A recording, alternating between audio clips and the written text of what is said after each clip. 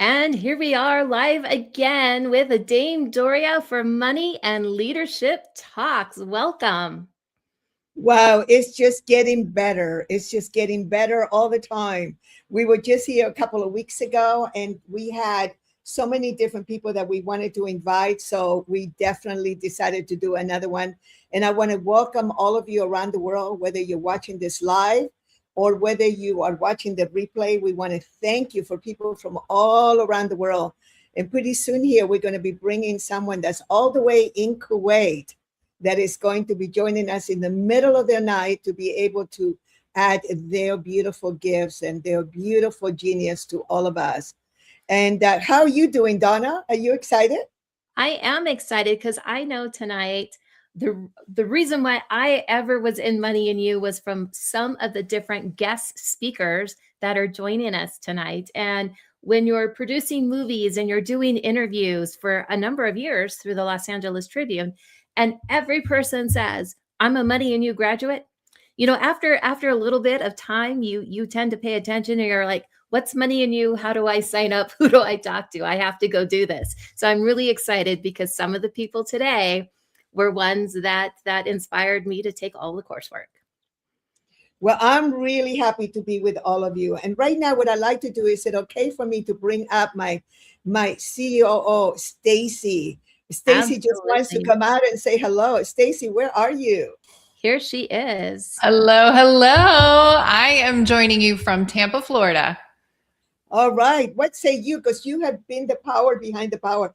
By the way, most people don't realize that we put all this together in just a few days. And this is a full-on event. And usually when I was talking to different organizers and people that wanted to organize it all for me, they would say, oh, we need at least 3 months because we need to organize all of this. And maybe an ideal time, it probably would be like 4 or 5 months. So I think that we're living in an accelerated, universe. But thank you so much for all the work, and the partnership that we have with the Los Angeles Tribune is so fantastic. What would you like to say about this event, and how would you like to inspire people? Yeah, absolutely. So it's always an honor to be a part of something so much bigger than each of us individually, that we can only give it the due service and care and thoughtfulness as collaborators in sharing the powerful message and impact around the teachings of Money and You. And obviously it's accelerated. I mean, it's accelerated business schools. I mean, come on. Everything that we do is about collapsing time, collapsing the amount of effort that it takes to scale and create the level of global impact that's possible. I think if anything, I've noticed in this being the 5th one, and the caliber of the people that are in the network, that how easy it is for us to make the choice to create in the world that we want, what we want, especially when it is for the greater good. And that absolutely, that amplifies when we work together. And so it's an honor to be a part of this. It's an honor to support both of you. And yeah, rock on. This is going to be such a fun time. Thank you.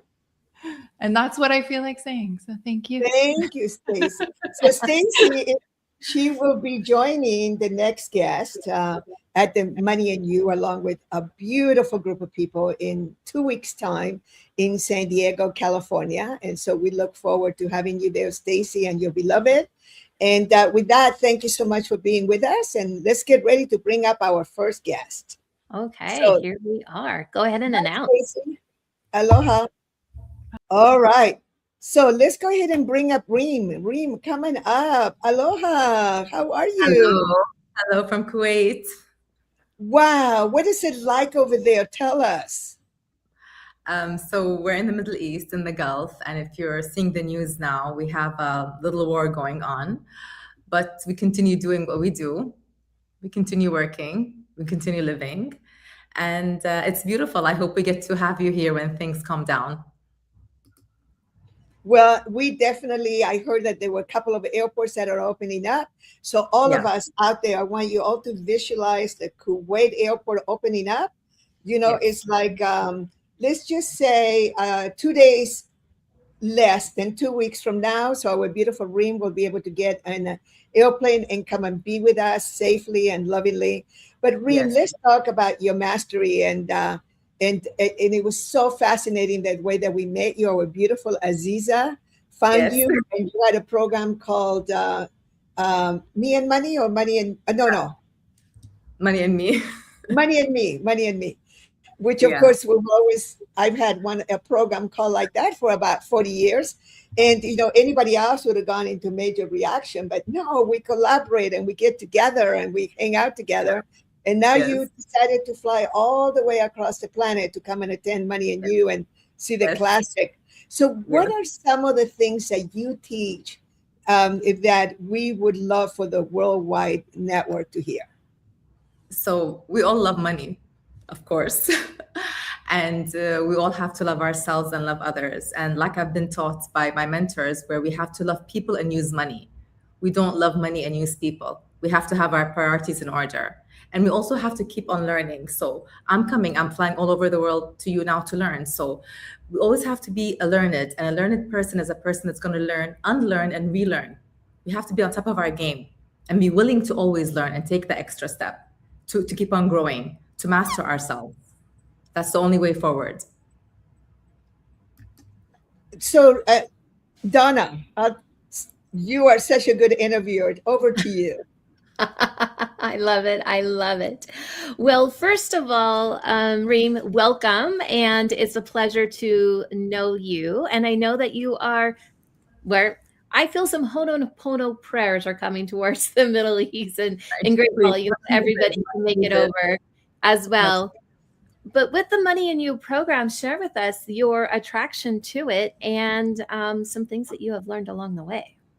So the way I got to meet Dame Doria was through Dr. Aziza, and she contacted me all the way from Singapore. So it's been like a triangle from Kuwait to Singapore to San Diego. This has been going on for a while, and it's been wonderful connecting with these amazing ladies. I'm really honored. And the first thing I did was I booked I reserved my spot in Money and You, and I ordered the book. So I'm studying the book every single day, like doing my notes, like really studying it, because I know I will be there in San Diego in a few weeks. Yes, it's right. This one. Yes, it lives on my desk. It's right here. I love it. I love it. I love it. Studying it, learning, and getting myself ready to continue my path, because that's my specialization. So I really specialize in money, and there's no end to studying about money. We're going to keep on studying, and I always have my wonderful infinity sign here. So we're always going to be learning.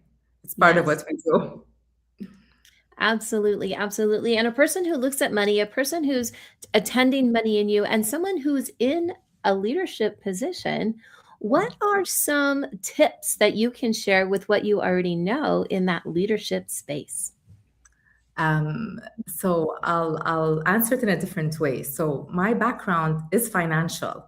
So I studied finance back in the day, and I did work in that field for a while, and then I left it, because what we learn here in this field is the real money world. Those are over there, it's just the numbers world, but here is our relationship with money. Here is how we continue to deal with it. We come in with our emotions, we come in with our network, with sharing it, with all the things that I know we're going to learn more in depth when we come to Money and You. So that's the real deal. That's where we really learn about money, not in the financial world. That's just numbers. I think you're absolutely right. Absolutely right with that, because it's the practical experience and all of this. There is a subconscious side to it with money as well.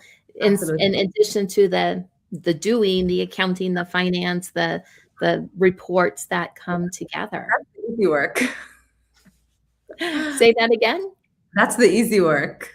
That's the easy work. Absolutely. Absolutely there. So Oh, sorry. Go ahead, Donna.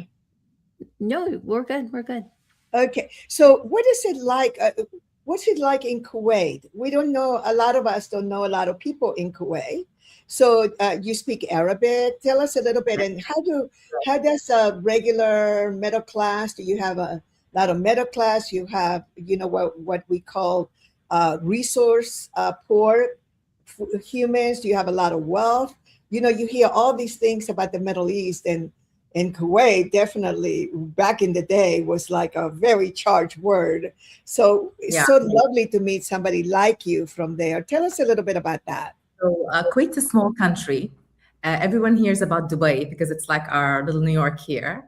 Kuwait's a small country. We're just about like maybe 4.5 million people here, and most of the people we have a big middle class here, and we have oil. So the country is a rich country. It's a desert country. We have a beautiful beach, and life is good. But of course, we always want more. We love traveling. People from here travel a lot because it's a small country. There's not much to do, so we're always traveling around. It's part of what we do. We travel, and we learn. And how someone of your background, so you went into finances from school, you were working as an accountant, or you were a financial advisor, and then what, did you start seeing people's patterns around money? How did you jump over to the mindset aspect? Yeah, so I studied finance, but I never worked in the financial world. I did my own trading, and I opened my first business because I'm an entrepreneur. My first business was a hair salon and spa back in my early 20s, right out of school. And from there, I went into real estate, and that's where I went. But I always had an issue with money.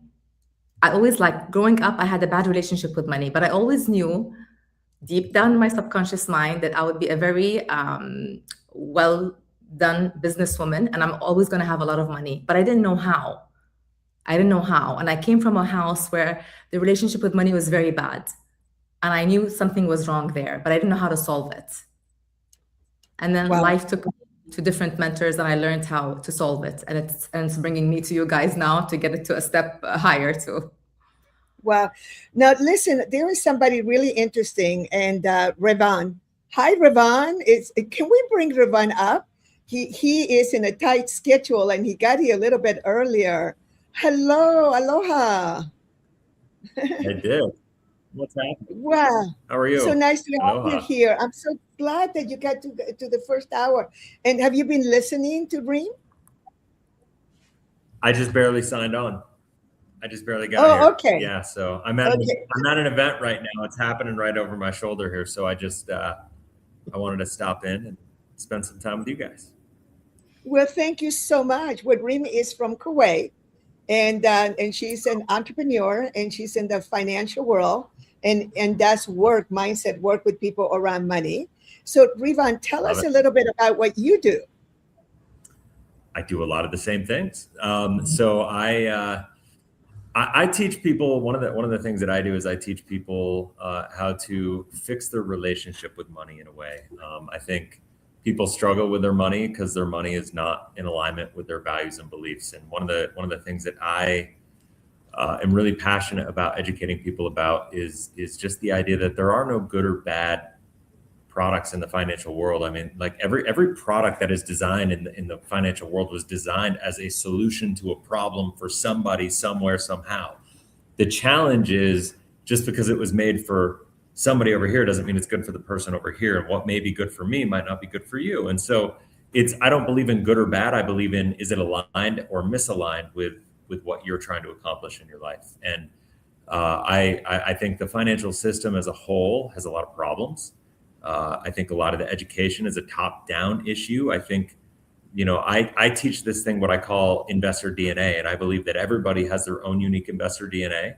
I think everybody, and I kind of categorize it into 5 different hierarchies, if you will, of an investor DNA, of different types of styles and kind of different skill sets and nuances of people's abilities, gifts, skills, weaknesses.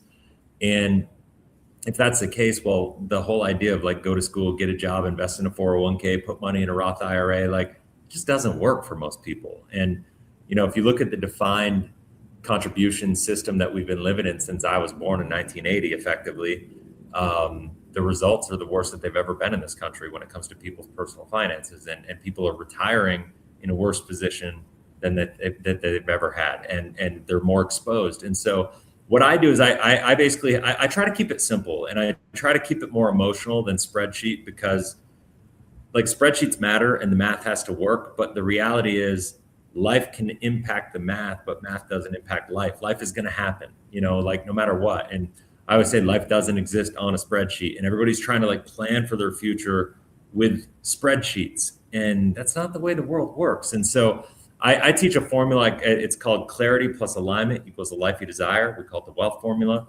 And it's really simple. You just got to get clear about the life that you want to create. And the reason people struggle is because they're not clear about what they're even trying to do. They're not clear about like it's the old Stephen Covey thing, start with the end in mind and reverse engineer a process to get there. If you're really clear about what you're trying to accomplish, then you can reverse engineer a plan to get there, and if you're really clear about what that life you desire, what your legacy is like, what's important to you from that perspective, what you want your retirement to look like, what does freedom mean to you, what does impact mean to you. If money is just a tool to create a life of meaning, which is what I believe it is, then how are you using it as a tool, right? And I guarantee you, I could have conversations with all you guys on this call, all three of you, right? And like there'd be some overlap because of the nature we're on this kind of call and we're doing this thing.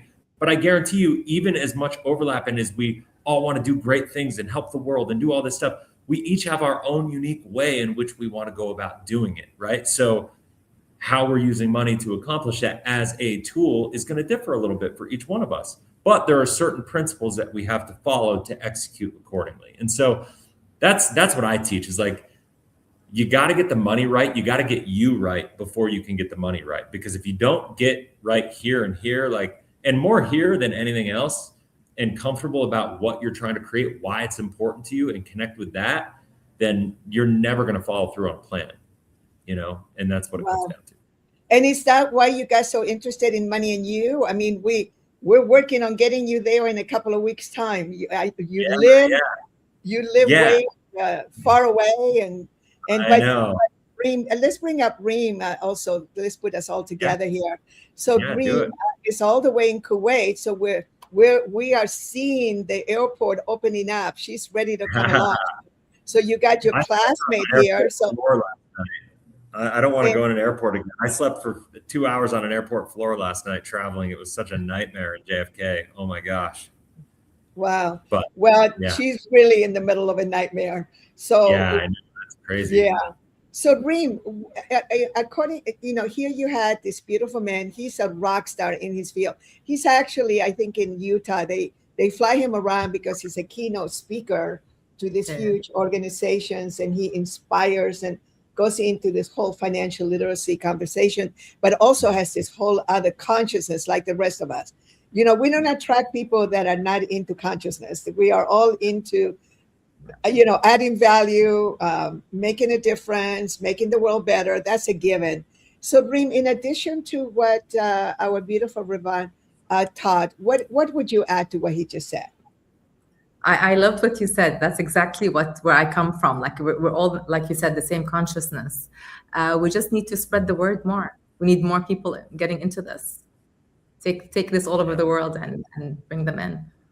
That's what we need to do. Yeah. But yours is a little different, right? Your teachings is just give us a little bit more before we let you go on what would you like to share with our audience globally? I'd like to share that you can always have a better relationship with money if you decide to. Money isn't evil. It's not the root of all evil. And you can't want money and say bad things about it because like money will always be, money has superpowers. It can hear what you say. So make peace with money. And money, like Rivan said, money it's what you say about it. It's your relationship with it that's going to come back to you. And it's just a tool. That's it. Yes. One of the original books that I read back in the day was called Money is My Friend by Phil Loud. He's an angel now. And I really like that. That was the first time I ever heard something like that back in 1977. Money is my friend. It's like, wow, we didn't talk like that. Yeah. Rivan, anything you'd like to share? Yeah, I mean, on that, it's a little different, I guess. But like I always say, like people, it's actually kind of like activating for me when I hear people say they have a bad relationship with money. It's like, you don't have a relationship with money. You can't have a relationship with money. You have a relationship with yourself. Money is just a tool. can't have a relationship with a hammer, right? A hammer is just a tool. Money doesn't have an emotion. It doesn't have personality. It doesn't have a preference. It's literally just a tool. And so what I try to get people to see is you don't really have a relationship with money. You have a relationship with yourself and a lack of understanding about how money interfaces with your relationship with yourself. That's really what it comes down to. And so like that's what it comes down to is I think I teach this thing called the belief loop. It's and basically what it is everything rises and falls to our beliefs. So whatever you believe about money, whatever you believe about ultimately yourself is what the results in your life are going to reflect, right? So it's a really amazing exercise. It's really powerful to be able to go through and just find areas in your life, and we all have them, more than we like to admit, areas in our life that we don't have the result that we want in this moment, right? Like, and the cool thing I love about this is it could be about relationship. It could be how I'm showing up as a dad right now, how I'm showing up as a husband, as a friend, as a business partner. It could be how I'm showing up with my money, like all of it. And the process is the same. We all have internal beliefs. And typically those beliefs lead to a narrative, like an internal dialogue that we have in our mind, right? And that narrative, that self-talk, if you will, creates an emotion. That emotion inside of us churns, and we act, because we're emotional beings, we act from that state of emotion. Fair? Yes. Right? And so then that action or inaction, because sometimes action is like shying away, it's shutting down, it's running, right? It's not doing the things that we know we need to do because we're avoiding it because of the emotion that we're feeling. Whatever action or inaction we're taking is going to lead to the actual result, right? The outcome in our life.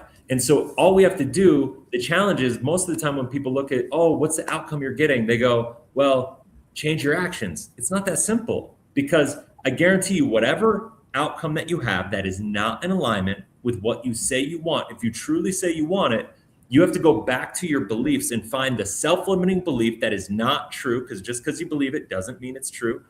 Find that self-limiting belief and figure out what self-limiting belief is causing the outcome that you're getting, because you have a belief somewhere, somehow inside you that is leading to the result that you're getting in life, period. And that all comes down to money too. So now it becomes a process of identifying, what beliefs that you have that are leading to the results in your life. And it's a really fun exercise to go through, for people. Mm-hmm. Well, I tell you what, I look forward to having the two of you at the upcoming Money and You. And what I want to do is, before everybody goes, I wanted to show, and Donna, we're not going to do it quite yet. I wanted to show this beautiful video. Actually, do we want to show the video or do the little ad? Donna, what would you like? Whatever you want. Okay, because the one with Mo, where he's talking about the purpose of the LA Tribune. But before we go away, can we put everybody up? Because we have, in the back, we have a bunch of wonderful people I want you all to meet. And I want to take a picture of everybody. I'm like, I'm the connector, and I want you all to meet before you go. So Andrew Barron he is my leading instructor for the Money and You program. He's in New Zealand, and be nice to him. He has a beautiful yacht. And nice. And just so you know, Rivan, when I first met Andrew, he was, when he first came to Money and You in 2001, was it? 2001? 2000. 2000. He was making $200 a week, $200 a week, what they call it. So that would be $800, $850 in a month. And within 3 years, we had a very different picture, millions, and just applying the principles and all that. But it's like, for all of you, and for all of you who are really here and haven't done the Money and You program yet, we're so complimentary to everything that's being said, because what Marshall Thurber created, remember, I inherited the work, and I worked on my deservability on everything that Reem and beautiful Raven and other people teach. I did all of that. I still do all of that, right? And so, but it got me to the place where I felt like I could deserve to inherit this work, which is so magnificent, and been doing it for 47 years. So I'm exiting. Remember, you guys, and you are all my leverage. So I wanted for Andrew for you to meet this beautiful man. It's like he's a buddy. If you guys were in the same city, same place, and he lives. Where do you live in Barbados? Where do you live, Rivan? Me, I live in Dominican Republic in Samana. Dominican Republic. Yeah. Yeah. In beautiful land. And so let's bring up our beautiful Halise and Chris Salter. Let's just bring them up. And all right, this is the next panel here. All right. And so Halise, introduce yourself to the gang here. Unmute. Oh, you're on mute. Unmute. It's not the easiest on StreamYard. Go ahead. Okay, I got it. And I just want to bless us all because thank you from all of you so far talking about money and that little chatter that goes on in our heads somewhere that we don't know that we don't know. So I feel blessed about being in Money and You because we're talking about the you first and the money. It's like acrylic dipping. It's like jumping in a bathtub of the most exquisite human beings that just hold you in a way that elevates your spirit. So that, and I'll be at the next Money and You for sure. Okay, thank you. Now, just to make it very clear, Yes. Money and You is about building. It's about creating economic engines and working on the observability. Somebody has a mic on that maybe everybody turn off while we talk. The others, yeah, there's a lot of background noise. Thank you, hon. So it's about the business success model, and the people coming through is also about really getting the power of creating value for others. So, Chris Salter, how would you like to introduce yourself to the gang before we let them go? Well, I know some of them. Hi, Andrew. Hi, Donna. Raven, I really loved the things you talked about. Reem, I think we've met, but I loved hearing more about your background. So maybe we haven't. I don't know. Your face seems really familiar. Maybe it's in one of the Doria, Fridays with Doria conversations. I'm not sure. And Sparky, I've seen you before as well. So I'm Chris Salter. I'm the CEO and founder of a company called Music Brain Training. It's an amazingly simple music video game system that can teach virtually anyone to play piano and read music and in the future compose. And I'm very excited about it. But it's my second iteration of it. I'm pivoting into a focus much more on its impact on the brain. But in the early days of 2000, I was able to go to a different forum called IBI or CEO Space. And I got a lot of really great distinctions. That's where I first met Doria. And one of those distinctions, I think, really shifted everything for me is I didn't have enough money to go. And so they had this kind of class that they would teach you how to get support from your family and friends to be able to go to this thing. And the first thing it was the distinction between money and capital. None of my relatives had money, but when I explained even rudimentarily, which I later ended up being able to do much better, that I was going to use this to build an economic engine, a business, and that they would get the money back and then some, it became it was capital. It was not money. I wasn't asking for capital. I was asking for money. And that distinction was clear to me. Once I was clear on that, I wasn't begging or borrowing money. I was actually asking them to be part of something that I was going to build together and that they could participate in. In the beginning, it's basically a convertible note. You're actually not, they're not actually investing in your company, but you're giving them the opportunity later to invest. And once I got to CEO Space, I found just a sea of mentors. And one of them, you may remember, Doria, was Linda Chandler. Yes. And they had these different pitch events, and I was extremely excited, had researched everything. I'd written this terrible business plan with a template, and but I was just very, very excited. And I remember the first conversation I ever had with an investor. I was so excited. I spoke to her. I basically threw up on her for 45 minutes straight, right? And I knew halfway through that this is going terribly, right? but I didn't know how to stop, and I didn't know what else to say. And I got to the end, and I said, "So what do you think?" And she said, you know, she was so sweet, such a nice lady. She said, "I think no." And I actually later turned her on to a different company, and she did invest, and she was an investor. I had just completely blown it. But I went looking for a mentor for how to do this right better. And there were many of them there. And one of them was Linda Chandler. And she taught me that I had to really speak directly to these people and not rely on a PowerPoint or a business plan or a prototype. I had to connect. And she challenged me to do a 5-minute pitch, right? And the first time I pitched to her, I went on for 17 minutes before she interrupted me and said, no, right? And she basically challenged me that I had to memorize this. And I didn't know how to memorize it. So I thought of using my hand as a mnemonic, right? I thought, well, minute 1, I can do my thumb. And if I can remember that, remember my index finger. And so for my own sanity, I tried to use my hand as kind of this mnemonic device, okay? And it ended up working, right? I ended up mastering this and perfecting this. And so I ended up sharing it with other people who said, you know, how did you do that? Because I was coming off like just 100% different than I was before. And it became what I call a 5-finger pitch method. And then I wrote it down and I shared it with people. Then Bernie said, can you teach You're that? going to share that with us later. This was just an introduction.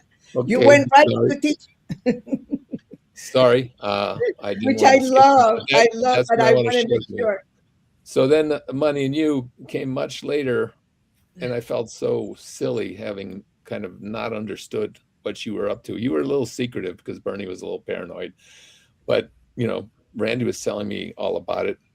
And when I finally got there, it was just such a joyful revelation about all these, like, you know, many of you have said, these internal beliefs that we had and about money and scarcity and the nature of the universe, that we just kind of had inherited this contaminated view of the world and kind of reactive stuff, right?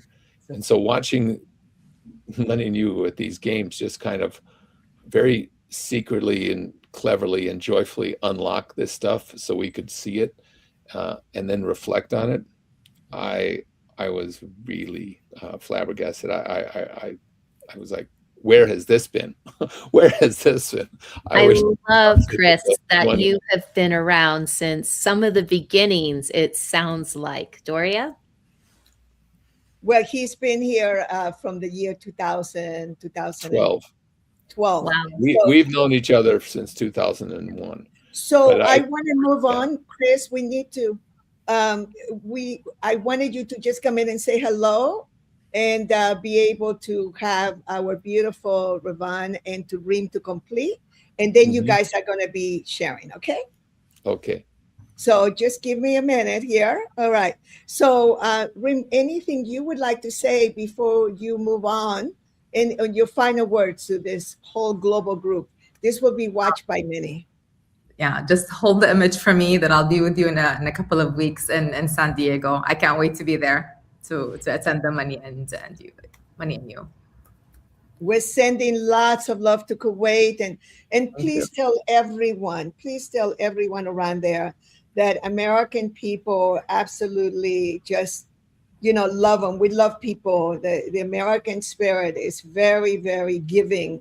You know, I'm Chilean. I'm an immigrant. I came here when I was 12, and you've spent a lot of time in America. But just keep reminding everyone, because I feel like there's this picture being created of us. No, we love the States and we love the American people. That's for sure. Okay. Just don't want us to be misunderstood over this. No. Okay, good. Thank you. And you. Thank you, Ravan, for coming in the middle of your big event. Anything you would like to say? No, I mean, it was great being here. I hope to do this more often. This is a great group of people, and I hope to be there. I'm really working hard to try to make it to the Money and You event, and so I definitely hope to see you there. Thank you. Do you know Garrett Gunderson? Do you Yeah, know of who course. he is? Garrett Gunderson? He's a buddy of mine. Yeah, he's a good buddy of mine. Okay, call him up and ask him why he Okay. did Money and You and how much he loved it. He's so hard Okay. to find, but he wants to send his 2 sons. So maybe give him a call and Oh, just say, put your 2 okay. sons there. He loved Money and You. He loved it. I'm actually going to see. I don't have to call Garrett. I'm going to see Garrett tomorrow. Oh, perfect. Perfect. So, And can you that's just perfect. video his testimonial again one more time? There you go. But All right, you got it. his Sacred Cows, Yeah. his book, that particular book, and Money Unmasked. Money This is Unmasked. all related. We are kind of like the fruit bowl. That's what right here, what you see. And it's like Marshall Thurber and Bobby D. Porter and Marshall's wife at the time, Patricia Thurber. That whole team of people created this container where all these different teachings, it was called prosperity consciousness at the time in the 70s, where all these teachings could be, it was like we became like the bridge from all the self-mastery work, the clearing, the consciousness and the beliefs, into applying it into real life and creating the environment for people to feel very safe. So it's a lot of music, there's a lot of food. We'll be hearing from Andrew next. We have instructors that have lived the principles, that have lived, what it took for them to create the life of their dreams. And so it is a contextualization for all these different work. So thank you so much, and give my love to Garrett. And yes, Reem, you wanted to say something? I was saying thank you. So Okay. So the 2 of you can go, and the rest of you stay Yes, yes. behind. And you want to watch, Reem, you may want to watch before you go. Just watch this beautiful, we'll go ahead and do the TED Talk. Is that okay? Okay, so a quick message from our CEO at the Los Angeles Tribune. Thank you.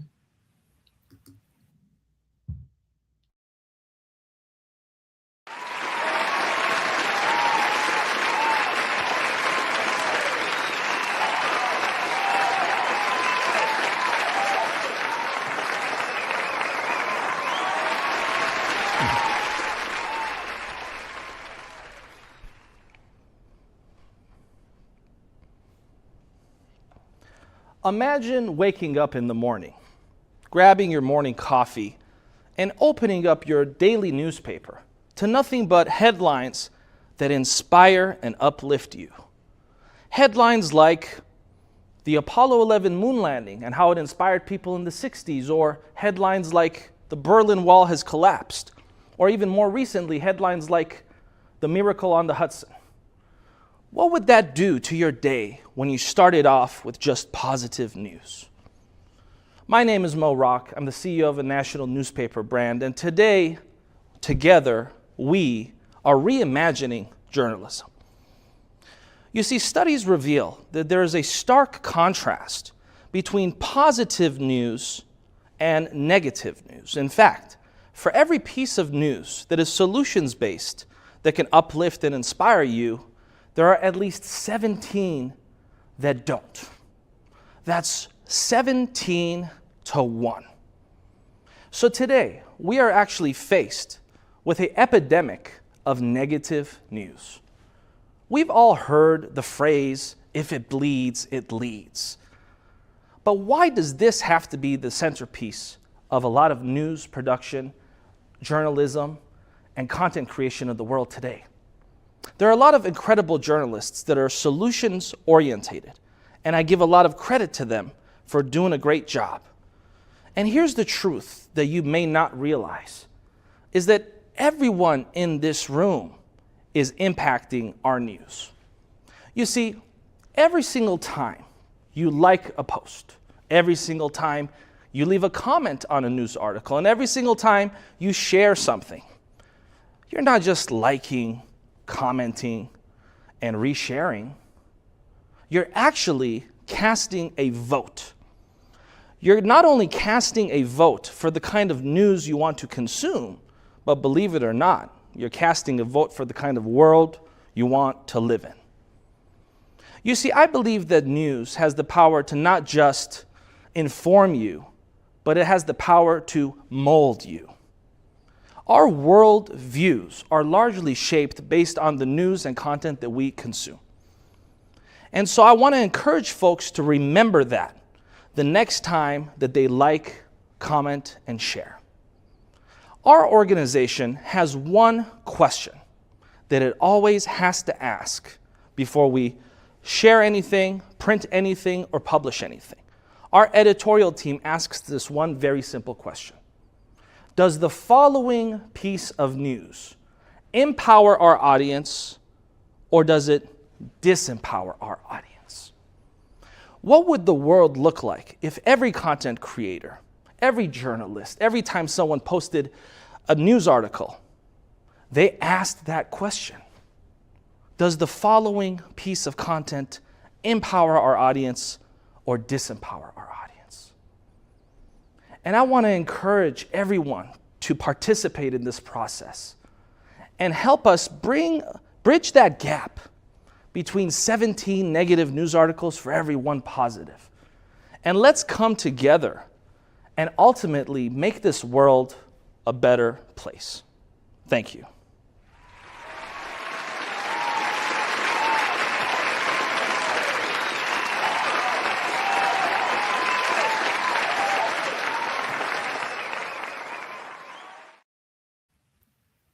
Wow. Wow.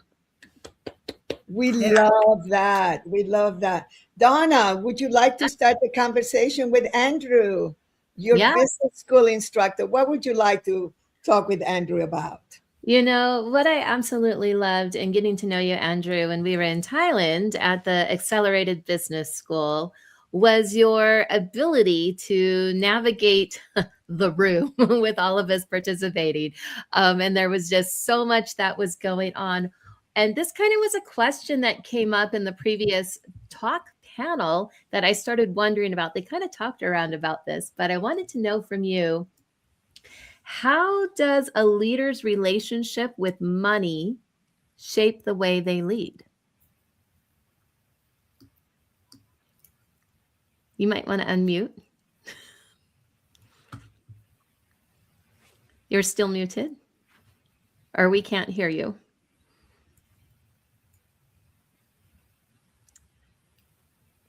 Okay, so while we figure that out, Chris, I'm going to ask you the exact same question and see here. Well, we're working on his sound in the background because you are also at the Accelerated Business School in Thailand. So how does a leader's relationship with money shape the way they lead? Oh, you got it. Yes. Yeah, cool. Yeah. Perfect. Both of you are going to answer those questions. Okay, well, I'll, if it's okay, Chris, I'll start. Please do. I think that and just specifically talking about leadership from a Money and You instructor or a business school instructor journey, like money is, the saying that money is makes the world go round. And really, I remember reading a book once, and Doria knows this book quite well. It's called The Trick to Money is Having Some. And Stuart Wilde. It's one of my favorite books about money, by the way. And he talks about, well, who do you want to take advice from? Do you want to take advice from the guru that's got no money or the guru that's got lots of money? And in terms of like the society that we live in, well, with money as part of what Doria was talking about, the fruit bowl, it's part of like the system. The journey that you have as a leader around learning how to overcome whatever beliefs that you have about money that are keeping you stuck. And by the way, some people don't have those beliefs. Some people have them. Most people do.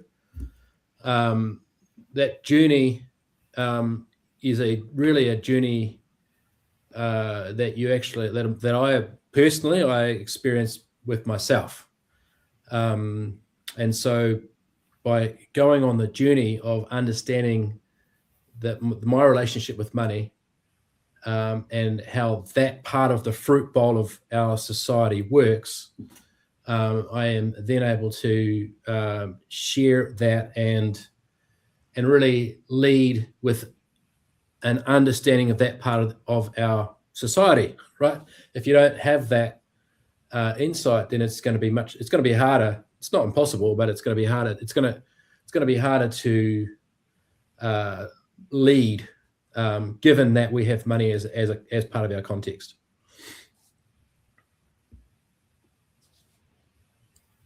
All right, back to you, Donna. I had muted myself there while you were speaking there. Yes, absolutely. Always part of that context there. And Chris, I had the same question for you as well. Well, I think what mostly I try and share with people is kind of the difference between conventional wisdom and battle-tested wisdom or deep wisdom, right? And there's a lot of conventional wisdom about money. And when you look hard at it, a lot of it is really rooted in scarcity. And in a highly networked world, scarcity really isn't the law of the land anymore. There are resources in every direction. There is intelligence in every direction. There are ways to scale in every direction, but we're not really trained on that. We've been brought up in scarcity, right? Mm-hmm. And those kinds of, I mean, think about the richest people in the world are really locking their money up in a scarcity mindset. They're hoarding, right? And the people that are flowing are really looking at money very differently. And that we're constantly programmed, with the scarcity stuff. And so we've got to find ways to break through with different insights or deeper insights. And this was, I loved Bucky Fuller's generalized principles. That they're principles that really cut through the heart of kind of the mythology of scarcity that we have now, and really reveals, of course, with principles like synergy and procession, how much more impactful we can be, and the world, how much more the world can be. We can do a lot more with a lot less. This is the thing that's so simple but yet so true. So I usually try and kind of inspire and illustrate different ways of thinking about this, that we don't have to be locked into these things, these reactionary modes that we got in about scarcity or money, often inherited and not really thought through. And that's really, for me, the genius of Money and You, that I'll be working logistics, and the last two times I just had more and more insights just kind of cascading down as I watched Gary go through the games. And you think, well, I know the game, so I'm not going to get any more insights. No, you see someone else go through something similar but different, and their reactions are different, and then you see things that she brought up maybe in the first time, but you just didn't catch. You weren't ready for them. You're a different person now every time you go through. So I really feel like I want to meet people where they are, but I want to help them kind of unlock that conventional wisdom and get deeper. I want to share battle-tested wisdom that I have or that others have had, and I want them to be able to make their own choices in a way that is very freeing. They don't have to lock in on what was or what people think is, and they can actually start to kind of select the best of the best minds and move forward with a lot more freedom and a lot more happiness, right? The one thing I really loved about Bucky was his definitions of wealth, and it's not money. And once you get that, you look around. My wife, when I would go in and try and pitch and raise capital, I'd be all nervous and I'd have my throat be all tight. She would send me a couple of pictures of my kids and she'd say, "We're already billionaires." And I would just relax, because that global, kind of universal understanding of what true wealth is. And you start looking around and you realize, oh, I'm already wealthy, but I can also try and figure out how to deal with this money thing from a completely different way. So thanks to Money and You, I was introduced to Soul of Money, Happy Money, all of these other great thinkers and Ken Hunt is going to be here later. I mean, this is a very rich environment that just keeps giving and giving. So Mhm. when I'm in that position to share, I'm really trying to help people kind of just get unglued, not be such Mhm. barnacles on these conventional. Right, right, absolutely there. And I love that and the intertwining of some of the different principles within Money and You, because they've been tried and true generation from generation to generation. Yeah. They're like the foundational principles. And I wanted to ask you, Grandma Sparky, I'm going to Okay. use that for money and leadership and how people lead with money, listening to both Andrew and with Chris, how have you seen money shape our society over time? It's interesting because I was a millionaire. I went from nothing to, doing the work, and making millions of dollars and having everything. And I would just say something to Chris is that the truth of it is that I didn't feel good about myself, and I was in an environment that was negative and abusive. And that what I'm feeling and I'm knowing now is that what money is for me is well, let me say what wealth is for me first.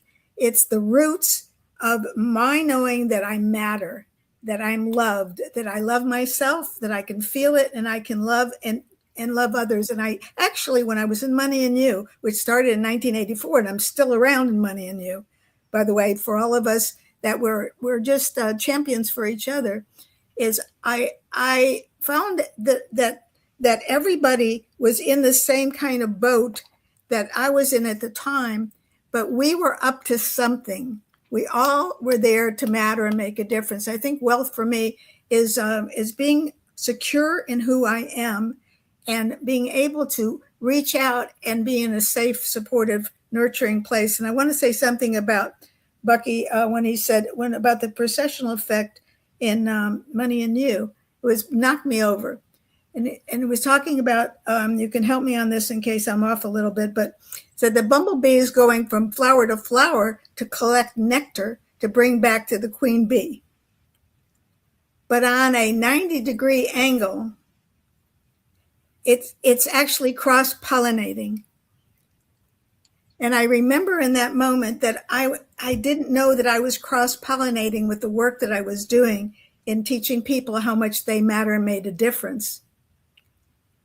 So wealth for me is this engine of knowing my self-worth, knowing that I'm hanging around people that in supportive, inspiring people like Money and You that remind me constantly that who I am makes a difference, that I'm being validated and honored. And then money is attracted to me. A lot of times I won't even ask for it. I'll get called and somebody will hire me or tell me that they want me to do work for them, invite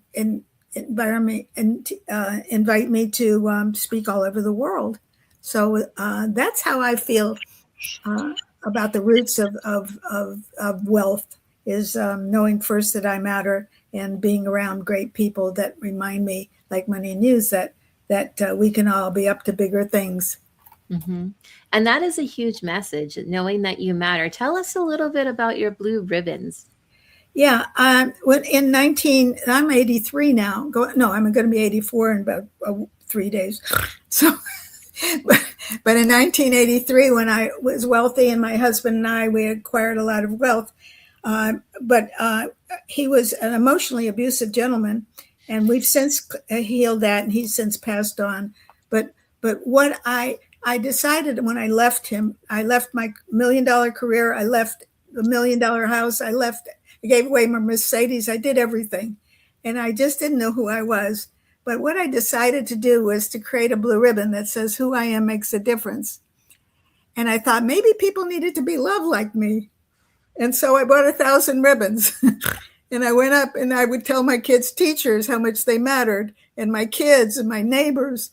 And I cheered them on for their dreams. And I said, can I place this ribbon above your heart? And I'm going to cheer you on for your dreams. And here's 2 more ribbons, and go honor others. I think people need to be loved.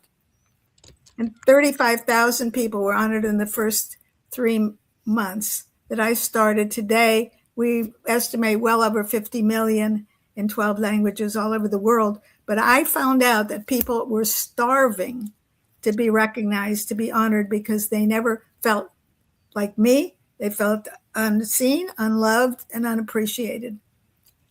And as soon as you tell somebody that they matter, they rise to the level of their innate greatness. Their confidence grows, their self-esteem grows, and they actually, and what teachers will say that in kids in school, when they honor each other instead of bullying each other, the whole community in that school, 1,500, 2,000 kids, changes, and also everybody is empowering each other's dreams, and grades go up. That is beautiful. Dame Doria? Oh, I was just going to say, I remember when Helise was this foxy, wild La Jolla babe. Yes. And her son, I have certain pictures of what my ideal house is, and they all on Maui. They're all in Hawaii.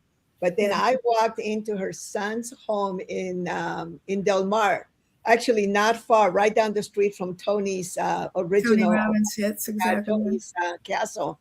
And I was in love. I mean, this house, it's like if somebody, I didn't even know that I had an ideal house in San Diego, just the most beautiful thing. So we have this beautiful reality, but I always love to have Helise also speak about, how, I mean, you have raised millions of dollars. Yes. You have raised a lot of money. You are a fundraiser, and you are in some of the most ideal, I mean, you are supporting schools. You connect with politicians. You connect with some of the most influential people, around the world. So how do you do that? So it's and also I just want to bring in that we're doing a big event for November the 11th, which is Veterans Day, for our veterans, to honor all of our veterans. Over 2 million veterans will be honored, and all the veterans are behind this. So I just want to say how important that is. But in terms of how do I do things, it all came from my honoring somebody. And I gave them 2 extra ribbons, and I told them how great they are, and people cried and gave me a hug. The next thing I know is I'm speaking on stage following Al Gore and the Dalai Lama in the Environmental Earth Summit, or I'm being invited to honor Muhammad Yunus, the Nobel Peace Prize winner, or I'm invited to go to the Soviet Union and transform the Soviet Union. I tell you something, that love works, acknowledgement works, but everything that I've ever done wasn't because I'm a high school graduate. It's because I've done the inner work with Money and You and so many others along the time, that people feel just loved and supported and nurtured. And besides, I'm fun to be around. I am really fun. I don't take things too seriously because I know I can get off of it. But I think that attracts money, attracts wealth, and it also makes me very, very easy to be around. So people like to be around people who like themselves. Thank you so much.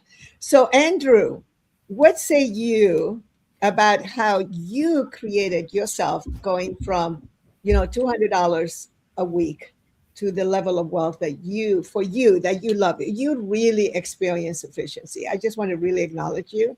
I think you experienced sufficiency even when you were had very little money. You were just this happy-go-lucky, New Zealand guy, and we used to take those walks and do our beautiful postulate. We just were feeding. I don't know what it was about him. He was like a little brother, and I just wanted to give him all these tools so that he could just get himself out of whatever mindset he had. But you took a lot of action. What were some of the things that you did that maybe can inspire people to do the work? I remember the walks that we used to do. You called them a postulate walk, and I remember being with you, and you'd say, I now postulate that I am surrounded with love, and I have all the wealth that I need, and all my dreams are coming to me, and all the friends that I want, and you're just able to say what you wanted. in life. And at that stage of my life, I actually couldn't say what I wanted. Very, very small reality box.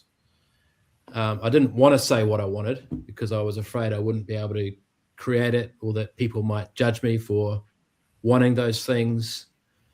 And it was like, if I look back and I look back and I go and I look at where I am now and where I was, and just coming back to the question that Dawna was asking before is, in my mind, the best instructors or facilitators are the ones that have actually have had to go through or rise above whatever it is that's holding them back.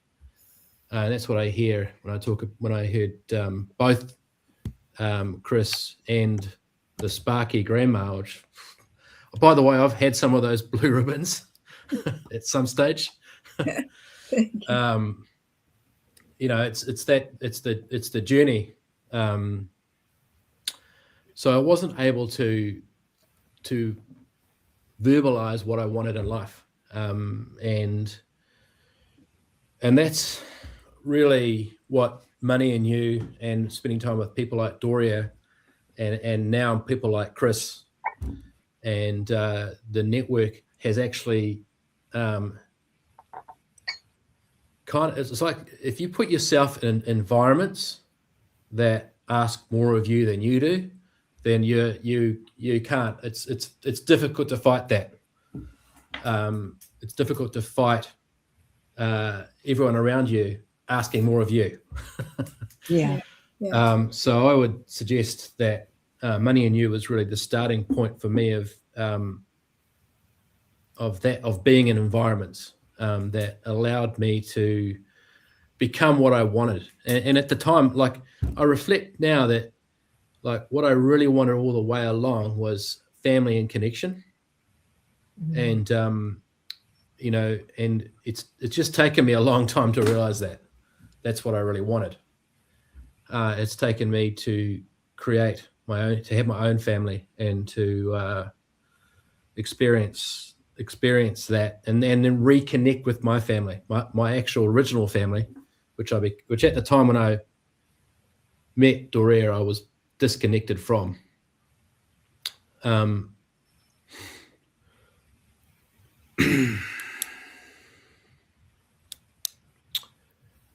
Yeah. How does that? Any questions there? Any further questions, Doria? Does that answer the question? Deep breath, because I know what we did is we just took you back, right?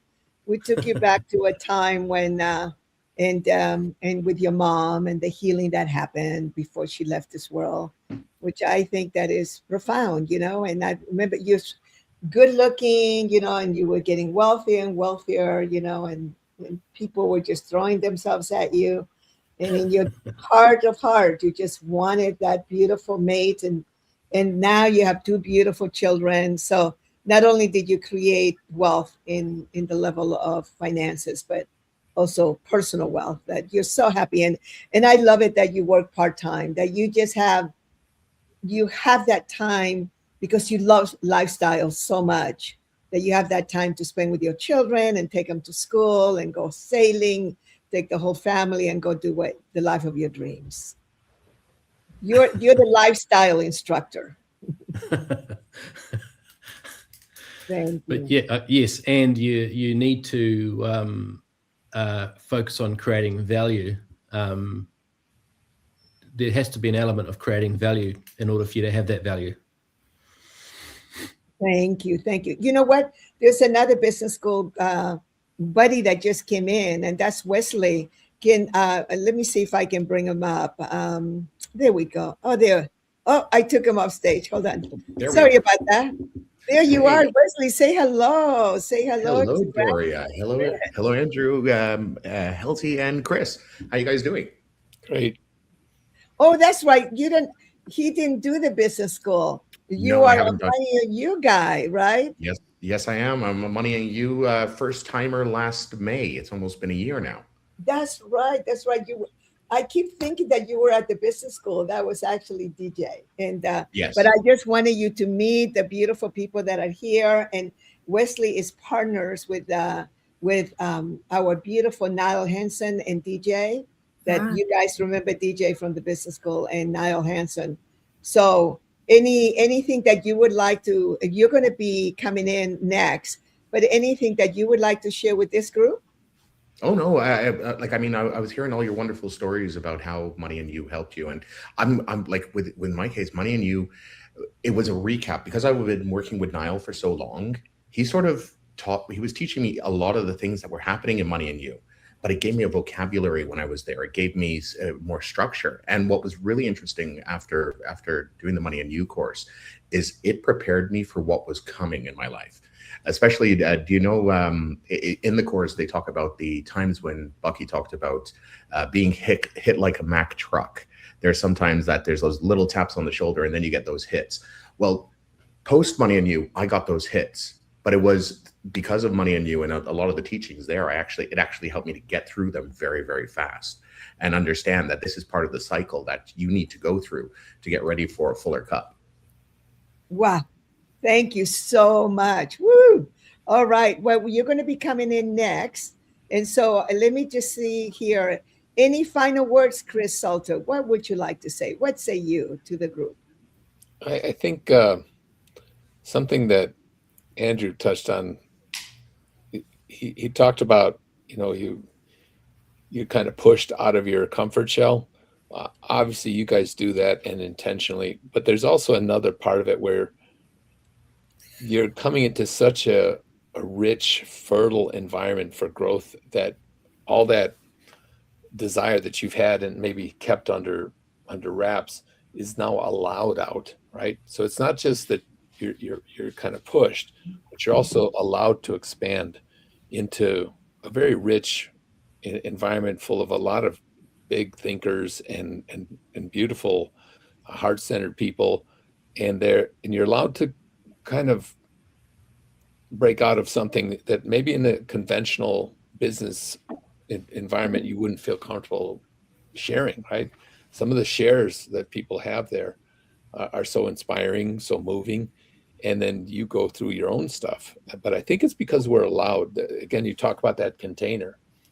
It carries a master of keeping that container safe, yet not so safe that it doesn't perturb you a little bit, right? But there's that mixture, and I think that the fertility and the richness of the environment and the people there, I just felt such relief. I felt like I found my tribe, right? That I could actually be more open, more expressive, more honest about my dreams, right? So I think that I would just say that and Andrew, you really managed that really well as an instructor. I just loved your very soft touch, but that unconditional love, but cut the shit when you need to, right? But you're a master at that, and I really loved how you conducted that orchestra of an accelerated business school through the week. Thank you. Wow. Anything you'd like to say, Andrew, before you all go? Oh, it's been absolutely great to meet one of the OGs over here, Grandma Sparky. One thing I really like is about Money and You, when you come back, especially in San Diego, I've noticed, or in California, there's always one or two of you. And I love the stories, the old stories of, when Money and You started and all that stuff that you crazy stuff that you guys used to get up to. So thank you for coming back. I really appreciate it. Wow. Thank you so much. Oh, you mean like when we used to dance on tables when tables were really strong? Yeah. They wanted to make from 1981, I think, until 1985, late 84. We had a whole group of top Hollywood people, and we're going to start transitioning now because Wesley is in that environment, and I'm going to bring beautiful Donna because I want to move into media. a conversation that you and Donna could just like really go to town with this one. But in those days, we had some of the top people. You know, the guy that had put Panavision on the map. Yes. Jack Holzman. And then we had beautiful directors, and we had these people, and they wanted to make a movie like the movie Fame. I don't know if you guys remember Fame, but they wanted a movie like that of Money and You. And then we ended up going into a different direction, but it was incredible group of people that we partied a lot, Andrew. It was the early 80s. What can I tell you? It was Michael Jackson time. That's right. The Wall. Thank you so much. So thank you, Andrew. Thank you, Chris Salter. Thank you, Elise. We're going to let you go. And oh, by the way, you know, you may want to come back around 7 o'clock. Watch. You don't need to come back in the background here, but you may want to watch it. What's coming up? We have an amazing, the last half an hour is going to be with two people that are so successful and really into philanthropy and eradicating poverty and hunger and AI, using it for nothing but goodness. We talk about OGs, but you know, just people that can really change the world. They're coming from Asia, so they come in a little later, but you are welcome to guys to watch that and to come back. If we have room, we'll let you in, but if not, it's the after party. So thank you, everybody. I have 30 seconds to say thank you to all of you, and thank you to Mo with the TED Talk, because we need this kind of positive communication, and all of us together can make that happen. So I just want to give a shout out to all of us that we have that vision together. Amen. Thank you. Thank you. And that's why we keep doing these. We keep doing this because they're going in the waves, and they go, you know, it's in YouTube, and it's in, they're going to be uploaded to LinkedIn, and they're in Facebook. They're everywhere, and then different. You guys go and share it because you've been here. And so with that, Donna and Wesley, tell us about the power of media to just really educate us on that. I'll step away and let you cut loose. All right, here we go. Are you ready, Wesley? Of course, Donna, always ready. We're always ready. We are co-graduates of the Money and You program from last May. So that's where we got to first know each other. But you were actually the president of Techotainment. Yes. Yes, and that was like a title I got just after that, actually. So Technotainment. So I work with Niall Henson. Niall was part of the whole Money and You organization from the early days, and Niall was actually a student of Bucky's. Basically, Niall has been a media conglomerate since the late 70s. He was involved with the first interactive television project called Cube, QUBE, that basically was so early for its time, but it allowed people to interact with what was happening on television. They had a box and everything where you could vote on your favorite singer, like American Idol. What was happening in American Idol in the 2000s, they were doing back in the 70s. It was just too early for its time.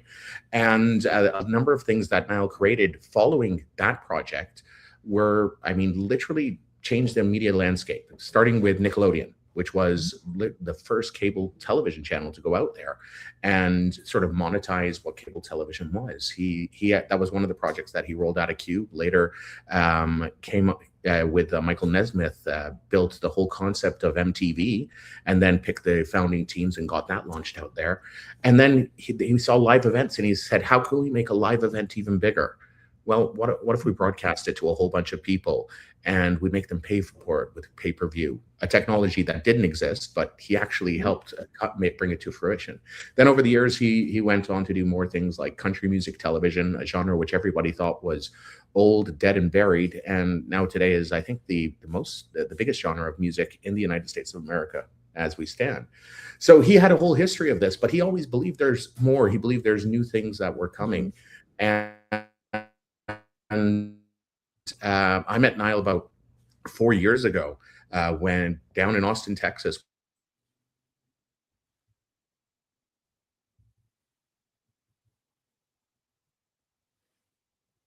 All right. I think you may have froze there just a little bit. There. So I'm going to bring you up here to the stage, Dame Doria. Okay. So All right. let's see if we can get his the feed going back again Yeah. one more time. Yeah, and I There we are. absolutely. We're back. Oh, We're there back. we go. He's back. Oh, All good. right. I do not know how that happened. The internet just decided to drop halfway through. It's been a day. Oh, we love technology. Yeah. So basically, I met Niall in 22, and at the time I had built an interactive game show platform, and he had told me, "Oh, you just built interactive TV," and I was like, "I guess I did." And he said, "Well, I have an idea I've been working on for a little while. I'd like to see if you can come back, have a chat with me about this." So I followed him back to Vegas, and I started understanding his vision of technotainment, which was bringing emerging technology and entertainment and seeing how we could do more with less. Because we have a lot of content out there, too much content, one could say. But the fact of the matter is, we're paying more and more for it, and there's almost less and less that we want to watch. Like, yeah, I don't know, might be on one of the streaming platforms, you might have 4 things you want to watch. There's another platform where you have another 2 you want to watch, and you're paying all this money. The big platforms are making a lot of money, and the actual creators are making very little when it comes down to it comparatively. And there must be a better way. And if you speak to anybody in Hollywood, if you speak to anybody in the music industry, they're all complaining they're not making enough money. They're not making enough money to make ends meet. And then on the flip side, us audience members saying we're paying too much money. So something's wrong, something's broken. And technotainment is all about solving that. It's all about finding a new methodology which creates win-win-wins all around. And that's what our goal is, and that's what we're doing. And we're probably just about 6 months out from launching what we're doing in technotainment, which is this new business model, which makes everybody win. I love that. I absolutely love that. And Money and You, one of my favorite topics is all about leverage. And it wasn't until I was reading the Money and You book, I realized I had been leveraging media all along with everything that I do. And one of my most favorite talks to give is about leveraging media, the new wealth multiplier. So for you, how are you going to leverage some of the media that you guys are doing in technotainment for people? Oh, well, this is easy, because the first thing that we want to do is that we feel media is the first basis of any commerce journey, right? So anytime you're going to buy something today, it's not through an advert anymore. It's through usually seeing something either on, say, a social media stream or in a TV show. I really feel the whole model is going to change, whereby we're no longer being shoved adverts, but rather we see things we like and we buy them because we see people using them. Like, for example, how do you choose a restaurant today? The likelihood is it's not because you've seen an advert. The likelihood is you've seen someone make a small review of it on one of these social channels, or you've been restaurant near me. no, I'm in chat. I'm very cautious of my calories. I want to make sure every calorie counts. So I actually do a lot of review on social media. Beyond that, I mean, I take a look. I watch, like, I'm a foodie, so I watch like somebody Phil and all these sort of things, and I keep these little notes of places I want to go, where I want to eat. I'm in Vegas, where there's right now where there's thousands of restaurants, and restaurants near me doesn't always work for me, because it's like there's a lot of restaurants. How am I going to choose? So I use media to do that. And what we believe is that media should be a sort of funnel to deeper experiences.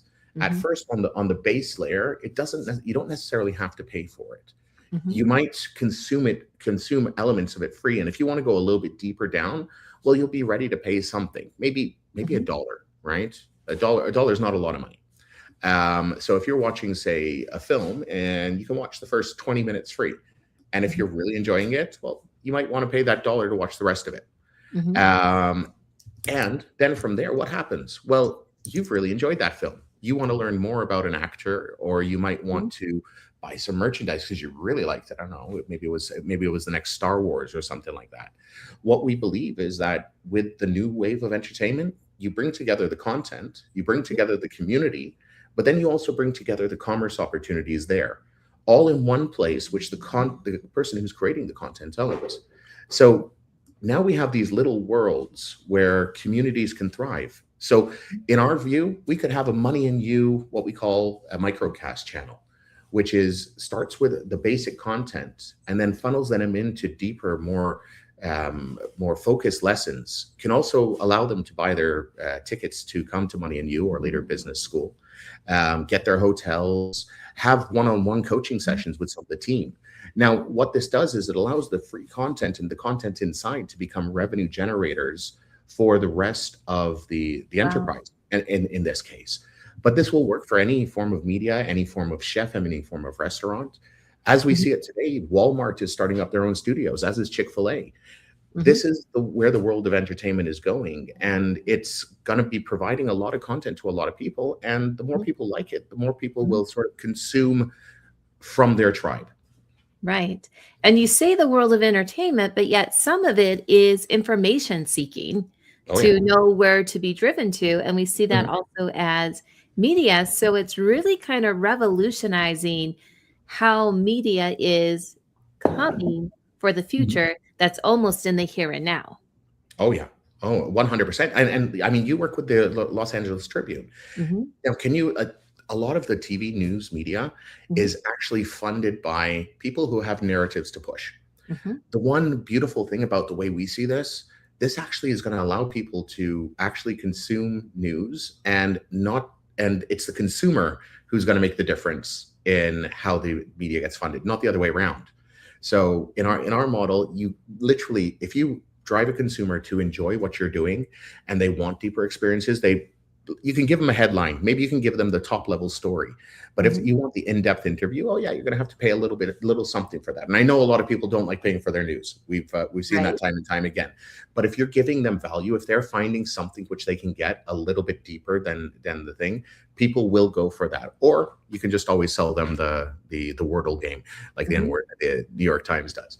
But there's multiple ways to actually create more revenue for a media source. And this is all by creating community right in the same space where the content lies.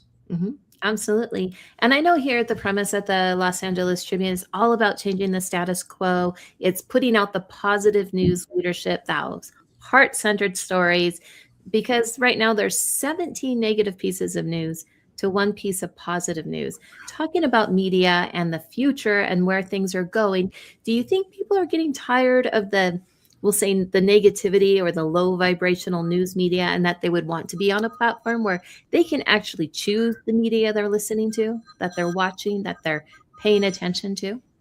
I'm not sure about everybody. I know I am. Like I know I've tuned out a lot of the sort of negativity in my life and in my world. My newsfeed doesn't have a lot of what's going on, except I mean maybe because I travel a lot, I'm getting a little bit of the airport cues that are happening right now. But beyond that, I'm not actually seeing a lot of that. You'll have a big news day when something huge is happening. My algorithm tunes it out. Is everybody getting that?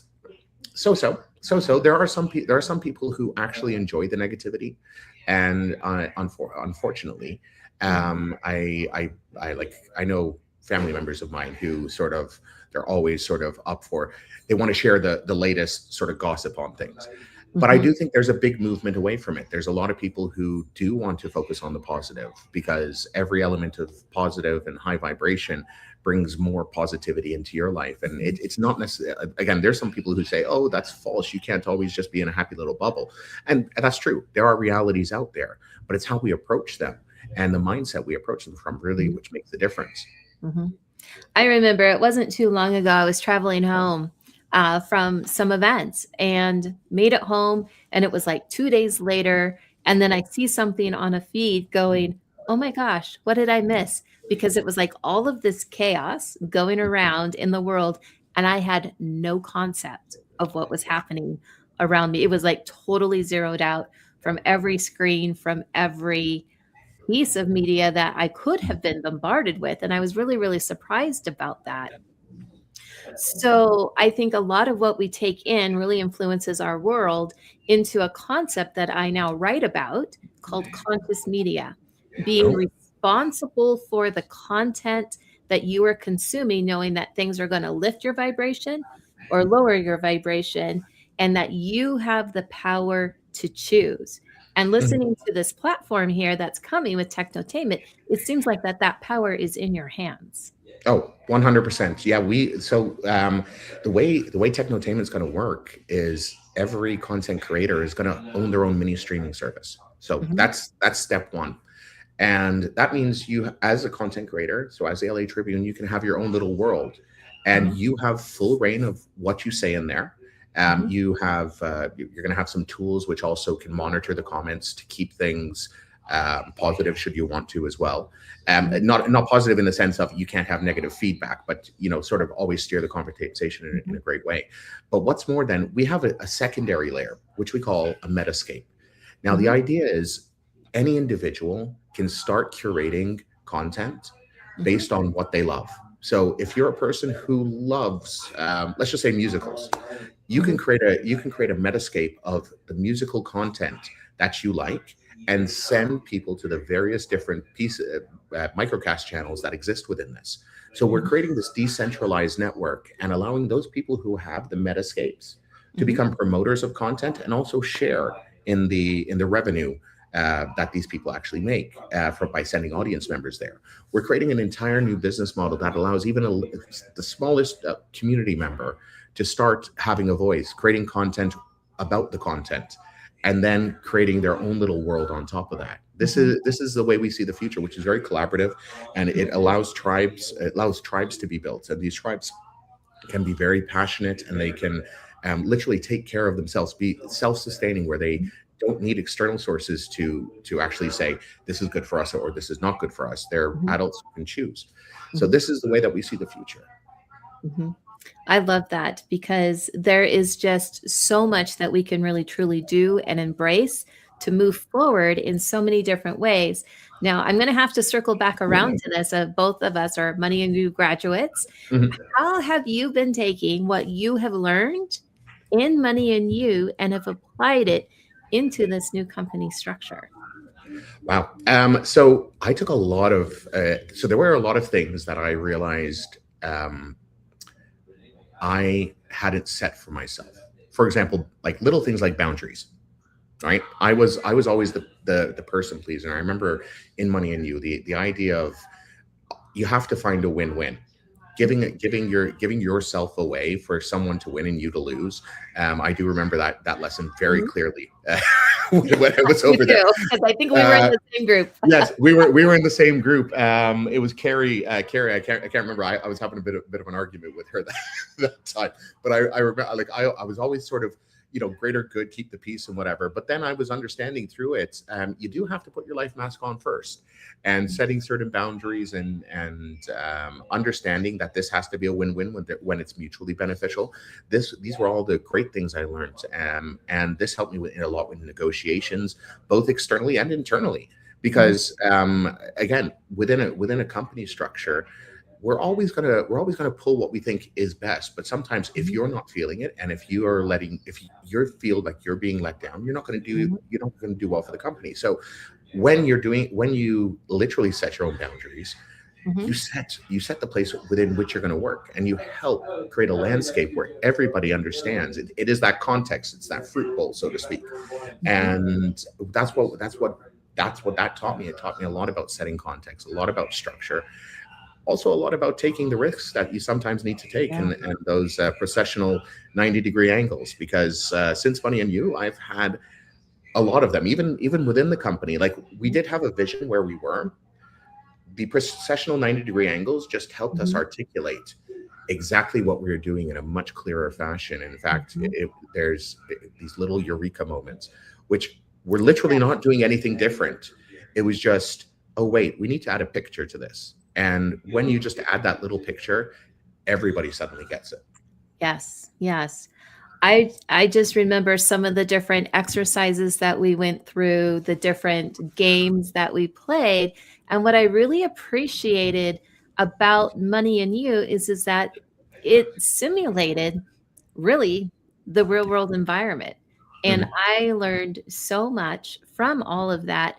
And then taking it back into the Los Angeles Tribune, applying some of the different principles like you. These are life-changing ways that it's not just for one particular industry or another. It applies to every single person to take this course. Across the board. I'm going to be very honest. Going in, I was super skeptical. Like I was like, "What, Niall? Why are you sending me here?" Like I didn't sign up by myself. I'm going to hold up my hand. I was skeptical. In fact, the first 2 days, I was like, "All right." Like the first day and a half, I was like, "All right." By the end of it, I honestly, best thing I've ever done, and that's not because I'm on the Money and You. The Money and Leadership podcast. It literally was a life-changing event, and a lot of the stuff I learned like literally deeply ingrained into me, and those lessons are there, and they're there for me to go back to every so often. But they've helped shape the new person who I am, which was different to the person I was 12 months ago. It's all a knock-on effect. And I'm honest, like hand on heart, probably if not for Money and You, a lot of the things that had happened in the last 12 months, I probably wouldn't have been able to handle. But it gave me the tools to sort of move forward, stay strong, and understand what's coming. I remember when I first heard about Money and You, and it was several years ago, I'll be honest. And then from that moment forward, because I also produce movies and films, and every single person I started interviewing, which we have a teaser clip that we'll share here in a couple of minutes, but every single person I interviewed, well, I'm a Money and You graduate. Well, I'm a Money and You graduate. And you're going to hear a couple of these people that I interviewed for this movie later today. And after a while, you're like, all of these people that I have studied, that I have watched since 2000, 2005, 2007, and really, really studied, they were all Money and You graduates. And then next thing I know, I meet Dame Doria, which if she's good, I'm going to bring you back up onto stage here. Yes. And she's like telling me all of the other people that I have filmed without knowing they're Money and You graduates. And so it took me, I think, a good year to align a class. So I had freedom in my schedule, but I made a promise and a commitment. And then I did the Accelerated Business School as well. But when you see so many of your mentors, and that's the one common thing that they have, that speaks volumes. Oh, you guys make me so happy. And just so we all know, Niall Hansen, who beautiful Wesley has been speaking about. Niall Hansen was one of the pioneers of the cable industry, and he actually was an advisor to Ted Turner before Ted Turner created CNN. So he is one of the OGs, and I am an executive producer of the film that we're going to be showing here in a minute.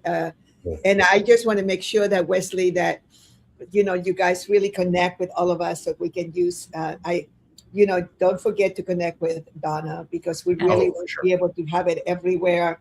And you guys, maybe do some of the ads and all that. But one of the things that I was an executive producer of a program called Conversations with Kiyosaki. And Niall actually, he filmed it, and Terry Surya was in it. I think that Keith Cunningham was in it, and Robert was in it, of course. And it was all about conversations about Money and You and things. And they wanted me to be in it. And I used to have this whole thing about being an ugly duckling. I really had to do a lot of healing. There was no way in heaven that I was going to be in a movie. There was no way. And it was like, so I said, no, I don't want to be in it. I don't want to be in it. And I wasn't willing to be really on camera until my beautiful friend, Anne, she really got me to clear. And then I had to do the work on myself, that it wasn't about me, but it was about the message. And then I started getting better looking on camera. As soon as I changed that judgment, all of a sudden I started liking myself more. And then one day I just didn't care. It's like, I don't care. Of course I dress up and I put makeup on and I do my best to look good. But honestly, I think that now to have the ability to use media for you to get your message across, to be able to have people choose your programs, your work with systems and techniques like, Technotainment is bringing, and to be able to be in movies and in books and that Donna has here. So Wesley, thank you so much. And if you want to, you can stay behind a little bit because we have another group of Money and You grads coming up. But first, we're going to show this beautiful film. So thank you for coming, Wesley. But Thank you for having me, Doria. You're very welcome. Thanks, Donna. And do watch around 7:00. It's going to be amazing tonight. Just watch it. Yeah. Go ahead, Donna. All right, we're going to play our quick little clip here. Through every age and every civilization, 5 pillars have carried us. Hold on here. We have a moment with technology. Every age and every civilization, 5 pillars have carried us forward. Health, relationships, money, mental wellness, spirituality. For the first time, the voices that have shaped how millions of people think about greatness. They share what they have never said on camera. Ancient wisdom, modern breakthroughs, and together they form the living pattern that leads us home to who we truly are. These are the pillars of power.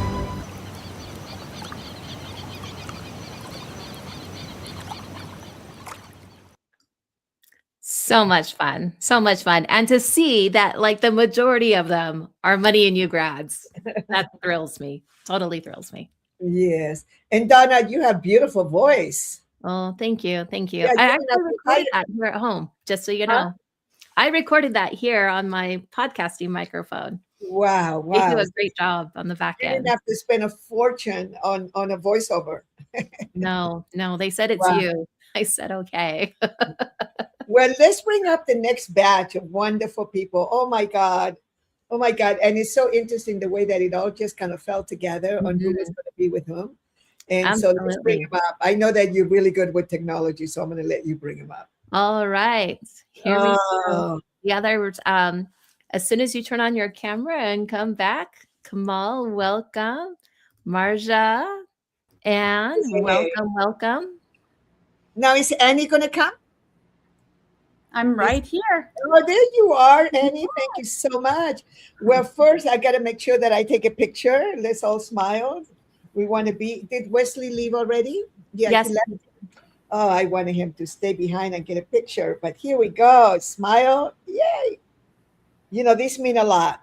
So the first thing I want to make sure that you all know that you definitely want to come back into, go to Facebook or wherever you are.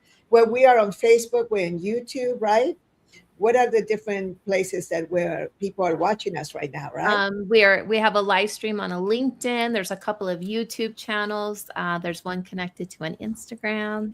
Yeah. So definitely Los Angeles Tribune on YouTube and Facebook are the main channels. So we want to make sure that you listen at 7:00, all right? Because right there, you're going to have a group of people that a few people that are so much in alignment with everything that we are about. So what I want to do is I want to just really thank you for taking the time to come in and see us. And in between, my sustenance, I've lost about 16 pounds in the last probably month and a half. And part of it has to do with the 10-day retreat that we did. But then I'm back to just all that healthy food. And we went out and we bought ghee and all these things. And Kamal and Annie have a business that's so committed to that. So these are, of course, Money and You graduates. And this is a leadership, money and leadership. And what we mean by that is to really be an example to people in creating economic engines and creating wealth and doing things and using all the principles of business in order for us to make the world better. And the two of you are masters at doing it through your beautiful food and your beautiful product and services. And then we also have our beautiful Marja. Now, Marja is our attorney, military, bodyguard, in every level, and has the ability to be able to really. She's the publisher of the book. And for those of you that might have missed it a little earlier, wow, this is such a beautiful book. And I delivered it yesterday to one of the people, Bill Allen, I speak about him in the book here. And I was so proud to show him. I mean, and he holding the book and just going, this is a coffee table type of book, right? And it's like my dreams came true. And so now we have Marja, who is also not only a publisher, but she's a curator, one of the best ever. And some of the people I have a lot of publisher friends, and they just couldn't understand why I went with you, Marja, but it was just energetically. We understand energy. So what we'll do is we'll go ahead and go to Kamal, and let's go to Kamal first, the best looking guy in the room here. And what we'll do is we'll have you speak about how you express your leadership and your genius into beautiful systems and food. Go ahead. Absolutely. Well, first of all, it's lucky I'm the only guy in the room. And so, I'll start with Buckminster Fuller, which is something that you really helped ingrain. So it's never changing by fighting the existing reality. You change something, building new models, making the existing model obsolete. And so people fight for money. There's scarcity. There's this whole movement about consciousness and spirit. And in fact, the trailer, which was wonderful, that you just shared with us, was about ancient wisdom. And that is what Aria is all about. And so when I thought about it, and so many of the names you have in that movie are amazing people. But when you put them all together, how many are they truly reaching? 10% of the global population, how many do they reach? And so we looked at it, we said, okay, what are people really looking for? How do they connect? Well, they connect through their stomachs. They connect through their culture. You can't preach spirit to people that aren't willing to receive. So what if we embedded that by not being the authors, but by working with the elders who don't understand money, which is where Money and You came in. And one of the things you taught us was money is not a tangible thing. It's a concept. It's an abstract. It's an energy. And so what if we embedded all of that energy into what we do, into our systems and the way we work, and simply radiate that out with all of the experience we've had building massive businesses. And so by doing that, the amazing people just showed up, including you. Thank you. Thank you. Annie, what say you? Well, first of all, it's so lovely to see your beautiful faces again. It's been a while, and after hearing everyone speak, it was very interesting how the many different ways to approach leadership and money. And I was thinking how different my path into this has been. I've really come to terms that I don't fit in the traditional image of a business leader. And for a while, I wasn't sure if that was a weakness or not. I didn't come from a background where I was trained in finance or strategy, and I'm still not the person in our company who leads that side of the business per se. But what I've realized, especially over the last few years, is that leadership isn't just one thing. And I think that for a long time, a lot of businesses or a lot of companies, they've valued one type of leader, and the person who has the plan or the strategy or the structure, all the answers. But in my view, and what Kamal has been trying to put in this head of mine over and over again, is that it's not the whole picture. And the fact that I came into this chapter of my life, later in life, I started over as a middle-aged woman, and that changes you. Because when you begin again, you're not building from ego, you're building from your heart, from your truth, and you've lived enough to know what matters and what doesn't.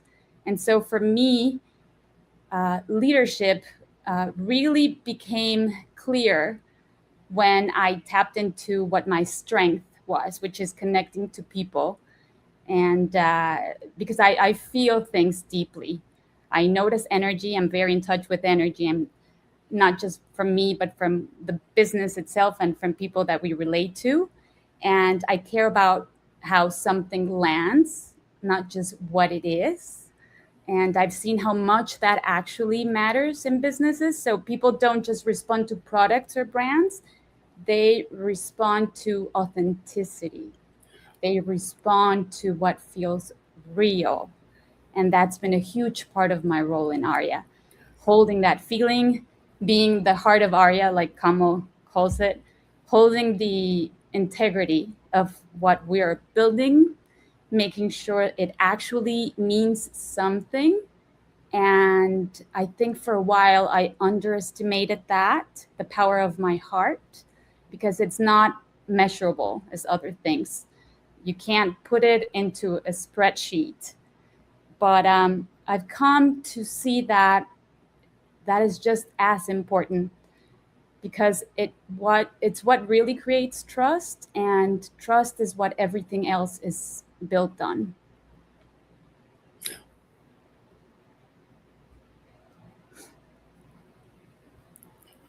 We lost you, Dorian. I'm going back to sitting again here. You know, I don't know about you guys, but I can only sit for so long, right? So I was just going to say, this is a great conversation because this is exactly what happened for me. Annie, I didn't know there's titles for people like you now. There's all kinds of inspiration. What do they call him? Chief Inspirational Officer, right? Yeah, right. Yeah, Exactly. yeah. They actually have a title for it.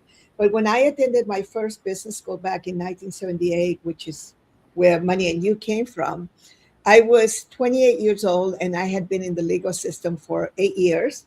And I had always been told that, because I was a very beautiful young woman.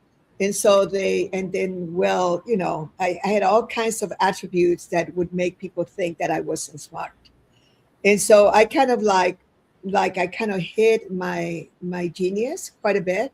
And then I was at the business school and we were playing this very powerful business school games. Marshall Thurber, the man who created this curriculum, he took the curriculum from like Harvard and Yale, and they do case studies, except that he made them experiential, right? So we were playing and we had this case that it had to do with heart, and it had to do with how much they had sold the company eventually. And it was either the money was going to be, it was going to be a certain amount if you gave the money to somebody that had been with the company for 35 years, or they were going to not give them that money. And so my team decided that, no, we're not going to give them the money. And I said, no, when they sold the company, the guy had a lot of heart. He gave the money to this man. He actually included him, and they tried to overrun me. And I said, I'm not sorry. I am sorry, but this is a heart thing. There's no way that this man, because they kept talking about it, how loving he was and compassionate, and that he had, they literally were giving us the answers in the case studies, but nobody could see it. And then I said, sorry, I'm not going to go vote with you guys. And if you don't vote with me, we're out. Because we all had to agree, and they all were so mad at me. And they go, we're going to lose and we're going to do all of this, right? And I stuck with it. And then we went to all the other groups. It was time to see who had won. And we won. We were the only team that took into consideration what really had happened. And everybody was just in shock that, number one, we had won, and number two, that I had been the one that had really instigated that. And then it was when I went to my big transformation. That was when I said, I'm only 28 years old, but I learned a lot already from being in the court system, in the legal system for 8 years. And to be honest with you, it isn't that I had my heart completely open yet, because I was still working on it quite a bit, but it was because I had learned so much that in many legal cases, they do take into consideration the person's feelings and what they're about. So congratulations, because there's tremendous worth in heart. And that's what people are finding out. And you must watch at 7:00 when you see these guests. And of course, we also have, everybody here has so much heart, but there's particularly one gentleman who has created so much success around being heart oriented. You'll see it. You'll see it. And I like it that it is a man that has that level of influence using his heart, right? So speaking of hearts, Marja, what say you about all of this? You are your superpower, right? Go ahead. You're muted, sweetheart.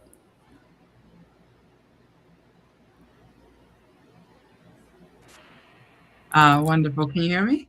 Yes. Yes. Hello. Hello. First, it's just a joy being here with all of you. Kamal, you have fed me so many times with your amazing nourishment from your company. And so I'm just already like mouth watering just from the memories of all of the delicious food that you shared at Money and You events and getting to experience those amazing transformations. Anna, hello. So good to see you. Hello. They're going to be coming back to do it again. Yay! Awesome. And Doria, I have stopped even trying to figure out why you and I were brought together when we were to create the Money and You trilogy, to create the relationship that we have, and just the abundance of blessings that have come out of the moment that I walked into a mastermind, and out of all the people in the room, this tiny spitfire of a woman walks over to me and just declares, "You're mine." and then I'm supposed to be flying home to Germany, and she says, "No, you'll be in Texas next week at Money and You." Yes, ma'am. And suddenly I find myself flying to Texas, attending Money and You. And the same as what's one of the other guests said earlier, I'm thinking, I don't need this. I've invested 7 figures in personal development. I understand this. I'm in this world. I teach this stuff. I don't know why I'm here. And I had a similar experience. The first day, I'm just like, yep, got it. Yep, refresher. Remember that. Oh, that's familiar. And about 3/4 into the day, I just turned and looked at one of my friends who was also there having the same thought, Peter. We looked at each other, we went, uh-oh. And we realized that we had just stepped into the vortex of something completely different that was about to open us up, just crack us wide open, and create a very different experience, not just for us with our money, but for us with ourselves.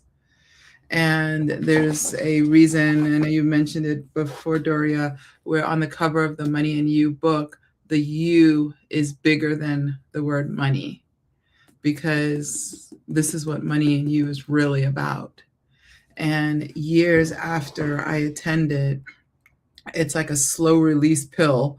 And Kamal's laughing, you know exactly what I'm talking about, right? Where it just keeps releasing and like, oh, that's what that is. Oh my gosh, I'm getting it. And every day I'm getting downloads and insights and understanding the journey that I'm on more and more and more.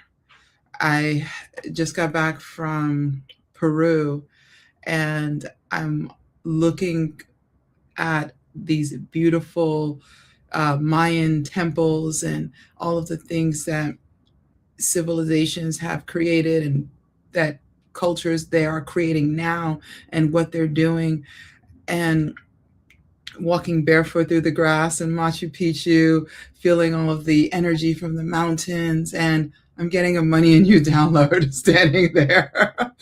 And I'm like, oh, okay, got it, understood. And this is an experience that I am forever grateful for. And even as I come back time after time again, like many of the graduates, to attend and support and be on the logistics team, and I'm still learning. And I feel like this is a lifelong journey. One of the things that I was freed from was what I didn't realize I was living in was almost a tolerable unhappiness. And it's something that we learn and we call it normal. And we think, yeah, everybody's unhappy in their job. Everybody's, just waiting for the weekend and hoping for that 2-week vacation after, being miserable for months on end. And yeah, of course, everyone's miserable. And we have been fed this lie that we have to be miserable in order to get money, that we have to suffer for abundance, that lack is something that's real. And in Money and You, we learn the truth that we actually get to choose abundance, that tolerable unhappiness is actually poverty. And it's poverty of finances, poverty of spirit, poverty of relationships, poverty of mind, body, poverty of our emotions. And when we step into choosing abundance for our life in every area of our life, everything opens up. And we truly understand why the You is so much bigger in the Money and You. And why, when we go through the experiential learning of Money and You, the event, that we are being cracked wide open. I understand why people that walked in stoic were suddenly broken down crying. But not because we made them cry.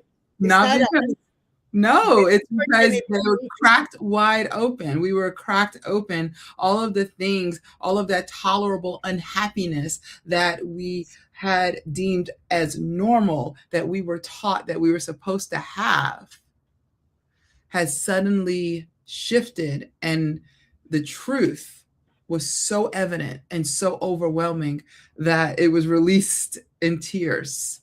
Yes. That it was open and we were washed free from that lie. And so if you have attended Money and You, experienced Money and You, that's a better word. If you have experienced Money and You, you understand exactly what I'm speaking about. And if you haven't, I really hope I see you in a few weeks at the next one, because it absolutely changes your life. I know it did for mine. And this book and the other 2 books are a glimpse into the beautiful mind of Doria, the visionary who expanded Money and You and is continued to expand Money and You across the globe. I feel so honored to take this journey with you, Doria, and with all of the instructors, with all of the program directors, with all of the volunteers, with all of my co-graduates around the world. And there's something really, really beautiful when it's not just a bumper sticker that says choose abundance, but it's a daily habit, a daily lifestyle, a internal belief that's moving us forward day after day, moment after moment. So that's what I feel like saying. Well, thank you, you guys. I mean, the thing is that, and remember, I'm a Money and You graduate. I really, people forget this. People forget this. I did not create this. Of course, I created the organization around it and have held it together and spent millions of dollars of my own money for me for this work to continue. And then, of course, the next people, one of our beautiful partners, Wendy Tan, who's going to be coming to share in a little bit, a very successful woman from Malaysia. You know, people like her that for the last 26 years, she created a company so that Money and You could continue the English programs in that part of the world. I mean, there's a whole team of people. There's a whole team of people. And there was a great book in the 1980s, and I wish I could remember the name of it. I don't remember the name of it, but this particular book was all about that organizations have spirits, that an organization, when you get a group of people together with a high intention, there is this energy that gets created and is forever everlasting if you have people that will continue holding the vision and creating good things with it. In those days, we didn't know about precessional effects. We didn't know about ripple effects. And we didn't know we kind of knew what the law of attraction was, but not quite at the level that we know it now. But that is what attracts people that are interested to really love you and support you and create. I mean, look at Mo and the team, and of course, Donna and the team that support us in having this platform for you all and for people to get to know you guys and your products. And so it's a law of attraction that begins to pull people together. And if every single human being, like Buckminster Fuller taught us, did what they were meant to do, we would have no world problems, because people would not allow for hunger. They would not allow for starvation. They would not allow for poverty. And a lot of our young people, and also a lot of the mega wealthy, and we're going to have an example of that a little bit later, of people that are saying, no, not in my watch. I'm going to solve that problem. And by the way, there's such riches in solving that problem. But these people are not doing it because of the riches. They're doing it because their heart calls them on it. There is a global paradigm shift that has already occurred. And that's what we're bringing you people. This is what we're showing you, because all these business owners, these people that have beautiful, beautiful products, that is what they're creating. So before I bring up, I'd like to bring the next group of people so that you guys can all be together for a few minutes.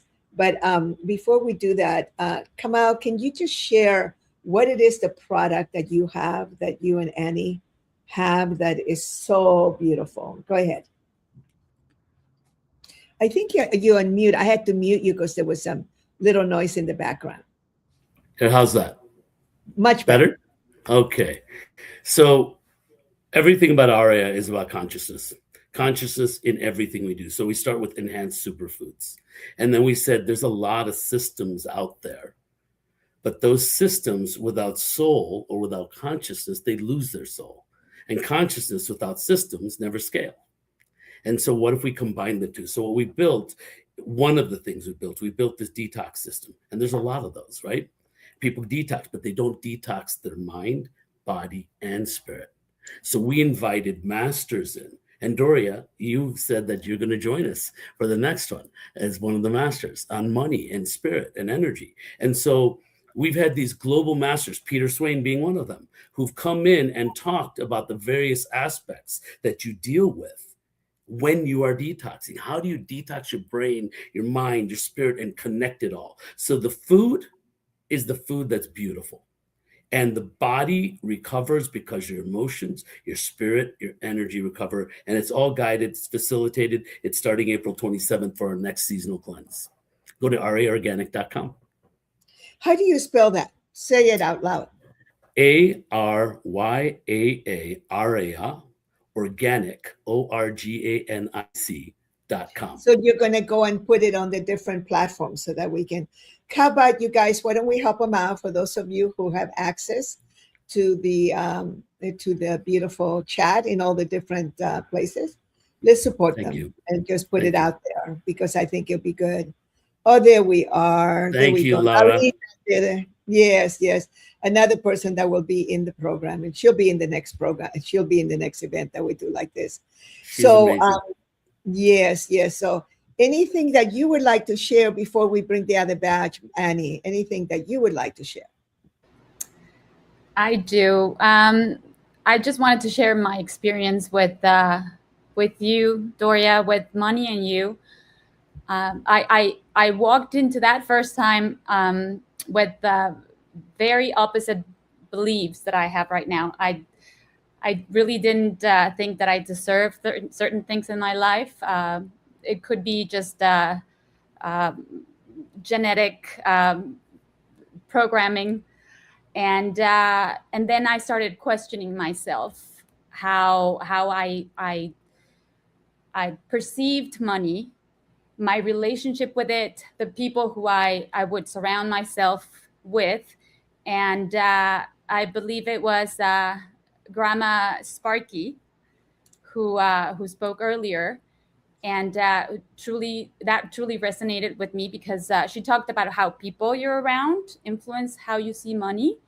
And when I was around you guys at the event and the people that we've been connecting to, I look back at my own life and I can see how much of my perspective came from how I grew up, and then how it's been shifting. And because money back then felt limited, it felt something that I always had to worry about or hold on tightly. And I didn't realize that that was also influencing our business in ARIA. And instead of allowing the universe or divine energies to enter the world and just continue this expansion of the amazing products that we carry, I was carrying the programming from the past. And so that has helped me tremendously in the process of co-creating ARIA, and how I relate to money, how I relate to the people that I hang out with, and it's also how I relate to my own worth, because nothing is separate from business. It actually it shapes it, and that has been huge for me. And I continue to come to learn about more and more about myself, my value, and it's been naturally transition into how I show up now, what I believe is possible, how I present myself to the world, how much I can serve. If we act from a constriction and lack, then we can't really reach people out there. And so if you have a mindset where you have a mission to change the world or to serve more than one person, then you need to realize that the more that you expand yourself and the more that you leave that lack behind, then you'll be able to reach more and more people. And that is such a huge gift that we can give ourselves. And that has shifted my reality in so many ways. So thank you. You're welcome. So then that means that you can come back and actually redo the program. Okay, so as a graduate, you all have a lifetime membership to go to any program in any language and go sit in the back, right? You can sit in the back. But some of you, and there is a couple of people that I know, they're coming because they did the program 10 years ago, whatever. They're actually going to participate again. And the agreement is that they don't give away some of the things that they, some of the games, and nobody really does. They're not going to play that way because they have tremendous integrity. And so really consider in a couple of weeks for you to really sit in the room and participate fully again and full on. Because I tell you right now, I mean, 47 years later, I still have breakthroughs. I still have something out of somebody sharing something. I will go, wow. So with that, what we're going to do, Margie, any last words before I bring in our beautiful next set of graduates and partners? Anything else? Just attend Money in You, have your own Yeah. breakthroughs and distinctions, grab your book, and get ready to change your life. Yeah. Just go to Amazing. Amazon and search for Money Doria. Money, Yes. no, Doria Money. And you'll go, and I did not make that up, you guys. That was the Amazon algorithms. Can you believe it? That's awesome. Yes, I believe it. Absolutely, I believe it. It's like, what? It's like, What else could it be? yeah. Chris says all they have to do is just put Doria Money and go straight to the page. And remember, you guys, whenever you don't want to give, for those of you authors out there and connect, of course, with Marja, best publisher ever. So what you want to do is you want to, make your book and put your words out there and really learn from all the different systems. And one of them is support all your friends who have books by searching for them. And that brings up the algorithm. So I do that all the time now. Even for fun, I'll just go, somebody is published a book, just to be loving. I just go and I search for the book. And then sometimes I buy it, sometimes I don't. A lot of times I don't, but I just do that so I can kick in the algorithms. So there's all kinds of little hacks that you can do. So with that, and Donna, can we bring our we have two dames coming up. I wonder who knighted them. I wonder who. Oh, and we're good here with Dame Wendy as well. Welcome. Yes. Hi. Hello. We're going to talk to Dame Wendy first. She can't help herself. She is in the back of her beautiful car with my favorite driver in the whole universe, right? Dean, is Dean there? Yes. Would you tell Dean that I still love him so much 24 years later? It's already 27 years, Doria, not 24. Oh my God, 27 years. 27 years. Yeah. Dean has been her driver and he's absolutely beautiful and her car is so gorgeous. And she's like the queen in the back of her fancy car and she does everything from there. She's the top female engineering fire protection entrepreneur in Malaysia and probably the region, because believe me, women do not do that in that business. But this is one loving woman that absolutely loves to empower human beings and brings in all these healers. She has all her teams. She patches them up with LifeWay patches. She has them all do all this work and just so committed to the betterment of humanity. Wendy Tan, what would you like to say? Well, I've known Doria for 27 years. How it come about is very interesting, and how I got involved with bringing Money and You to this part of the world, it just happened because the last promoter just wanted to stop promoting, and I told Doria, let me do it.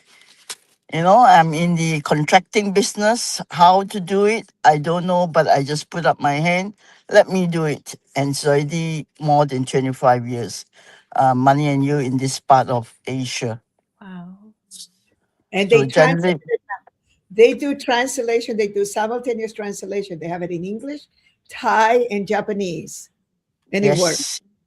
Yes, Can you believe it does. that? Woo! Yeah. All right. And then of course I have knighted them, and that's why they have their beautiful names there. What an honor. Anybody that I knight they're already knights. They're already knights of the heart. They're already dames of the heart. It's not like, it's just an acknowledgement of the beauty of their lives. And thank you. We'll come back to you. And Dame Marie, do you want to say anything to the group that's leaving? Aloha. We have the Feng Shui Queen. I got my horses sitting right there.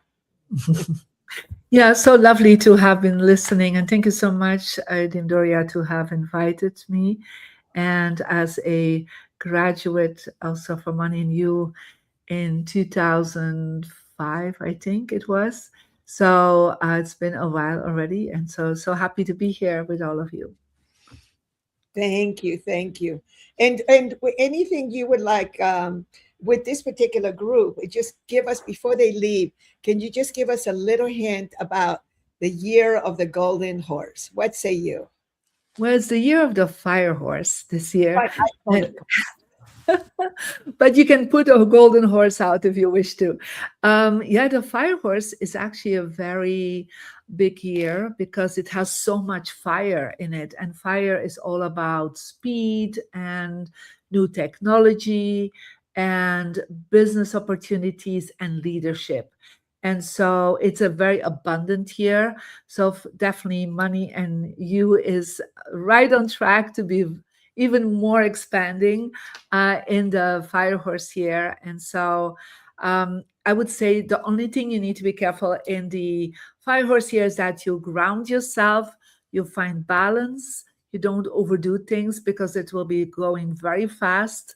There's a lot of momentum, a lot of beautiful energy. But at the same time, it can create a lot of conflicts, as we've seen already, that have been occurring. So take time for yourself, for your heart, for your loved ones, for your community. And therefore, it's so important that we come together regularly to support each other. Thank you. Woo!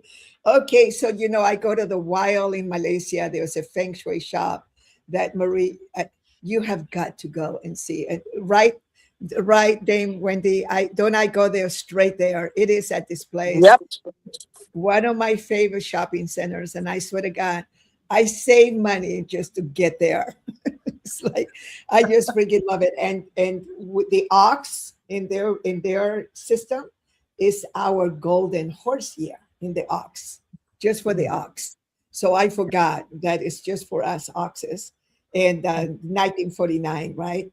And so I just wanted to say thank you so much. I wanted to thank you, Kamal, and then of course my beautiful Marja. And so we're going to let you go, and we're just going to focus a little bit on bye everyone.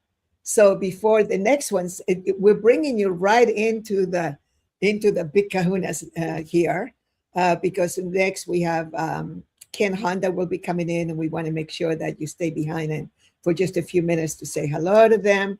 But it was, as it turned out, it's the two of you and Donna. We're going to let Donna ask some of the questions. Oh Go my ahead. goodness. Oh my goodness. Thank you, Miss Dame Doria. There, I was not expecting that. So Donna, Dame, your speaker is not on. my speaker's not on? Yeah, it is. Oh, mine is. Yeah, Yeah. Yes. Dame, there we go. So Dame Wendy, you have been around so long throughout the years with Money and You. What is one of your most favorite principles out of the Money and You program?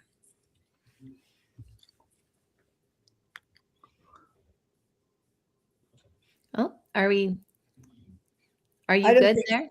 I don't think I she don't hear her, Dame Doria. Okay. Okay, we can hear you. We'll put you in the back and we'll figure out your sound here in just a moment. All right. Dame Marie Diamond, welcome for being here with us today as well. I'll just ask you the same question because you're a Money and You graduate. And I'm going to say a lot of the people that I put into the Pillars of Power were Money and You graduates, which I did not know until people were telling me their stories. And then every time I turned around, Dame Doria was telling me, they were a Money and You graduate. So eventually I went through all the programs because I have studied and read so many, and now I had the opportunity to film everybody for Pillars of Power. What was one of your favorite principles with Money and You? Well, I don't remember the exact, principle, how they named it, but it was, for me, it was like how to create abundance we always think about big ideas, but how you can multiply with small ideas. So I don't know the exact thing, but I see still the it's called leverage. It's leverage. Thank you. Yeah, I was thinking about it. Thank you so much. It was about creating leverage. And I still remember the exercise, so I won't give it away. And that was for me such an aha moment. I just had come from Europe to America. I just started my business. And I remember as Jack Canfield was one of my clients, I asked him, so if there's one course you would ever do again, from all the things that you have established and connected with teachers in the self-help world, I said, I don't have time to go to all these people's classes. And I said, one, just one. And he said, well, that's easy. It's Money and You with DC Cordova Doria. And I was like, okay, I'll go there. And so that one, it was almost like a game, right? The game, the test about leverage, that just hit me so much. And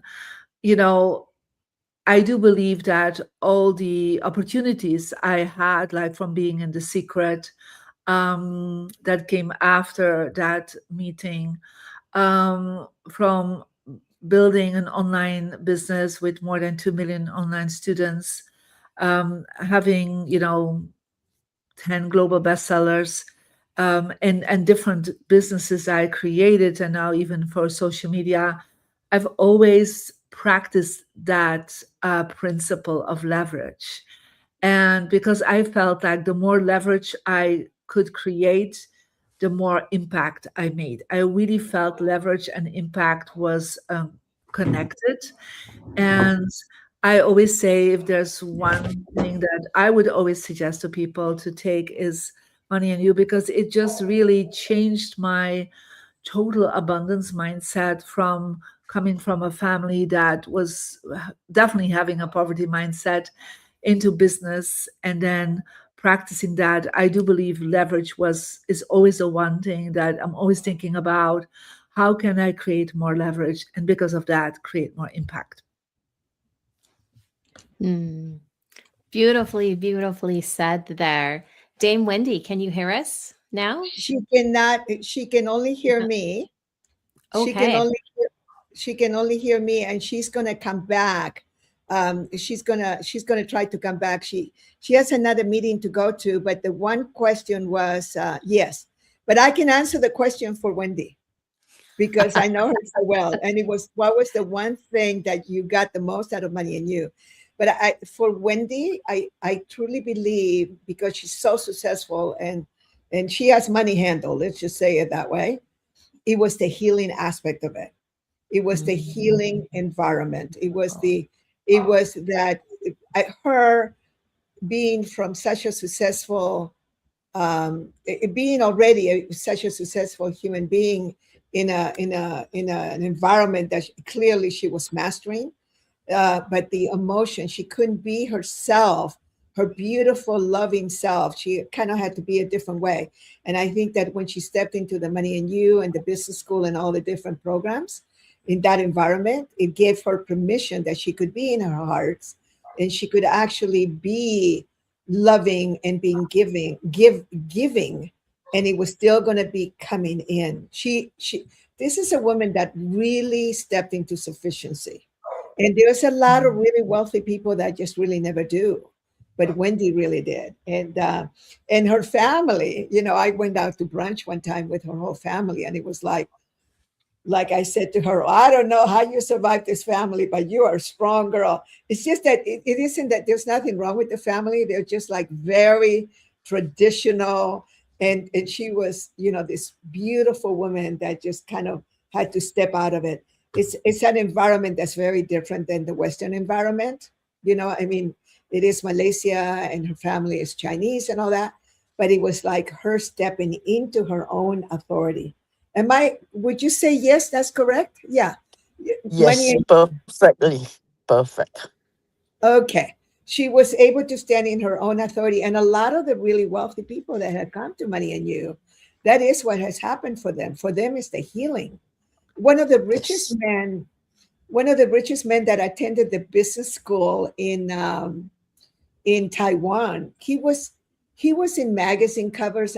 You don't know, because people don't, they don't tell you this is one of the wealthiest men in Taiwan. I just really like the guy. He spoke perfect English, perfect Chinese. And his whole thing was about running. It was like, because we have running and dancing. So he had everything, but he thought that he had lost his youthfulness and that he had lost his ability to be in his body and enjoy it.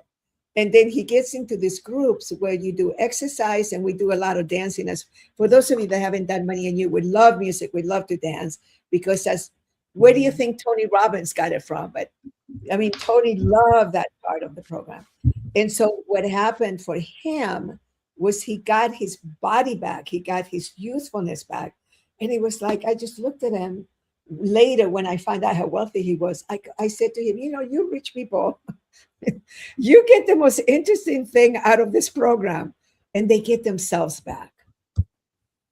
And to them, how in heaven, how much do you pay for that? Because you can't really find it until you go within. Right? So Wendy, you go ahead and go to your meeting, and we'd love to, I'll let you know about the after party. I'll keep you posted. All right? Thank you. Thank you so much. See you all later. Bye. Aloha. Bye-bye. So Bye. Dame Marie, we're going to be bringing some other wonderful people we want you to meet. But tell us, give us some teaching of your own genius. What are some of the things that, out of the things that you are a master of, what would you like the audience to hear around leadership and money? Yeah.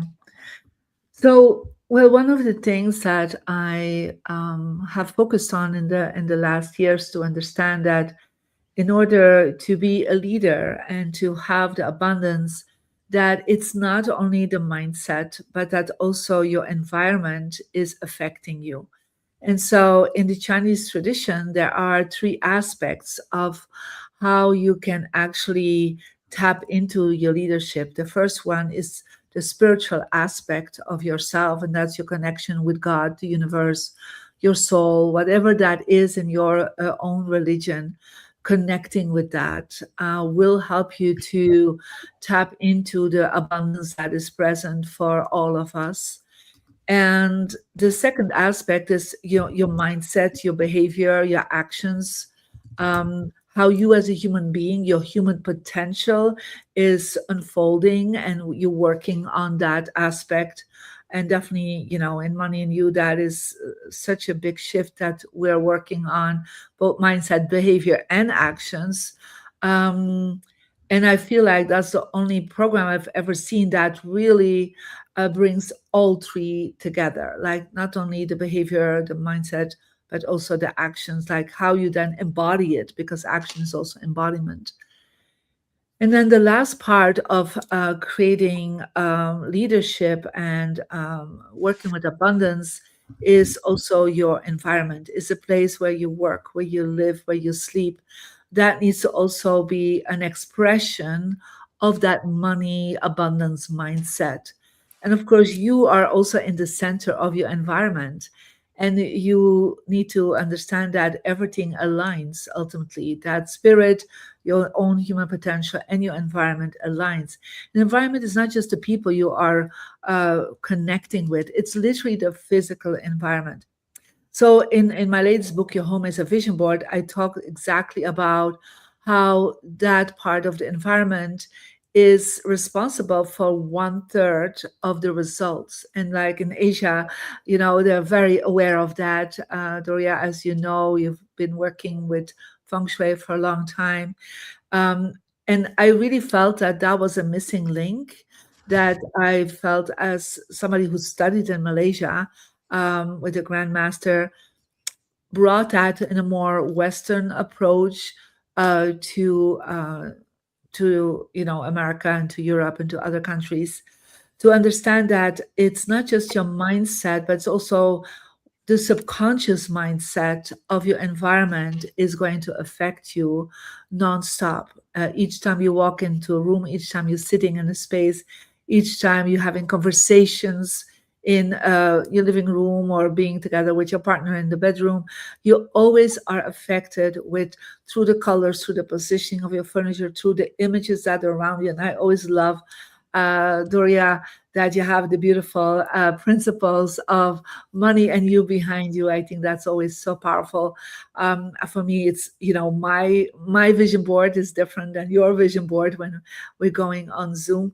But the whole point is that you need to understand, you need to become aware that your environment needs to be a reflection of the mindset. And if you have clutter and you're not organized and it's not beautiful around you, that it actually is going to stop your abundance mindset. You'll create more poverty mindset if you are not aligning your home with what is living within you and what you want to create as an impact in the world. Yes. Thank you. Yeah. Yes. Okay. Yeah. Everything that you're talking about is so incredibly true. And I remember one of the things that you had shared with me a couple of years ago was having, paying attention to your environment, but also having an amethyst crystal in a certain quadrant of your room. And I love this story because you said it to me not once, but twice. And it was the second time I'm like, I need to do this. So the very next day, this crystal, I have this 250-pound geode, I somehow managed to scoot from my living room, put it in the wealth and success corner of my office. You can't see it, but it is behind me. And to put it there. And if I don't have on my screen here with the Los Angeles Tribune, you actually do see it on camera. And that one piece, because amethyst represents abundance and so many other things, changed a huge trajectory in my life. And I remember when I shared with you in person, you went, how did that work out for you? And then I went, well, you're standing in front of me now. But it is so true. Our environment is responsible for 1/3 of our wealth.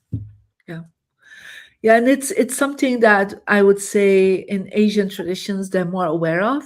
That in the Western traditions they are less knowledgeable about it, and I really felt that was my leverage to the world, to bring that to the self-help world, to the spiritual world here in the Western society, so that they become more aware of that. They could really enhance their abundance by certain things. And for you, that was very personal. I mean, it was based on your birthday and so on. Yeah.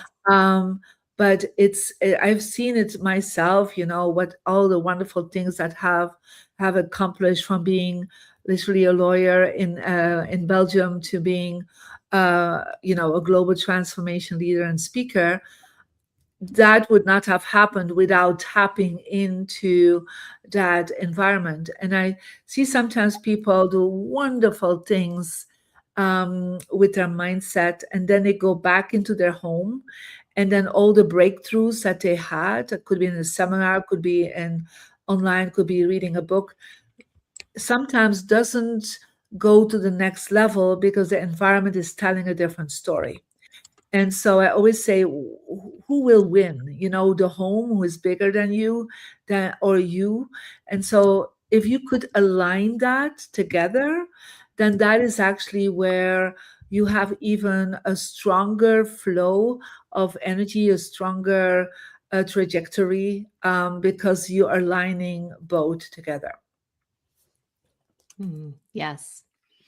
Dame Doria. I was just going to say, so when I was in China, I asked long time ago, how does Feng Shui, where does it come from? This is way before I met Marie. What is it? Because I've heard about it for so long. And they were explaining to me that way back in the day, way back, thousands of years, they discovered that they would put the fruit and the food in a certain place in the house, in their little hut or whatever. And if they put it in one place, it would go rotten very quickly. But if they put it in another place and in a certain situation, in a different place, then it would thrive and it would last. And it was there that then somebody decided to study it. But anyway, I'm so happy that you get to be here. But let's bring up the next. Ken Honda wants to say hi, right? And then we have a new friend, and I'm learning how to pronounce his name, Dr. Udi, I believe. Hello, Mary. Hi, Hello, Ken. Donna. Wonderful. Hello, Hi, Dr. hello. Obi. Hi, Mo. Hi, Doria. And Oh, Mo had wow. to come in. Mo had to come in. It's All like, the rock stars. yeah, he says, I'm not going to miss out on this fun. So anything you'd like to say, Marie, to our beautiful Ken Honda and our new friend, Dr. Odi, how do we pronounce your name? Yeah, you nailed it. 2 letters, OD, as in overdose on inspiration. Odi. All right, Dr. Odi. But what would you like to say, Marie, to Ken? Oh, well, brother, it's always wonderful to connect with you. And we see each other at least twice a year, but I think this year we're going to meet each other 3 times and then Yes. sometimes online. So it's always pleasure to see you. And I'm so happy that you were able to bring Money and You even more into Japan and help the Japanese society thrive even more with Money and You. So I think that was such a beautiful connection that you and Dame Doria had on this. Yeah. Thank you. And Dr. Odi, I'm looking forward to hear more of your work. And Mo, it's of course lovely. We just saw each other last week. So You did. looking forward to do some more things with you. Absolutely. And I just want to chime in for a minute and say it's a pleasure and privilege to have Ken Honda here. What an honor to have Marie Diamond here. What an honor. Dr. Odi, pleasure to meet you as well. And of course, we have the Pillars of Power film series that's debuting very soon. And the Pillars of Power film has all of the great world teachers that have come together. And I believe it's one of the highest anticipated films in this genre in decades. I think the last time a film had this level of quality, this level of teachers was decades ago, at least 20 years ago, where we had this amount of support from some of the top teachers from around the world. And what makes it exciting is the Pillars of Power is also going to be coinciding with the world tour in movie theaters and different venues where people are going to gather together, watch the film, and then afterwards, you're going to have an opportunity to hear from the cast members, from the stars, from the directors, and have conversations and discussions over the 5 principles of your life. And so it's a movement. It's not just a movie where you watch and get entertained. It's a movie where you can watch and interact. And that's the distinction. It's a 2-way road where most movies, it's a 1-way road. But the Pillars of Power with Ken Honda, with Marie Diamond, it's interactive. And so whether it's with our workbook at home or whether it's with one of our master teachers, we're going to do it in Europe, Marie. We're going to do it in Japan, Ken. We're going to do it all over the United States. So stay tuned for the Pillars of Power World Tour, where many of the teachers will be featured there as well. So lots of big plans to impact the world. And quite frankly, the world needs it right now.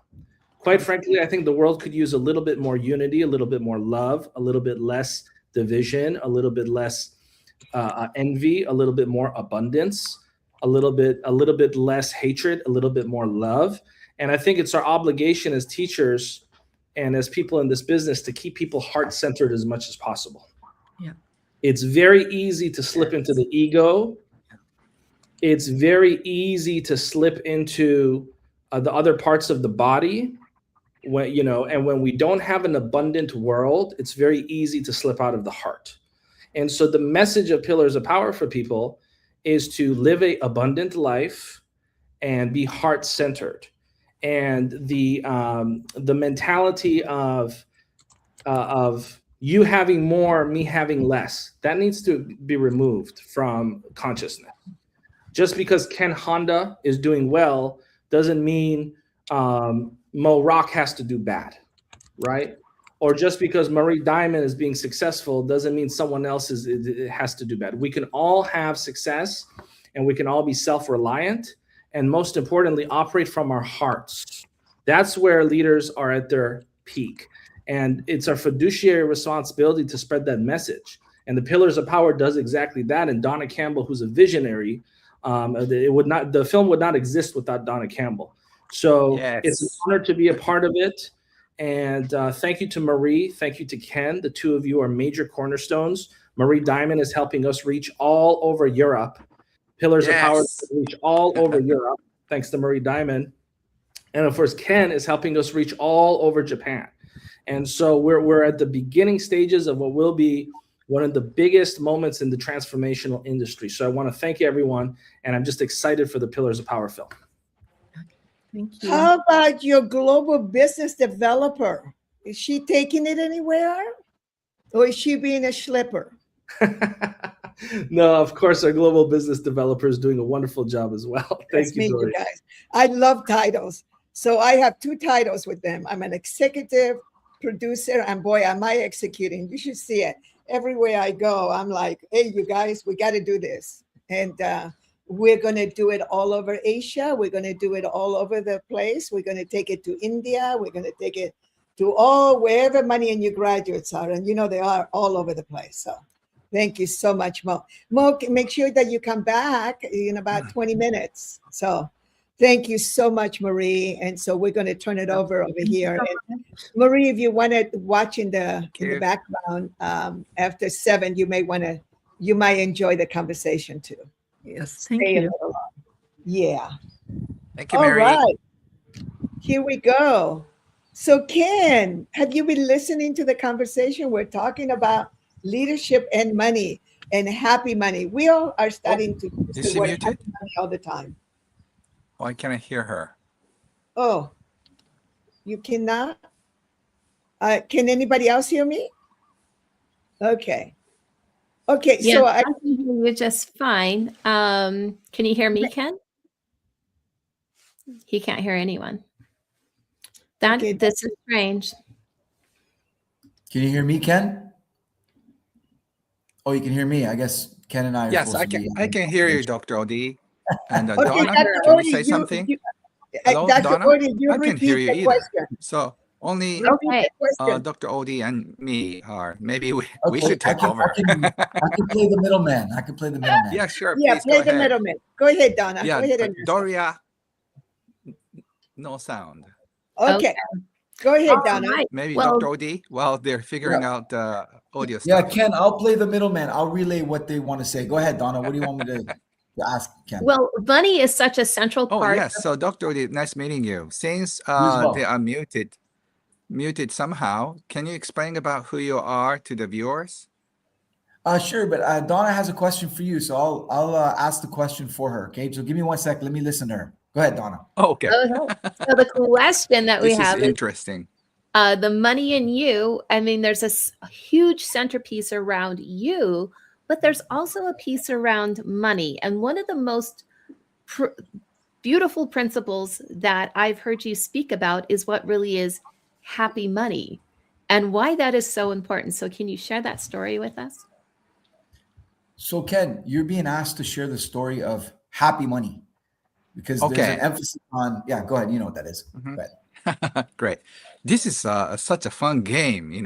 I used to play a lot when I was a kid. Like you whisper something, and then after 5 people, totally different story.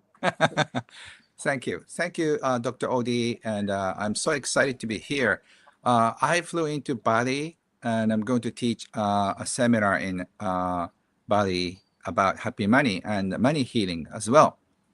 So I was lucky enough to attend Money and You a few years ago before COVID. That was also very beautiful. Money has been a very strong draw for me since I was 4 or 5. My father was a tax accountant, and he started teaching me about money. So all the things I learned over the years were taught in a very unique way in Money and You. That's why I'm promoting Money and You heavily in Japan.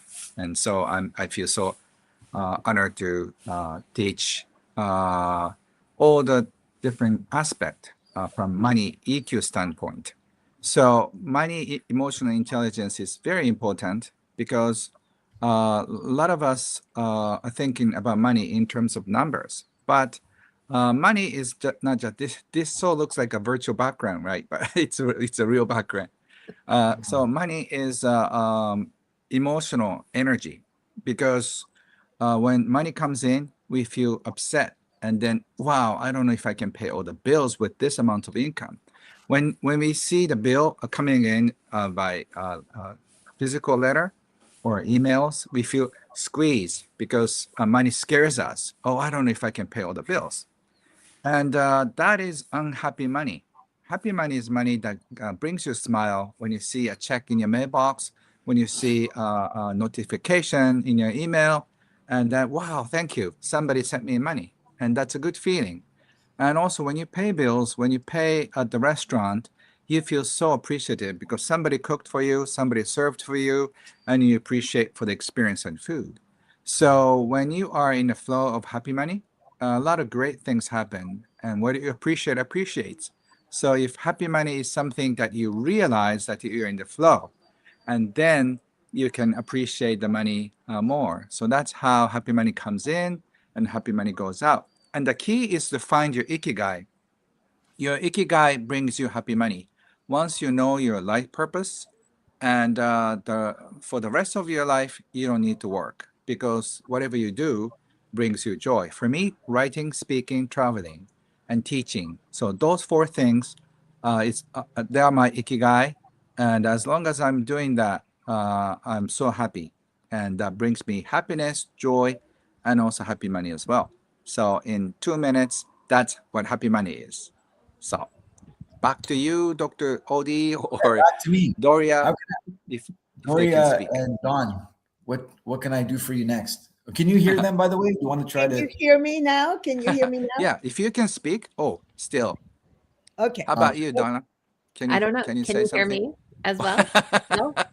They No. are the most persuasive person and also love chatting, and they're prohibited from chatting. So I think, Dr. Odie, it's your turn. Yes, I'm going to pass on the next question. I know why I'm here. No, It's Dr. okay, Odie, sure, we okay. want to ask you a question. Dr. Odie. Oh, sure. Aloha. How did you end up in this event? You're such my a goodness. beautiful human being, and if you could get out of, where are you right now? Where are you in the Middle East? I'm in Abu Dhabi at the moment. Oh, tell us about beautiful. that. We started with a beautiful woman from Kuwait. So tell us how you ended up being invited to this, because we're so excited to know you. I was actually tracing the steps yesterday because Dr. Aziza from Go Global invited me, who I met through YP, as you know, the founder of the Work Less Earn More Academy. And I traced him back to BJ Shah, who's the national director of BNI in the UAE. So yeah, that's how I met you guys. And Doria, we had a lovely initial conversation, if you recall, that I was expecting to be, I don't know, 10, 15 minutes first time. You're a busy lady. And yeah, we spoke for probably an hour and a half. And yeah, that's why I'm here. So I'm grateful to be part of the conversation. So tell us what you teach. You are one, well, you don't just teach. I mean, you are this, tell us about you. I won't talk about you. You tell us. You know what? I'll give you kind of the overarching, why I teach and where it started. It was 21 years old. I was diagnosed with a form of cancer called Hodgkin's lymphoma. And it's not a sad story at all. I was in my bedroom, and I remember getting the diagnosis and staring at the ceiling. And then I was moved by a lyric from Bob Marley. And I don't know if you guys know this song, but it's not one of his popular ones. But the lyric was, live for yourself and you live in vain. Live for others and you live again. And my brain at 21, I was a sports guy. I hated university. For me, university was a fancy word for more school. I failed all my classes in grade 11 except PE. But this lyric, I couldn't shake.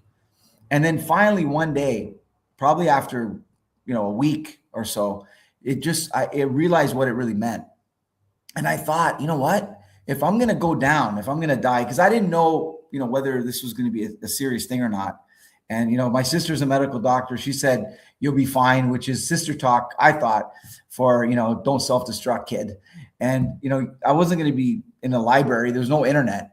So I said, you know what? If I'm going to die, then how about I leave a gift for my family? And that gift would be straight A's on my final exams because they'd never believe it. And so I racked my brain. I eventually got the A's, to my great surprise and to the surprise of my family.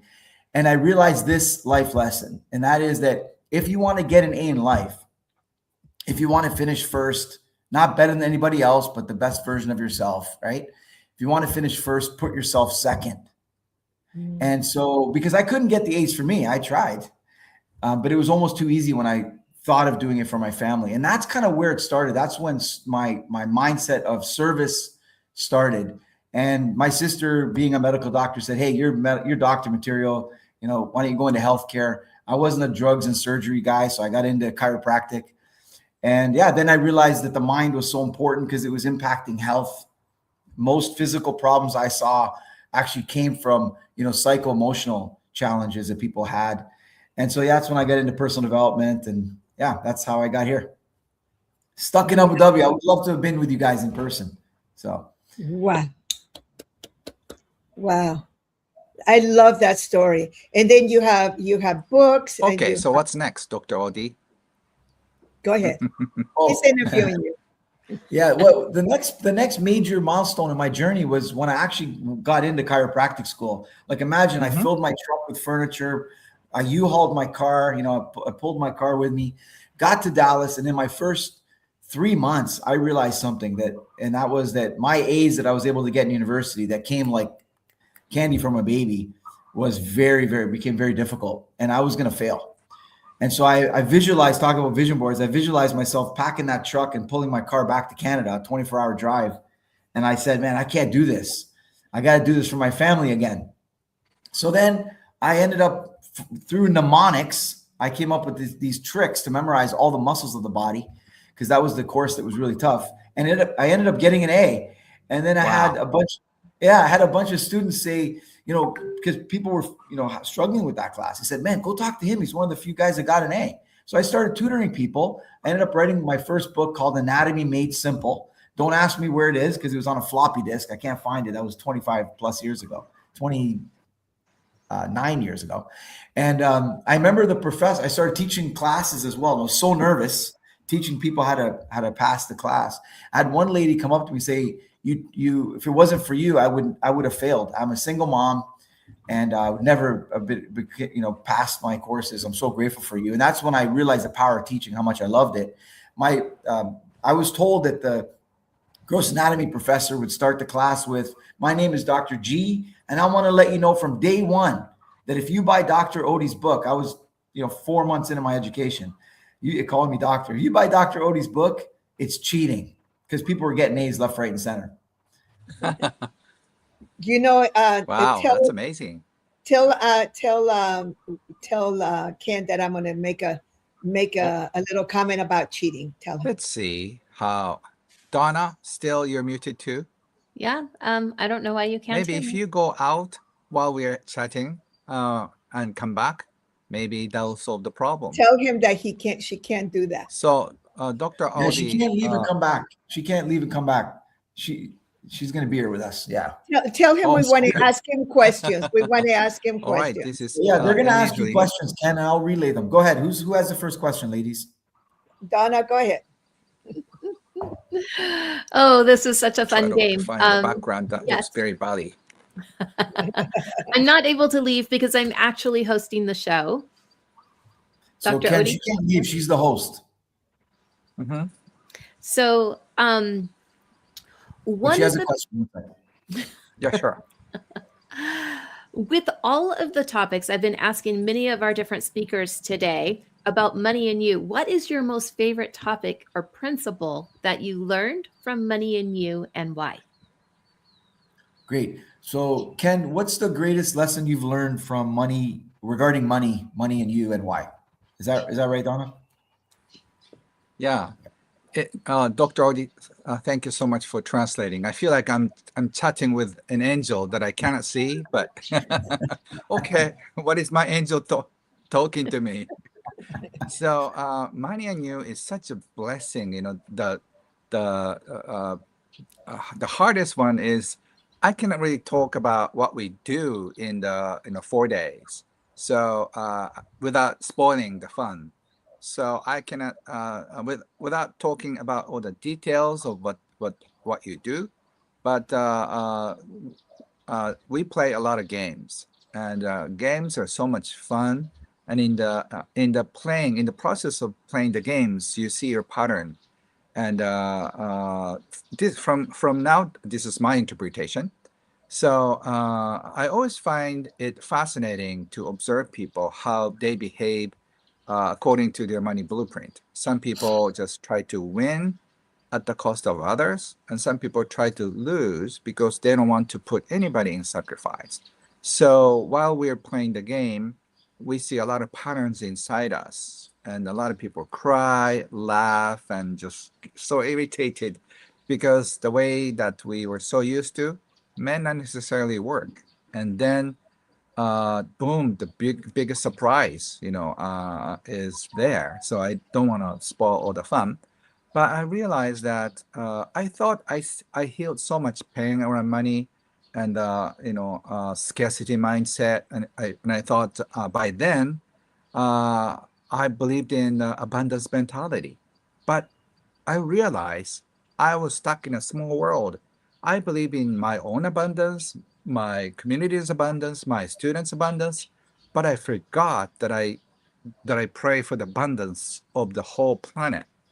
So it was the money I knew is originates back to Dr. Buckminster Fuller. Dr. Fuller's idea is so deep and so advanced in 1970s and 80s. That's how he sort of invented it, and DC took over, and for the past few decades, it's up and running, internationally. And the biggest takeaway is you can choose to live in a happy, abundant world. That's my takeaway. I hope it answers my sincere feedback to Money and You community. And one more thing, what's so fascinating and exciting about the community is that whenever we find out that we are the graduates of Money and You, suddenly we're like at this distance to, wow, we're brothers and sisters. So now I have brothers and sisters everywhere, in Kuala Lumpur, in Europe, and Japan, in America. The second we found out, we share the intense 4 or 5 days together, like brings back all the memory. So I'm just taking care of all the graduates in Japan, so we can stay as a bigger extended family. So I'm hoping it'll expand more. And Thank all right, you. So thank you. Tell them thank you for us. So Yeah, they're great. Dr. Say thank you. yes, say domo arigato. Domo arigato. Domo arigato. So for the people that are listening in the back, in the So backstage, I hope my they'll beautiful do Ken okay without cannot us. hear us, you guys. He can only hear Dr. Odi, and he cannot hear Donna or myself. So we have a translator. So Dr. Odi, as we get ready to go, is there anything that you would like to share with the audience before we go? Oh, I mean, my goodness. I mean, I think it comes down really to just to circle back to my message. And that is, if I'm going to just share one thing, that is when you live for yourself, it's a tough life. It'll be a challenge getting past yourself. But when you live for others, it's the WD-40. It's the lubrication that makes the process of life just flow. So I think that would be my takeaway for today, since that's kind of the message that I started with. Yeah, so I'm grateful that I got a chance to share that with people. Thank you.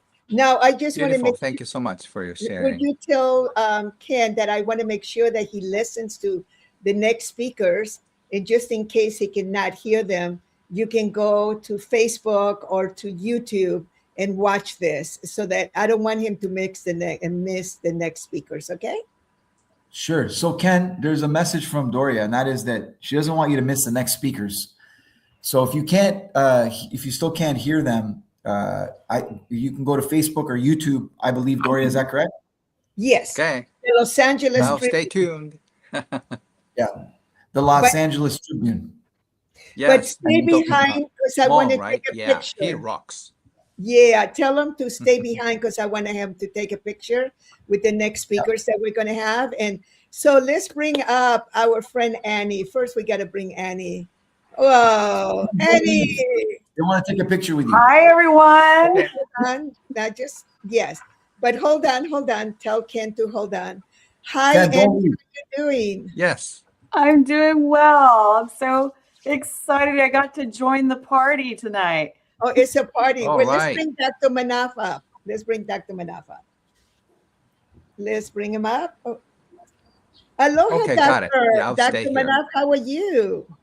I'm okay, doing good. How about you? Oh, we're Hello. so Everybody having else can fun. speak, but these two angels cannot speak. They're angels on mute. Yeah, Well, this is maybe amazing. Dr. Odi, you may need to stay here as their interpreter. No problem. Well, I know why I'm here. The universe sent me here. I get it. 5:30 in the morning, I'm up, and I am in the middleman. I got Yes. you. Yes, We're going you're to a let the two godsend. of you So I'll go. be here until they kick me out. So Just tell them we're going to put them in the backstage right now. I just wanted to take a picture. okay, But Dr. let me Abdu bring and up. They nice said meeting they're you. going to put you in the back of the car and then drive really fast in circles around Los Angeles the next time you're there. I'm just kidding. They said they're going to just keep you on in backstage for a bit, but just stay where you are. Yes, Yeah. I will. Okay. Yeah, Donna, see you in Kyoto very soon. We're going to do a premiere in Kyoto. So hold on just a second, just for 1 second. I want to bring up Niall. Niall will be coming in later today, but I just wanted all of you to meet Niall. Niall will have you a little bit later, but Niall is one of the pioneers of the actually cable industry. And Niall was a consultant to Ted Turner back in the 70s when Ted Turner was thinking about doing CNN. So this is one of the OGs. So any one of you that has ever had cable, ever heard of cable, the first programming and the first programs that he ever did. So I just wanted us to take a picture with all of us. Niall Hansen, we love you so much. And this is a man that has started my business school of Money and You Graduate, and he's the one that gets his team to come and do the program because it makes his life so much easier. But Niall will bring you back, and we'll let Ken go and Dr. Udi and Niall, and we'll just leave. Aloha. Woo.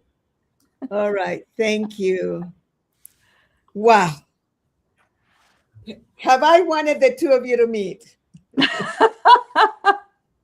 Picture perfect. And here we are. Anytime Doria asks me to do something, I always try and say yes, no matter what. If I'm alive and present, I will always be here for you. That's good. You should be alive. Not for you, but for the world. So I just want you to know that I'm very emotional right now. And I'm moved. I am moved because I feel like I'm in the presence of two people that could be doing a million other things. And yet the two of you are at the core of what I've been working so hard for almost 50 years. And for me to meet two humans of your caliber that are so committed to the betterment of humanity. You work in the background. You are so successful. You have everything handled, but yet you are about so many things that will make the world work for 100% of humanity. And I think you remember, Dr. Manaf, I immediately started mentioning Annie. You remember that? Yes. Yeah, I kept saying, you got to meet Annie. You got to keep Exactly. And then Annie, the same thing. As soon as I hung up, I said, our beautiful Aziza just brought us an angel. And so what I want to do is I just want to go ahead and have you introduce yourselves first.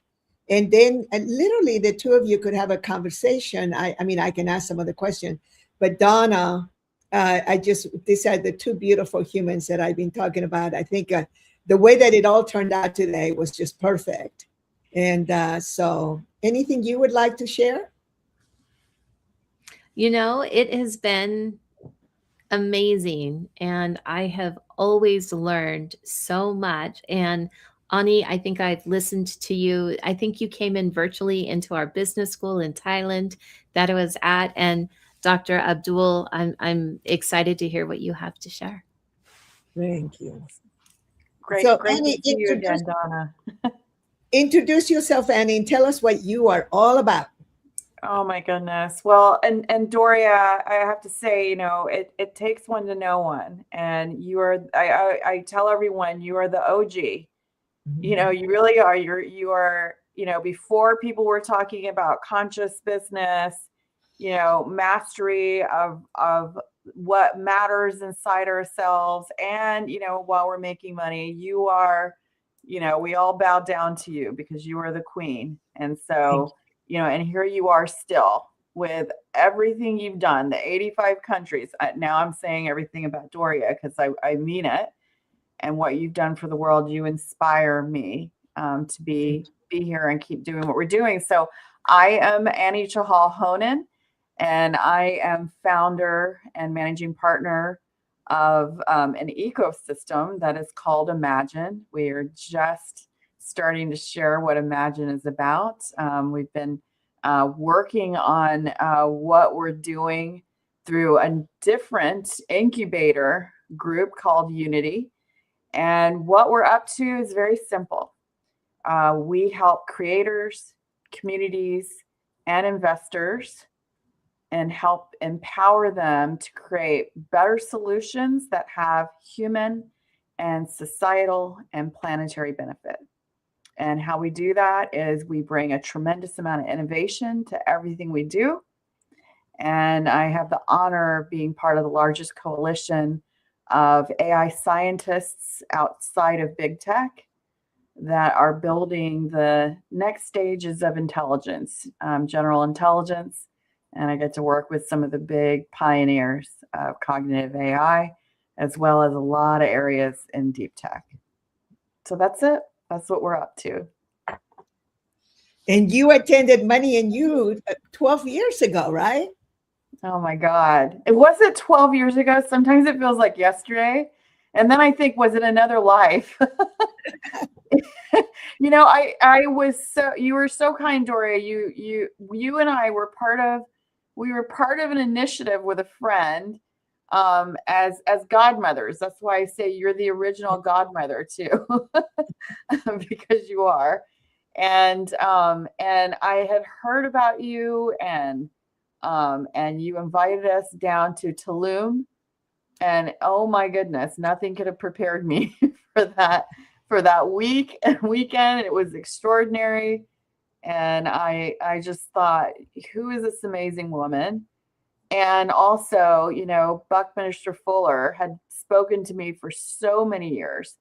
And so I had no idea that you were really embodying those teachings, took over and really brought this to the world. It was incredible.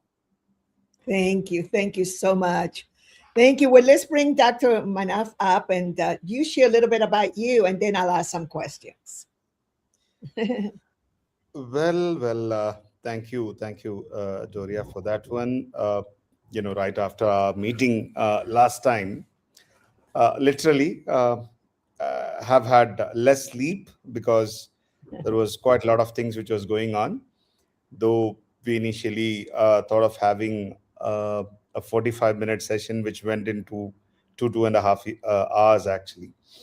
So that was great. In fact, that's the time where I came to know more about you and understood that I'm not alone in this world. Thinking towards what exactly matters in the world. Well, to tell about me, I have not been that great or successful in life because what I aim to do, I have not achieved yet. That's what I think personally. But towards the world, yes, I'm the chairman for First Holdings and Star Partners, one among the few.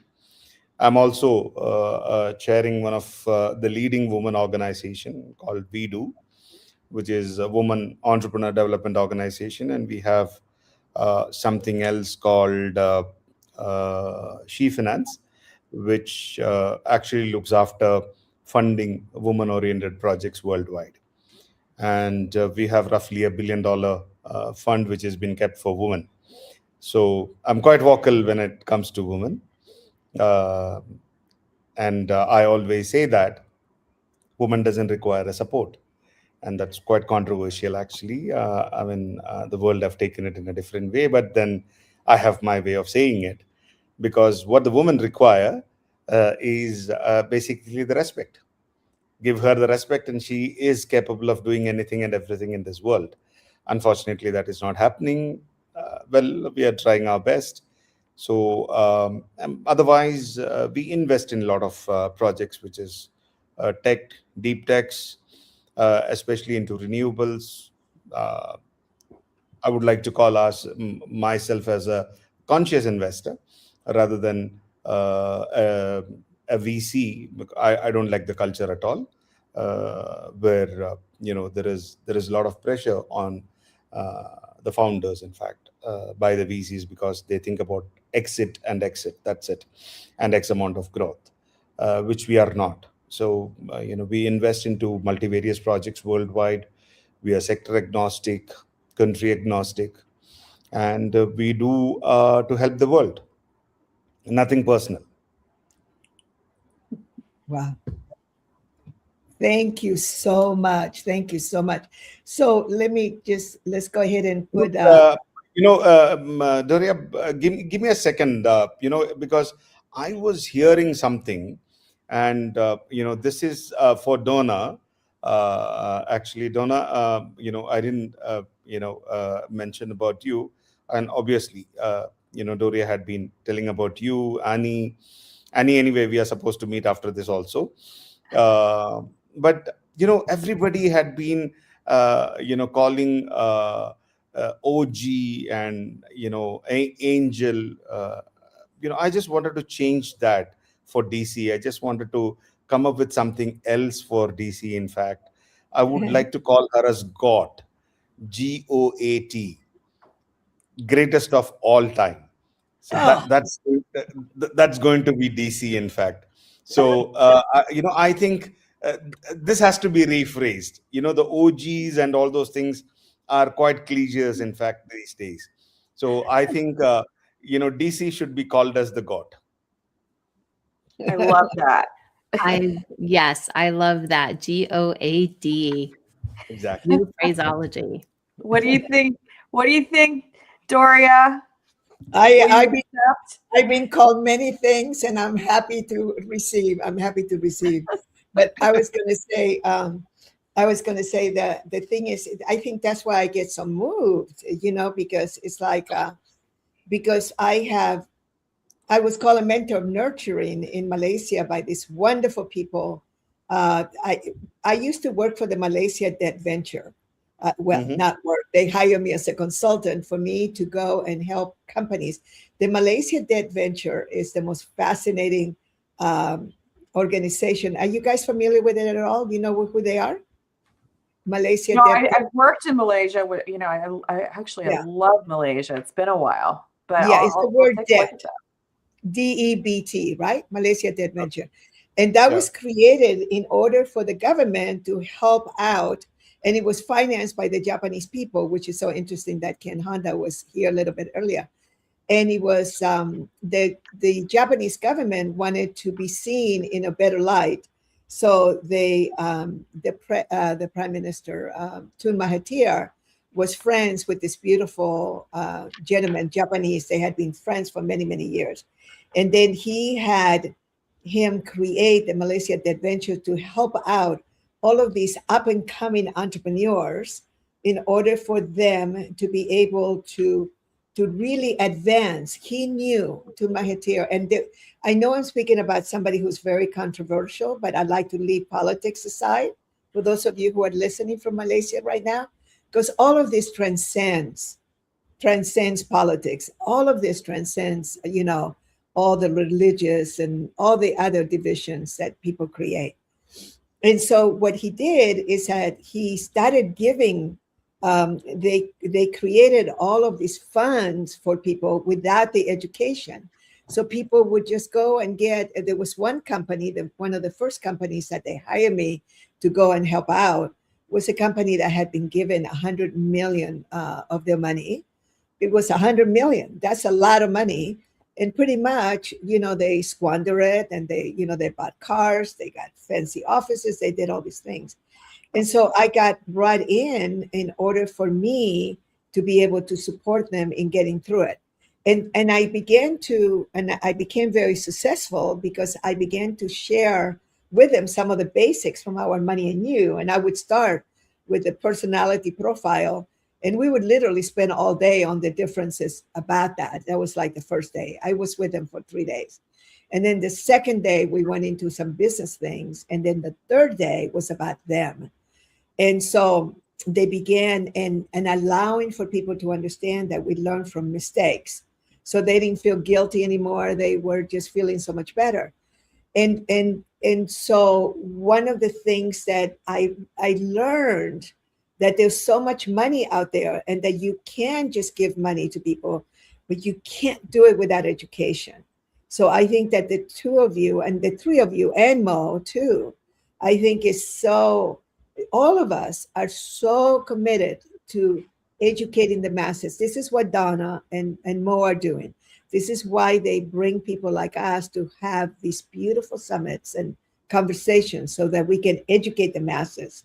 And so the two of you are doing that. And I think that, Dr. Manaf, when you talked about giving education to a million children, it's like, praise the Lord Jesus, if I may get very Christian here. Thank you for that.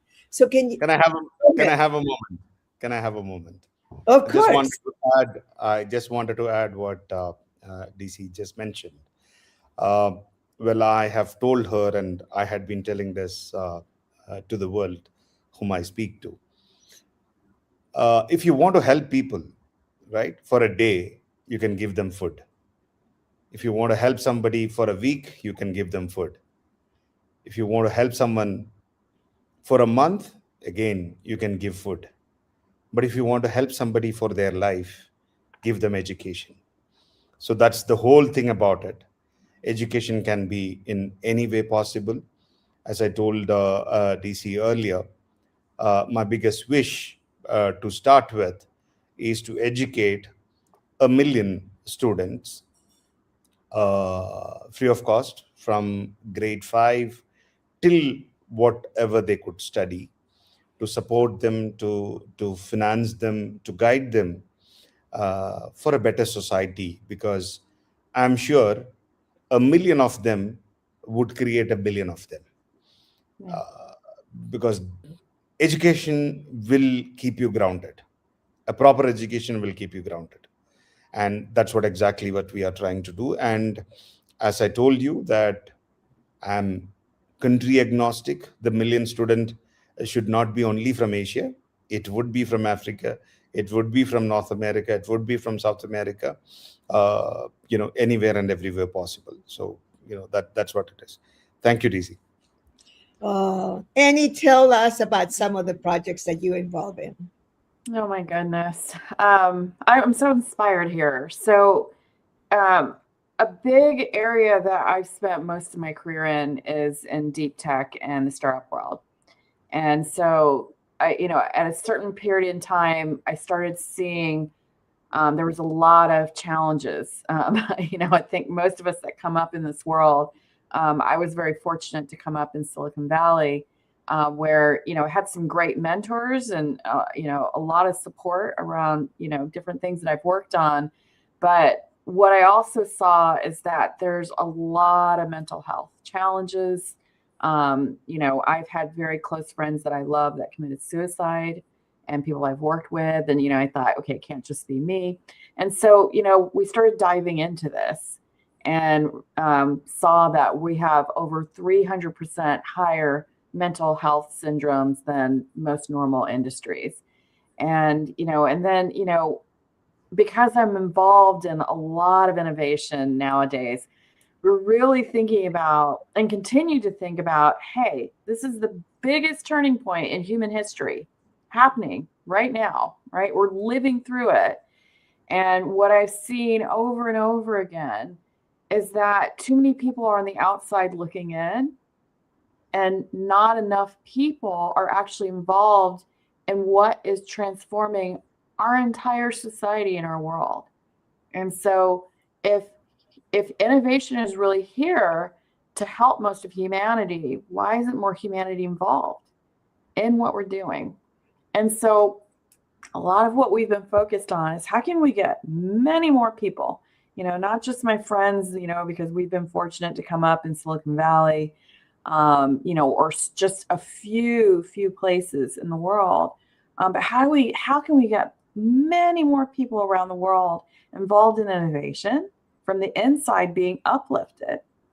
And I believe that we'll have many more perspectives, and many more solutions. So imagine a world where we have, all of these people that are contributing to what's coming and the world that we really want to build.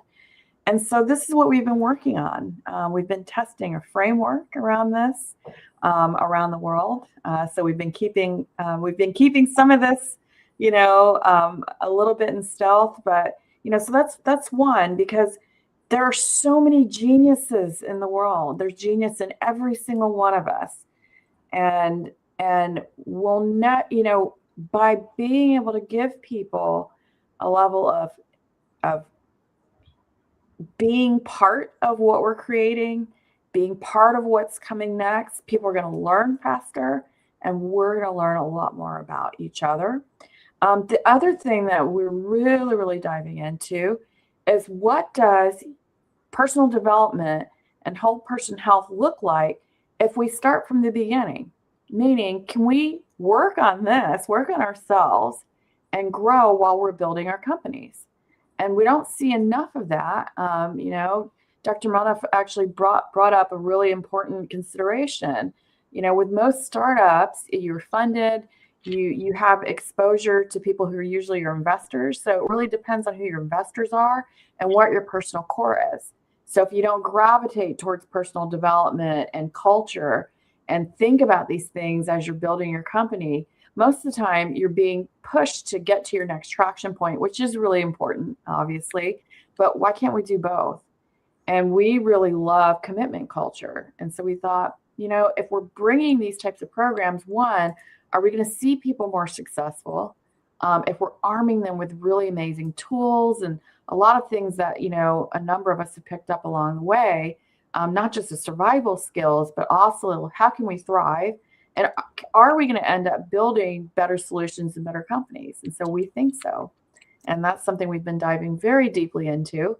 And what we hope to not only use technology and innovation, to help bring this to every entrepreneur on the planet, but also be able to bring these types of teachings more to the world and make it more accessible. We're living through a time today where over 50% of adults around the world are suffering from mental health syndrome. And so, instead of just making everything about, hey, what's the latest tech and what's the next, something that's coming, can we focus also on what's really important in society and what is going to help us as a society as we are moving and transitioning with some big changes that are happening? So that's what we're really diving into. And last but not least is that we have a global compassion initiative that I'm personally involved in, but we'll be making a few more announcements around that, and we're really excited about that. Thank you so much. Thank you. I'm learning how to function this little machine here. So I was going to say, so while this is a whole, really, it's a platform where we're sharing about leadership and money. So maybe we can go, Dr. Abdul, maybe you can share a little bit about, what would you recommend? Because the Los Angeles Tribune has quite a reach right now. This will stay and it will be in all the major platforms. I think they're in 9 platforms by the time it gets spread around through all of them. And right now it's mostly being seen in Facebook and YouTube and a few others, but it will be, so a lot of people will be seeing this around the world. So what is it that you would like to share first, Dr. Manaf, about money and leadership? All right. Okay. Let me start with something which is very uncomfortable, actually, because most capital today is not building the future. It's extracting from it. Actually, we always celebrate valuations, exits, and speed, but rarely do we stop it and ask a deeper question: what are we actually leaving behind? Because the truth is, money moves faster than ever before, but meaning is lagging behind. And leadership, if it is not anchored in responsibility, becomes nothing more than a well dressed short term thinking. Money is the only belief system we all agree to obey, even if we violently disagree on almost everything else.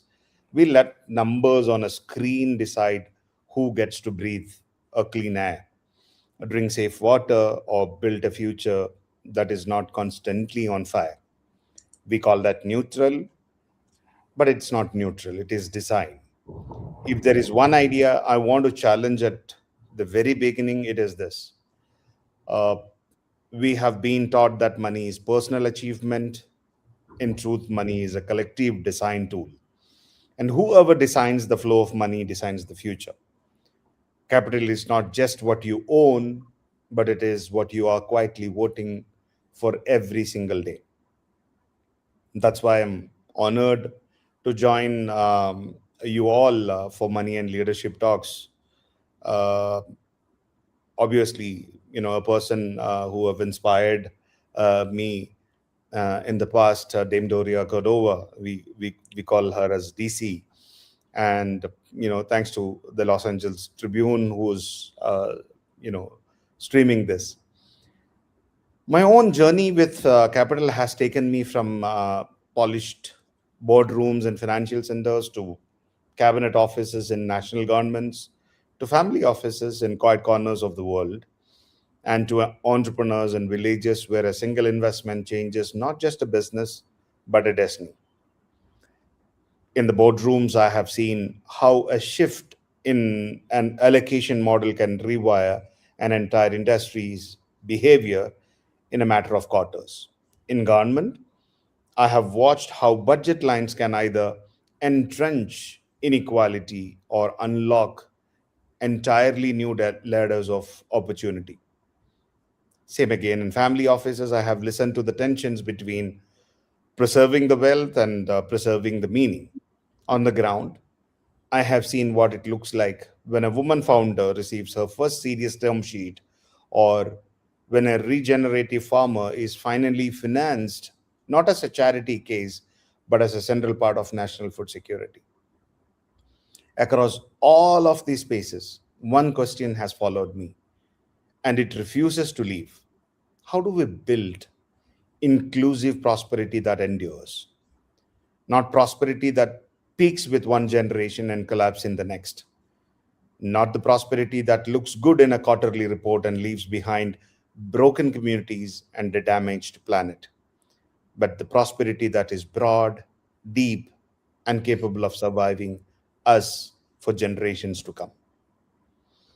We use many labels now: ESG, impact, sustainable, responsible.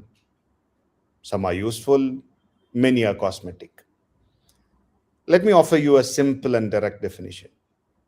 Conscious investing is the deliberate practice of directing capital in ways that align financial returns with human dignity and planetary stability over the time.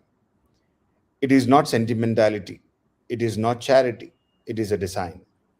When we practice conscious investing, we hold three ideas very clearly.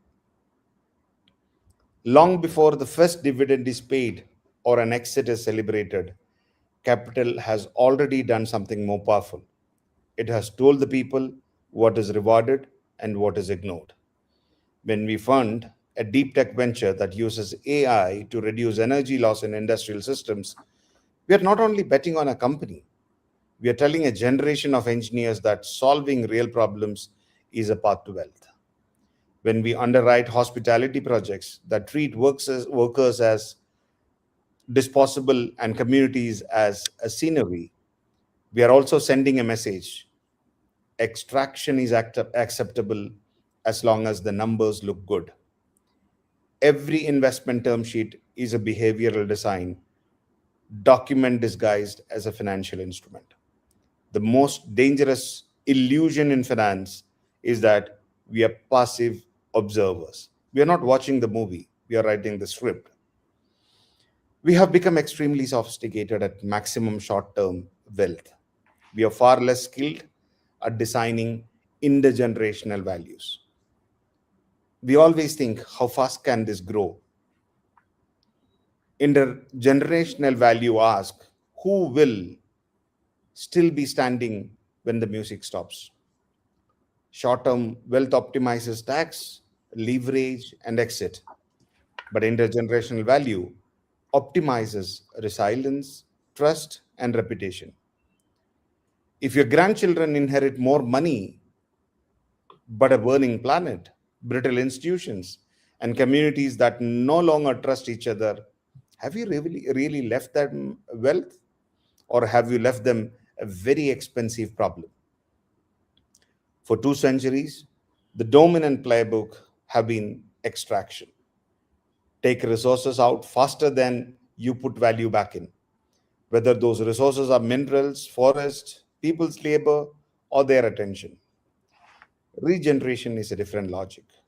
It asks, does this investment leave the underlying system stronger or weaker in 10 years or in 50? A regenerative agriculture investment does not just look at yield per acre this season. It looks at soil health, water cycles, farmers' livelihood, and the resilience of food system.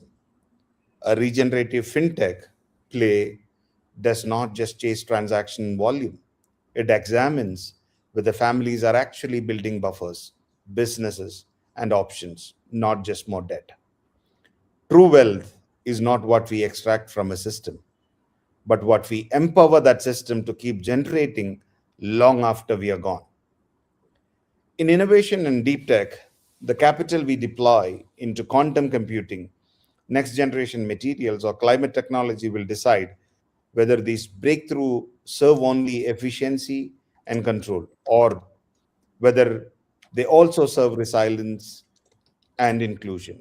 When we back a deep tech team working on carbon negative materials, we are deciding whether concrete and steel will remain part of the problem or become part of the solution. In defense, we are entering a world of dual use technologies where the same system can either escalate conflict or prevent it.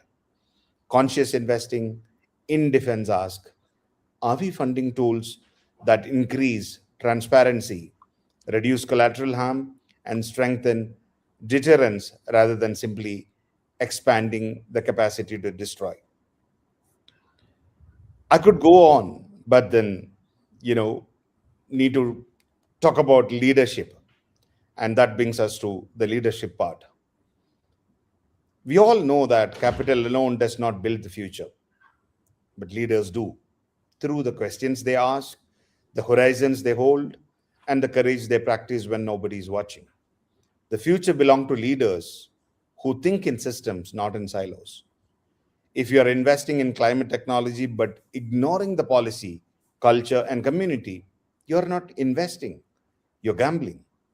System thinkers ask, how does this venture interact with regulation, behavior, supply chains, and social norms? Where are the unintended consequences and who pay for them? The future belongs to the leaders who invest with patience, not with pressure. Climate aligned ventures, women led innovation, and regenerative economic models often sit outside the traditional pattern, recognition of hot deals and rapid exits. They require time to prove that new model of ownerships, governance, and distribution can be both just and profitable. The future belongs to leaders who build ecosystem, not just companies. If your investment committee is still rewarded only on financial IRR, then impact is a story, not a strategy. If your climate risk is a single line in a report while your entire portfolio is exposed to physical, regulatory, and reputational shocks, then you are not managing risk, but you are decorating it. Neutrality is a luxury, the future cannot afford. You can choose to treat these externalities for few more years, but they will not remain external. They will come home to your balance sheets, to your brands, to your boardrooms. So, where does this leave us? Investors, entrepreneurs, policymakers, leadership thinkers, who all are gathered here and across the world. It leaves us with responsibility, but also with extraordinary agency. You do not need to control $1 trillion fund to be a conscious investor. You only need to recognize that every allocation of money, time, influence, attention is a design choice. You can start with one climate aligned venture in your portfolio. You can insist on women not just as beneficiaries but as founders, fund managers, and decision makers. You can back regenerative models in agriculture, energy, housing, or finance, even if they do not fit neatly into yesterday's spreadsheet. You can ask harder questions in every room you enter. Who's missing from this table? What happens to this community in 20 years if we proceed? Does this deal strengthen or weaken the system our children will depend on? Legacy is not what you leave behind. It is what you set in motion. I want to close as I begin with a question, not an answer. Each of us, in our own way, already has the power to shape what outlives us. Through the companies we build, the policies we craft, the capital we deploy, the young leaders we quietly mentor, through the risk we are willing to take for something larger than ourselves. So I invite you, not just as an audience, but as a co-architect of the future, to sit with this. What is the one decision you're making today that will still matter 50 years from now? Not the decision that earn you applause this quarter, the decision that a child not yet born would thank you for because you chose resilience over speed, regeneration over extraction, courage over convenience. If together we can start making more of those decisions intentionally, consistently, and at scale, then our wealth will not end with us. It will outlive us in a cleaner air, stronger communities, wiser institutions, and a planet that is still capable of surprise and beauty. This is the invitation of leadership. This is the promise of conscious investing. And that is the kind of wealth I invite you to build with me, with each other, and with all those who will never know our names but will live in the world we choose to design. I'll close with this. Capital is not just a tool, it is a responsibility. And leadership is the courage to use that responsibility wisely. Thank you. Thank you all. Thank you, Daisy. Wow.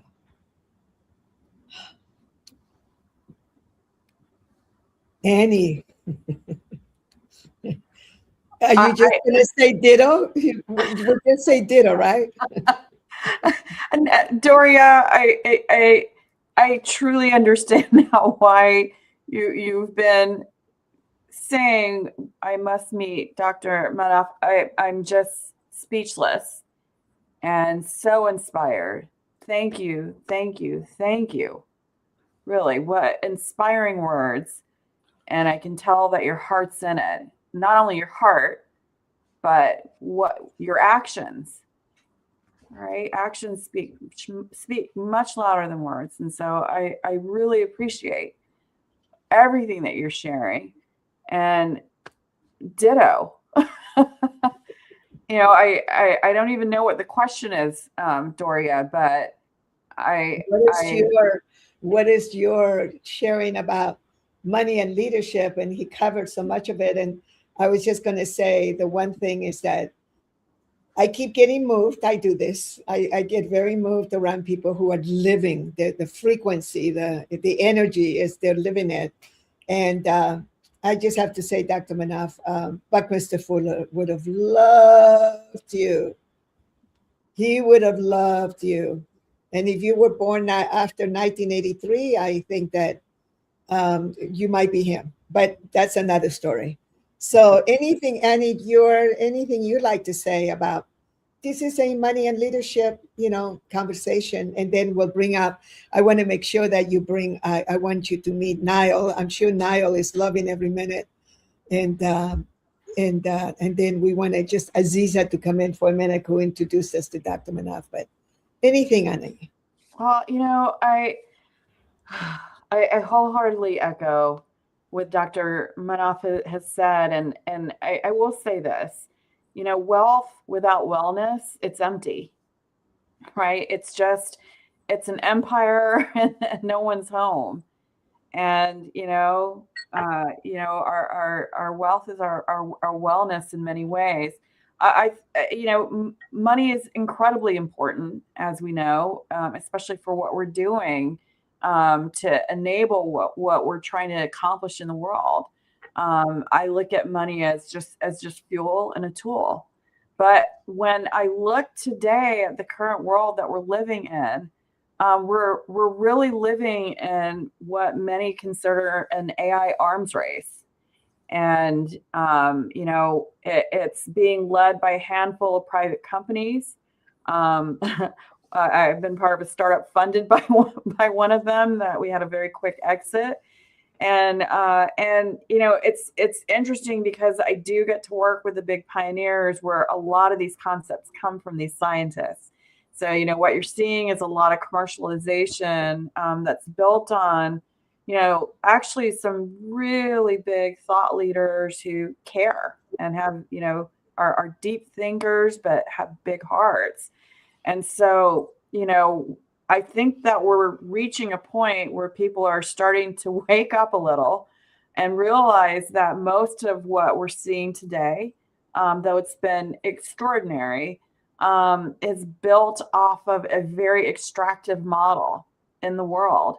So most of the AI, the current AI, these are language models or LLMs. It's built off of you and me. We're the ones creating it. It's our data. And it's been very, very extractive, and it continues to be extractive. And so when you're seeing, what's being built by billions of our data without consent, compensation, or participation, I think we have the makings of some big challenges already and what's coming. And so, I would say most people I know, including really amazing investors on Wall Street, we get called in because people are confused. And, today when you have these systems, the vast majority of people have no agency over what's happening and no governance over what's happening. We really don't have the rails for, where, but it's coming.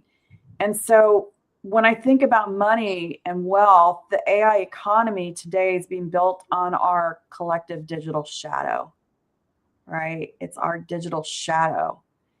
And that hasn't been with our knowing, participation, and understanding. And so this extractive model reinforces the inequalities that we've seen for too long. And it's, even over the last couple of weeks, we've been in some really amazing meetings with, some of the big leaders, in this space that are committing billions that are, or how are we going to leverage billions and give that money away. And I want everyone to really think about this for a moment, because why are we here as human beings, right? Why did we choose to embody in this world, whatever we consider as our world, this dimension, a simulation, whatever you want to call it, we're here. And I would beg to say that the keys that connect us, is compassion and our purpose. And without purpose and compassion, that is where society starts to collapse. And so what we have been looking at is what's sustainable, because the current trajectory, we don't believe it's sustainable. And if AI is supposed to be shaping our future, we have to ensure that the world has a stake in shaping this AI, not just the creation, right? Because I think we can get more people involved there, but also the intelligence economy. What does that look like? what does that look like where it's not just a handout, as Dr. Manaf said, okay, if we want to help people, maybe there'll be a handout, as a result of everybody's data going into something. And then that'll be a handout for what, a day, a week, a month, and the compute continues to extract more and more energy because it's not real intelligence, right? It's just a bunch of data. And here's the thing, there are many better models that are here, that are coming. And, part of what we're looking at is not only how we get more and more people involved, but the money behind this, that framework. And what is that economic framework where everyone can win? Buckminster Fuller talked about this. Doria teaches and has amazing programs. And I would say I think about that every single week with the brilliant minds that we have here, that are all coming together to say, what is this new economic framework for the world? Because we have to shift and we have to change. And that's part of what we've been experimenting with. And we'll be talking a lot more about. I think communities are very important. And so our goal is, we have a couple of goals. One is, can we build 50 hubs around the world, 50 innovation hubs around the world? We have a lot of demand because of some of who we are. But imagine these hubs working together, not only where people are creating new solutions, but we can work on global projects together. And then from those hubs, our goal is, can we reach 10,000 communities? Initially I thought 150, and how are we going to get there? And then I had more and more communities and people reaching out to us and saying, go bigger. And can we reach 10,000 communities that are involved? And what does that look like? So, we're just at the beginning of what's possible. But can you imagine communities around the world jumping in and being part of this together? And what we've been working on is what that economic framework can look like. Not an extractive framework, where people are being fooled into using someone's AI and giving all their data away, for one day. That doesn't do anything. But what does co-ownership look like? So there's a lot of things that we've been thinking about. And, when I think about money and leadership, I've been very blessed to be part of building companies that have had 49 billion in exits across a lot of technologies in different areas. I have met so many amazing people, women and men, along the way. And I would absolutely agree that we need balance. We need a balanced approach to how we're looking at things and how we build things. And today, less than 2% of founders that are funded are women, which makes no sense. That's not balance. And less than 2% of the VCs in the world are women. Go figure. So, we did some tests, some of the folks that are brilliant scientists and, part of our ecosystem. And over 4 years with 2,000 investors that don't really get to talk to each other, but participated in an experiment with investing in companies and teams that no one has heard anything about. They're university incubators. It's one of the hardest ways to invest because you don't know the team. You've never met them. They don't have exits. They don't have anything. And what's great is using intelligence of 2,000 investors that didn't get to influence each other. Guess what we saw? Over 85% of what this intelligence, it's a new model, predicted teams that went on to get the next level of traction and funding. The best VCs in the world are less than 10% at choosing those teams. And being able to get the collective intelligence of a lot of people who didn't influence each other, we saw over 85% success in choosing the teams. And guess how many women were there? Over 45%. So, a lot of what we've been really playing at and really experimenting is, let's throw the labels away, right? Triple bottom line, ESG. I agree with you, Doctor. These are overused terms, and the vast majority of startups, let me tell you, they're not thinking about this because they're just trying to get funded and then get to the next traction point. And so what we've been saying is that these teams, these incredible creators, it doesn't have to just be VC funded startups, but creators are all over the world. Entrepreneurs are all over the world. There's an incredible model for everyone that has a more sustainable future for our world. This is what over 85% of the future, meaning millennials and Gen Z, and most of us really want these better companies. So we just have to expand access to capital, and we have to help people understand, what does that model look like without making it overly complicated, right? It's simple. And so these are some of the things we've been testing. We're really excited by the results, but more importantly, where we can go. And we want to do this together, not just Silicon Valley, not just, one place or another, but the world. We need the world getting involved. So that's what we're up to. And that, to me, is the key for money and leadership in our future. It's how do we bring more of us to the table? How do we ensure that this very important turning point in humanity, that all of us are building towards that future together? And let's build the world that we want to create, right? Let's imagine it. That's why we're called Imagine. And let's imagine together what these possibilities are around money, around leadership, around balance, and where we can go. Woo! We do this in our programs instead of applauding. Wow. Now, Donna, didn't I tell you? Yes, powerhouses. And it was so good. So many universal truths. And it just shows you all things are always possible. I said I wanted you at the end so that you didn't have any constraint. And this is how we can spend hours and hours talking. And Dr. Manaf started canceling, appointments. And I'm going to throw a really big name here. And I said, well, Fidel Castro started, he also started canceling appointments when we were talking. So if I can get Castro to cancel appointments, I can certainly get Dr. Manaf, right? But he was so interested in education. That's a whole other story. I wasn't a fan, you guys, not a fan. But when you are a diplomat, a citizen, I was taught by my mentor, who's an angel now, Bill Galt, to be very young, to be a citizen diplomat, and he's the one that taught me, you choose whoever it is that you feel that you need to influence. And I teach this, and in my masterminds and in my advanced courses, I give people the idea for them to go and find that one person, that one leader that you don't think that you could ever reach, and you find them and you just give them your heart and give them a new way of being. And please let me bring in Niall. I got to bring in Niall. There is my Niall.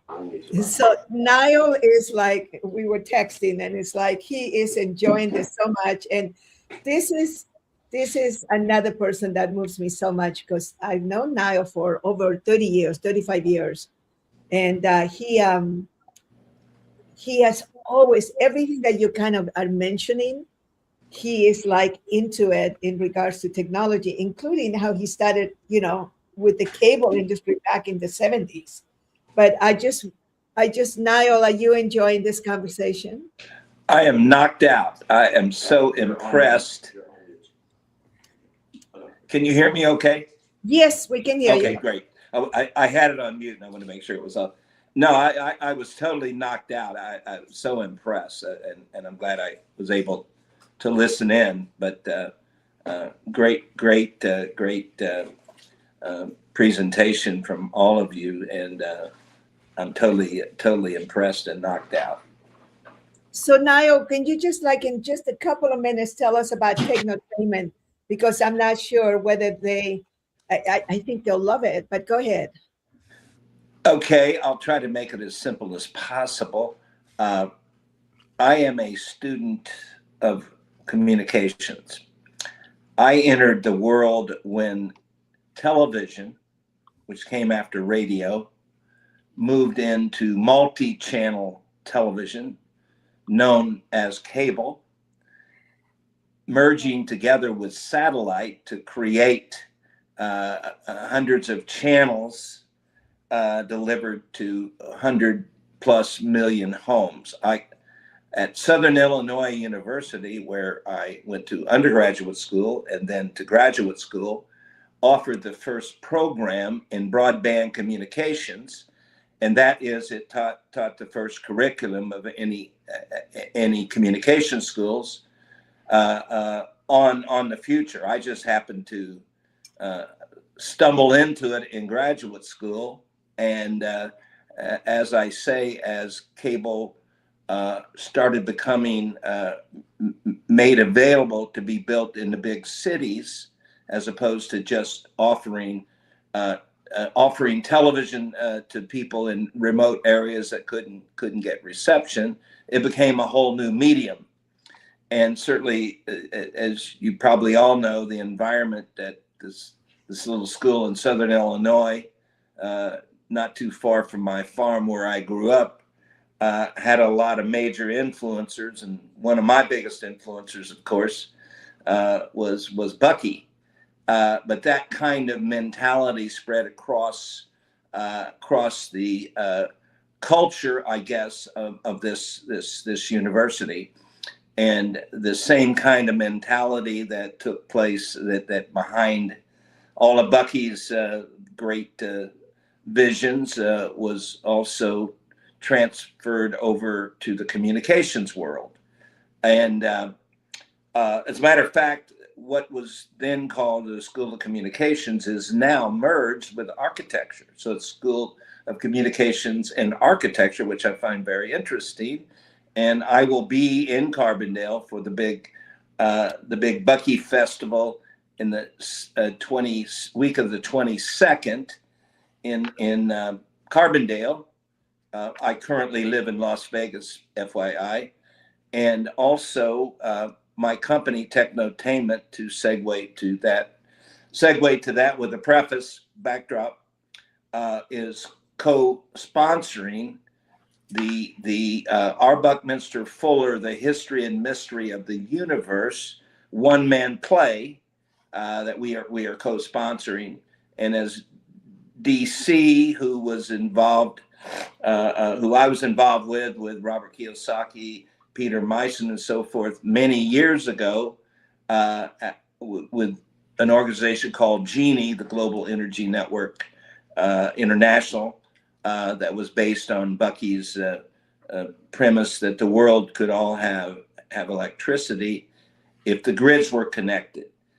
However, in the process of more or less getting that message out there, and as a media person, I was relegated to help, I forget his name now, put together this one-man play. So I had a little bit of involvement in it at its beginning, and certainly it toured for a while.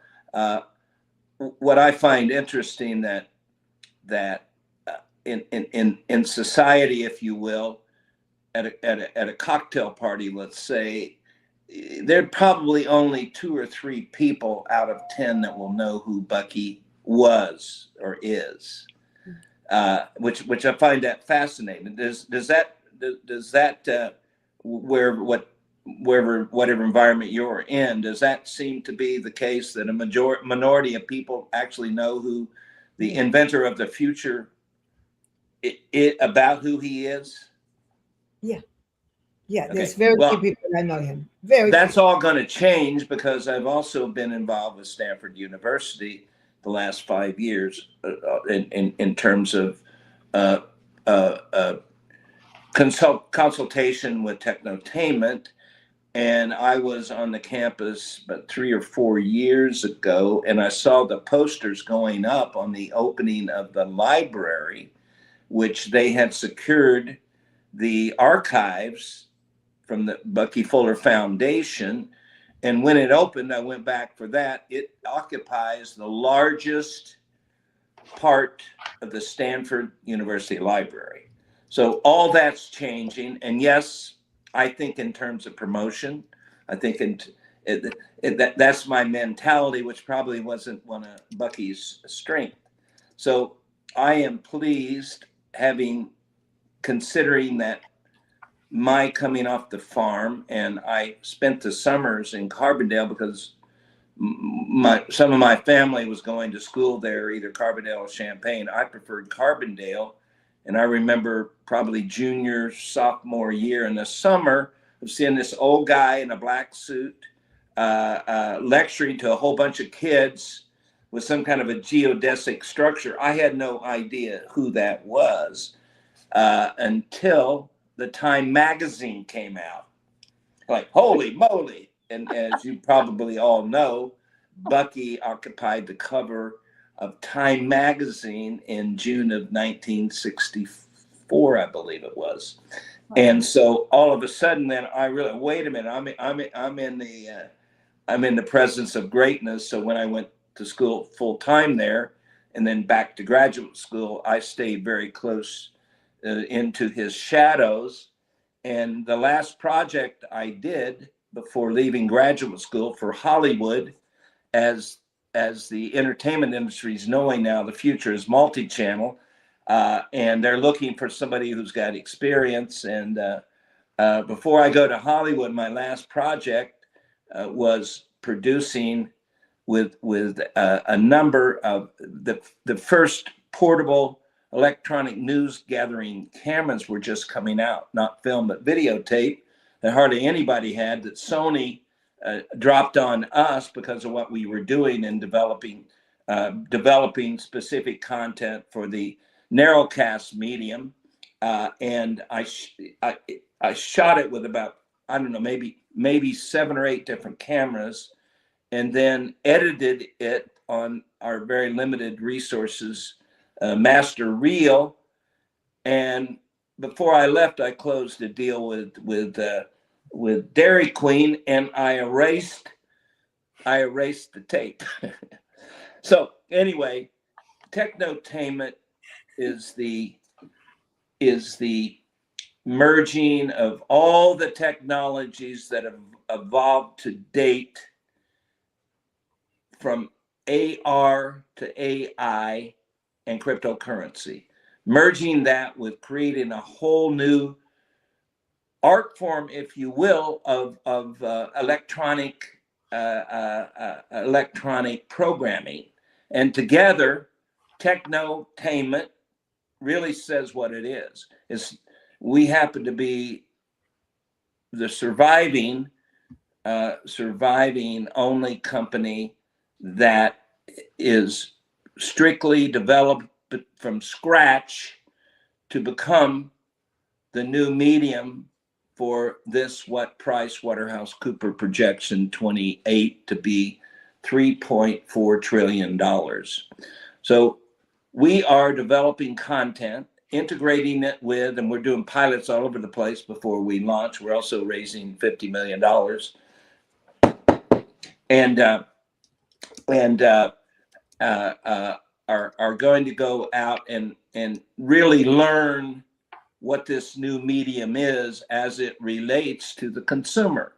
There's a saying in advertising: you can make the dog food, you can market it, but until you put it in front of the dogs, you don't really know what's going to happen there. So I, however, have done a great deal, or there's 40-some people involved, very, very smart people, and a management team and a senior team. I kind of try to remain in the quote unquote visionary, with the ultimate responsibility of meshing the content,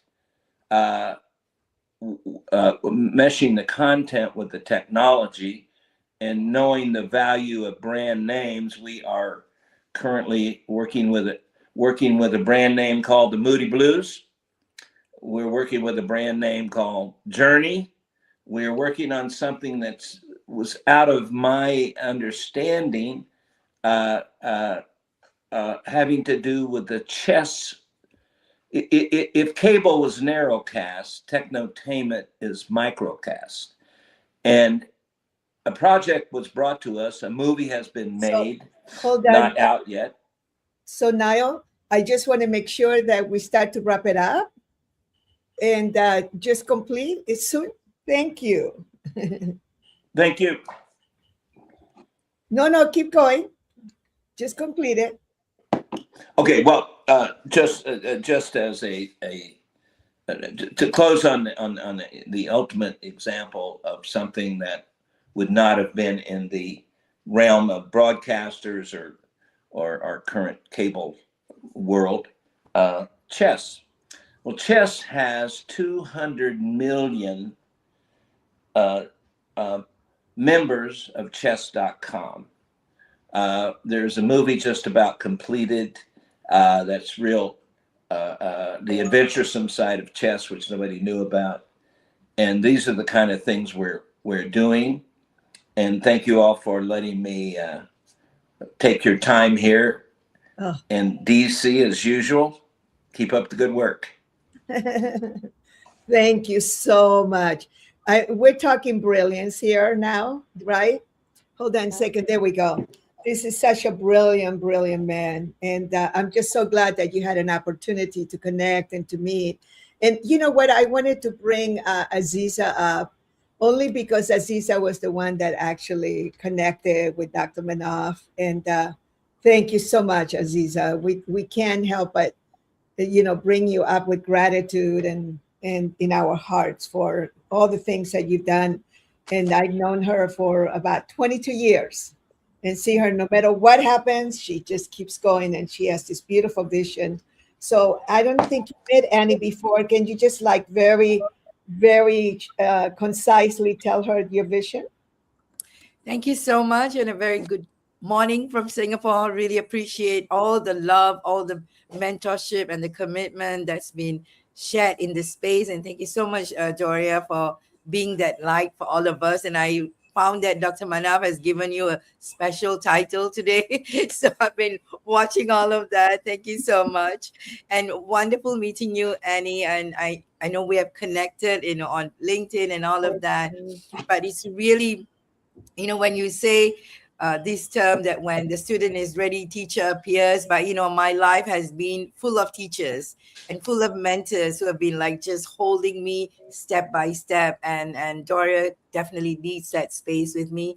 And now we have Dr. Manav, who's recently joined us. We've been in communication since last year. And today is the time that we're able to really make that points meet, the brilliance meet, like what she was saying about. And thanks, Niall, for joining us today as well.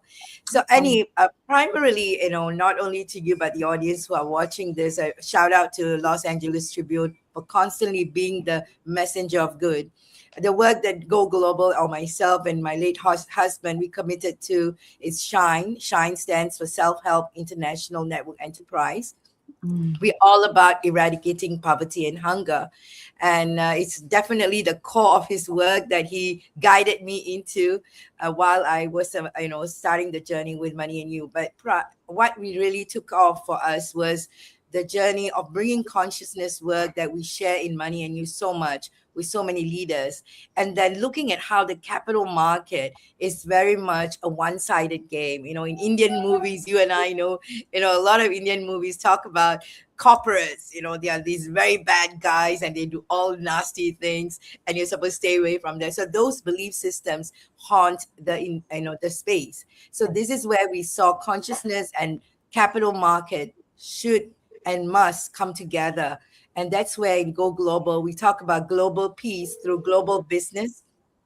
And we have a mission of bringing together 100,000 SMEs, businesses, just enlightening them in the thought of understanding that SMEs, businesses are the force for good, and how we can really embody them with the power of humanity consciousness, and then the capital knowledge, right? So we do that through education and bringing people together, and then through this, we are finding out the gems that we can come together to provide solutions, as well as invest and co-invest, creating the ecosystem that we are right now. So I'm so blessed that Doria, using Money and You, our barnyard game, without giving any leakage of anything else, our final game is what we are playing big time in the Money and You space right now. I dare to say that, Doria, we're kind of really demonstrating the game live to the audience, to the world, not only with what Go Global is being supported by the Accelerated Business School, but every one of us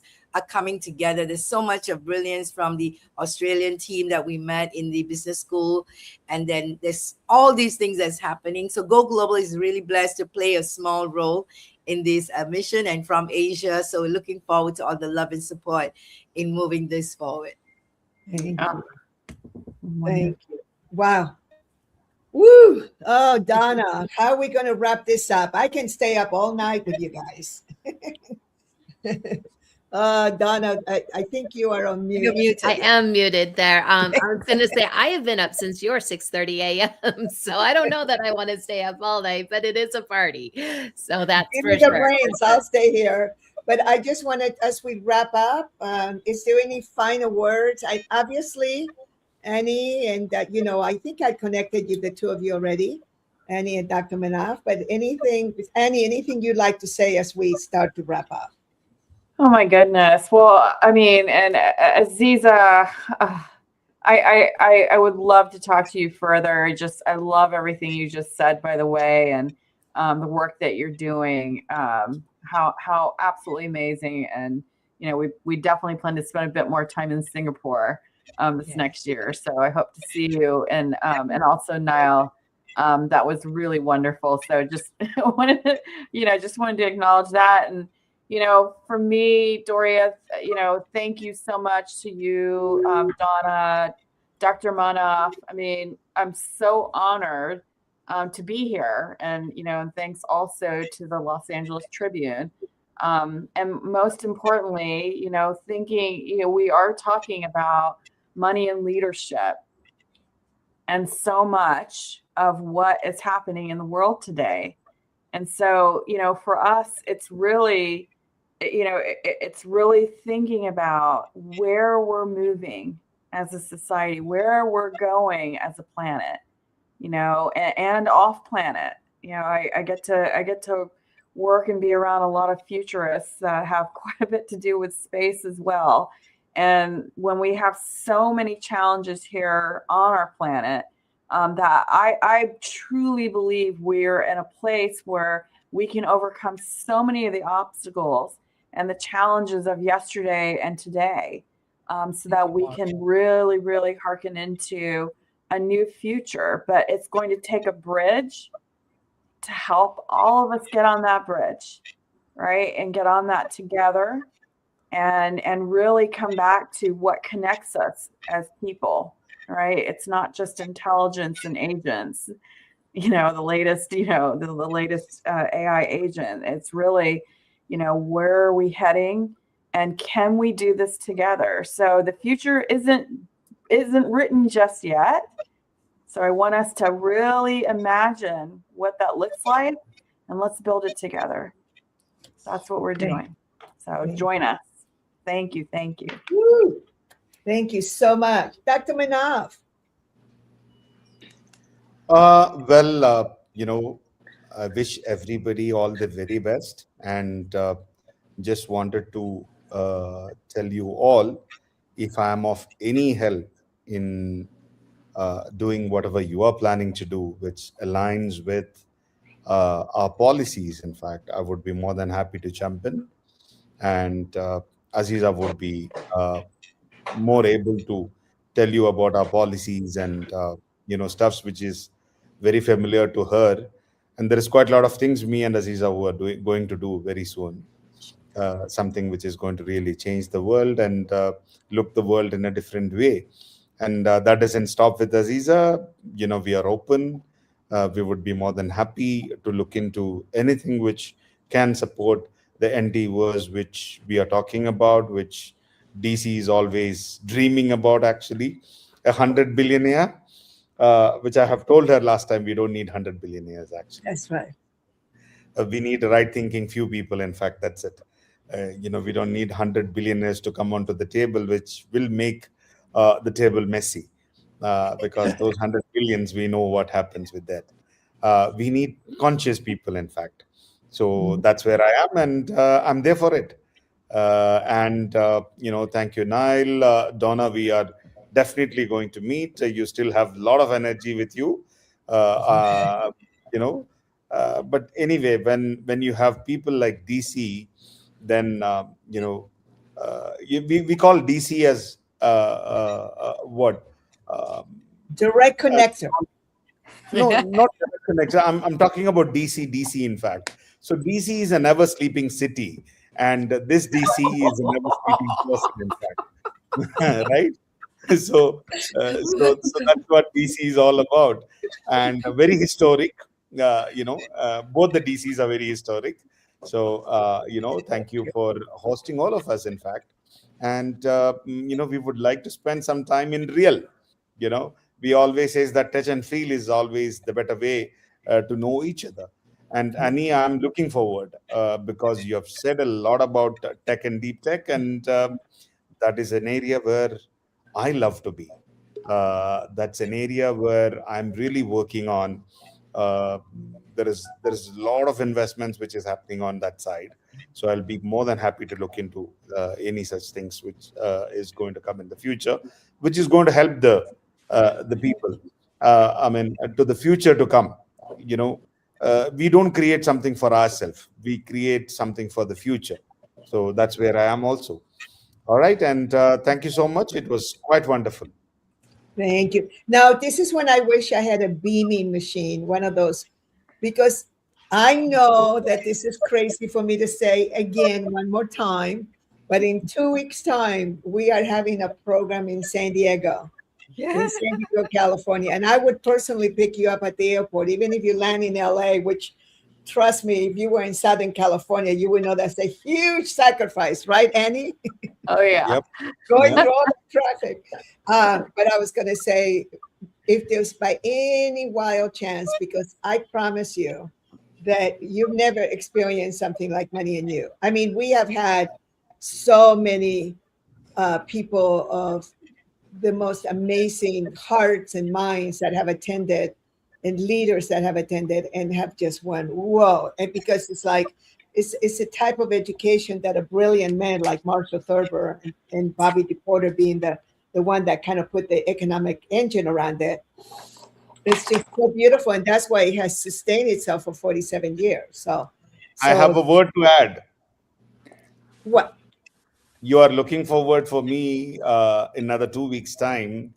But as a matter of fact, the whole LA is looking forward to meet me again for something great, which is going to happen for LA.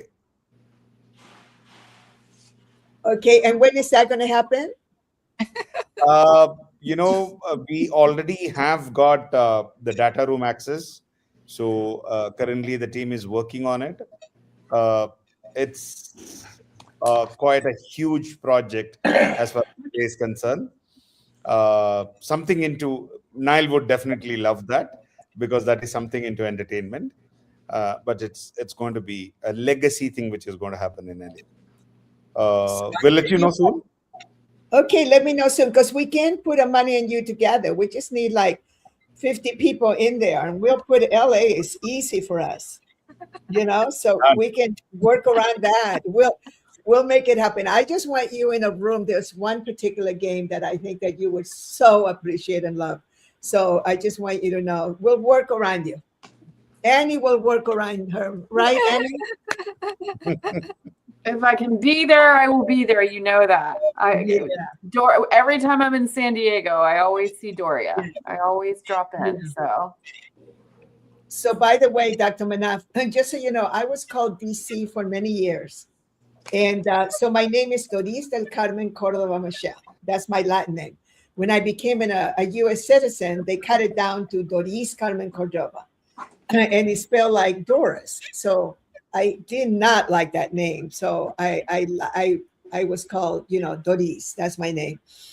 And then when I was 21 years old, my favorite, my friend and I, that we've been best friends literally for over 60 years now. One day he says something, somebody called me Doris, and I went, ah. And then he says, you hate that name, don't you? I said, it's not that I hate the name, it's just that it's not my name. And so he said, what about if we call you by your initials? So it was DC. That's when because it is DC, those are my initials. So everybody loved it. But in as an official court reporter and everything else, I would be called the other name, but everybody else called me DC.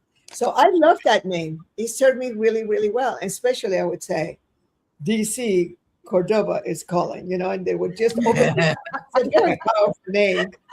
And then something happened in the year 2016, 2017. And whenever they would talk about DC, it was like a different energy. And I would kind of like jerk. So I finally changed, I think in 2018 or something, because DC, Washington, DC was going through a lot.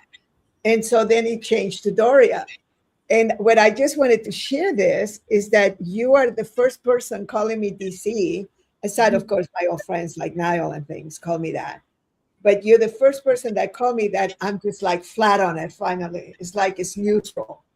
It's neutral. It's like finally the healing happened. So a healing has occurred, you guys. So I can either be called DC or Doria. And but the word Doria has Sanskrit. My Indian friends told me, because it ends with an A, and in the Sanskrit teachings, it's and I love Doria. But yes. So thank you so much, Niall. Thank you so much. We'll connect you. And Wesley was here earlier, and you met some beautiful people here.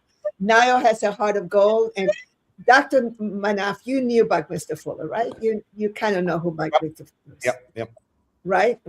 So you are now in the core of Buckminster Fuller fanatics. And long-winded ones too that I got from him. We used when he would give lectures at the university, they'd have to drag him off the stage, and he continued talking on the way out the door. So I kind of got a little bit of that. I apologize, but that's just a channel. That's just channeling, Niall. We get it. I actually have to say this because we had a group of beautiful Muslim men who showed up in our business school, right? So for a moment, because many of them have not attended Money and You, they thought that we were prophesizing about, we were like this prophet thing with Buckminster Fuller, which looks like that because it looked like sounding like fanatic. Everything is Bucky. But the truth is, we see him as a beautiful teacher, a mentor, like someone that we have learned from. That's it. There's nothing more than that. So they really got it after that. And then they got it. Okay. Now I'm happy that this is a safe space. It's not that we're doing something non-religious or anything like that. Buckminster Fuller one of his favorite teaching was how many mistakes he had made. He was so real, and he would talk about. Somebody wrote a book, a very big fat book. I don't know how anybody would spend that kind of time, money, and energy writing a book against Bucky. They had a peeve against him and wrote everything that was wrong with him. And so some of the Money and You graduates said, have you ever read that book? And I go, I didn't need to read the book. I heard it directly from Buckminster Fuller, because Buckminster Fuller used to tell us all the things that he did that were his mistakes. And some of them were, they were not very nice. And it wasn't until, and he just kept correcting. That's what we teach. That's the core of it. And I think that he was so real, and he was such an amazing, he called himself a throwaway. And so one of the things that for those of us that love him so much is the fact that he was so real. He wasn't trying to be anything but to show us that, you put one foot in front of the other. It's not a left foot and a wrong foot. It's a left foot and a right foot. And so he would just teach us that. And he would have sayings, and with this, I'll finish up because I could talk about him all night. But one of our favorite saying is about the Mack truck. He used to say, and because, back in the day, the Mack trucks were really big things. And he used to say, well, the learning experiences is like you can hear the Mack truck coming. You can smell the gasoline. You can hear it coming. And then you have these little taps on your shoulder that will tell you that the Mack truck is coming. And if we don't listen, we will get run over by the Mack truck. And then we have to Then we go through a transformation. Then we go through this because we got run over by a Mack truck. And it was like, so when you hear the taps, stop. And then the last, so that you can just see what's going on that you're doing. And so the last teaching that we love so much, when he came in 1982, and he was so excited, because I'm getting ready to leave, because he died in 1983. Because so before I leave, I am going to teach you one of the most powerful principles. And we were all so excited. He had a new principle, and it was called precession, which is the physics of ripple effects. Yeah. We couldn't understand a word he said. I mean, he like, if you go to page 137, 147 in Critical Path, it's like we barely could understand. And Marshall Thurber then came out. He actually, he was able to translate it for us. And that's what we teach in on this day 2 afternoon. We talk about precession. And the Money and You graduates, when people attend the program, and when I attended the program, because I'm a graduate too, it's like what happened was that once you understand the physics and how precession, how ripple effects always occur, your whole life changes. Because now whatever action you take is either going to create a negative or a positive. So and he wouldn't even call it a negative. He would just call it a learning experience. So that is the big shift that people go through in Money and You. It's like, oh, so I better choose wisely in which direction I'm going. And then there's this whole physics thing. So there you go. I think I explained that pretty shortly, right? That was pretty good. Yes. Yep. So thank you to all of you, and thank you to all the people. Oh my God, we still have a 60 committed group. I just wonder, can you guys put on for me, just let me know how you're doing out there. Fantastic. We have some really committed people listening in, and we'll be watching this. So it's been almost 5 hours. So thank you, everyone. Aloha, as we say in Hawaii, and thank you for everything. And you moved me to the core. I love people like you guys. I freaking love you. I just love you. Love you too, Doria. All right. You Thank take you, care. everyone. Take care. Aloha.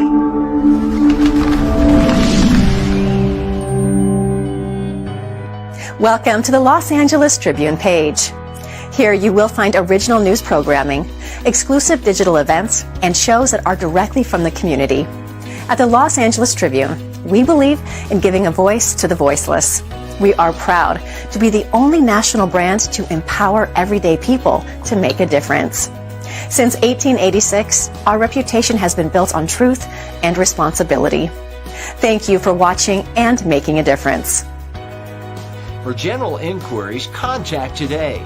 Thank you on behalf of the Los Angeles Tribune team.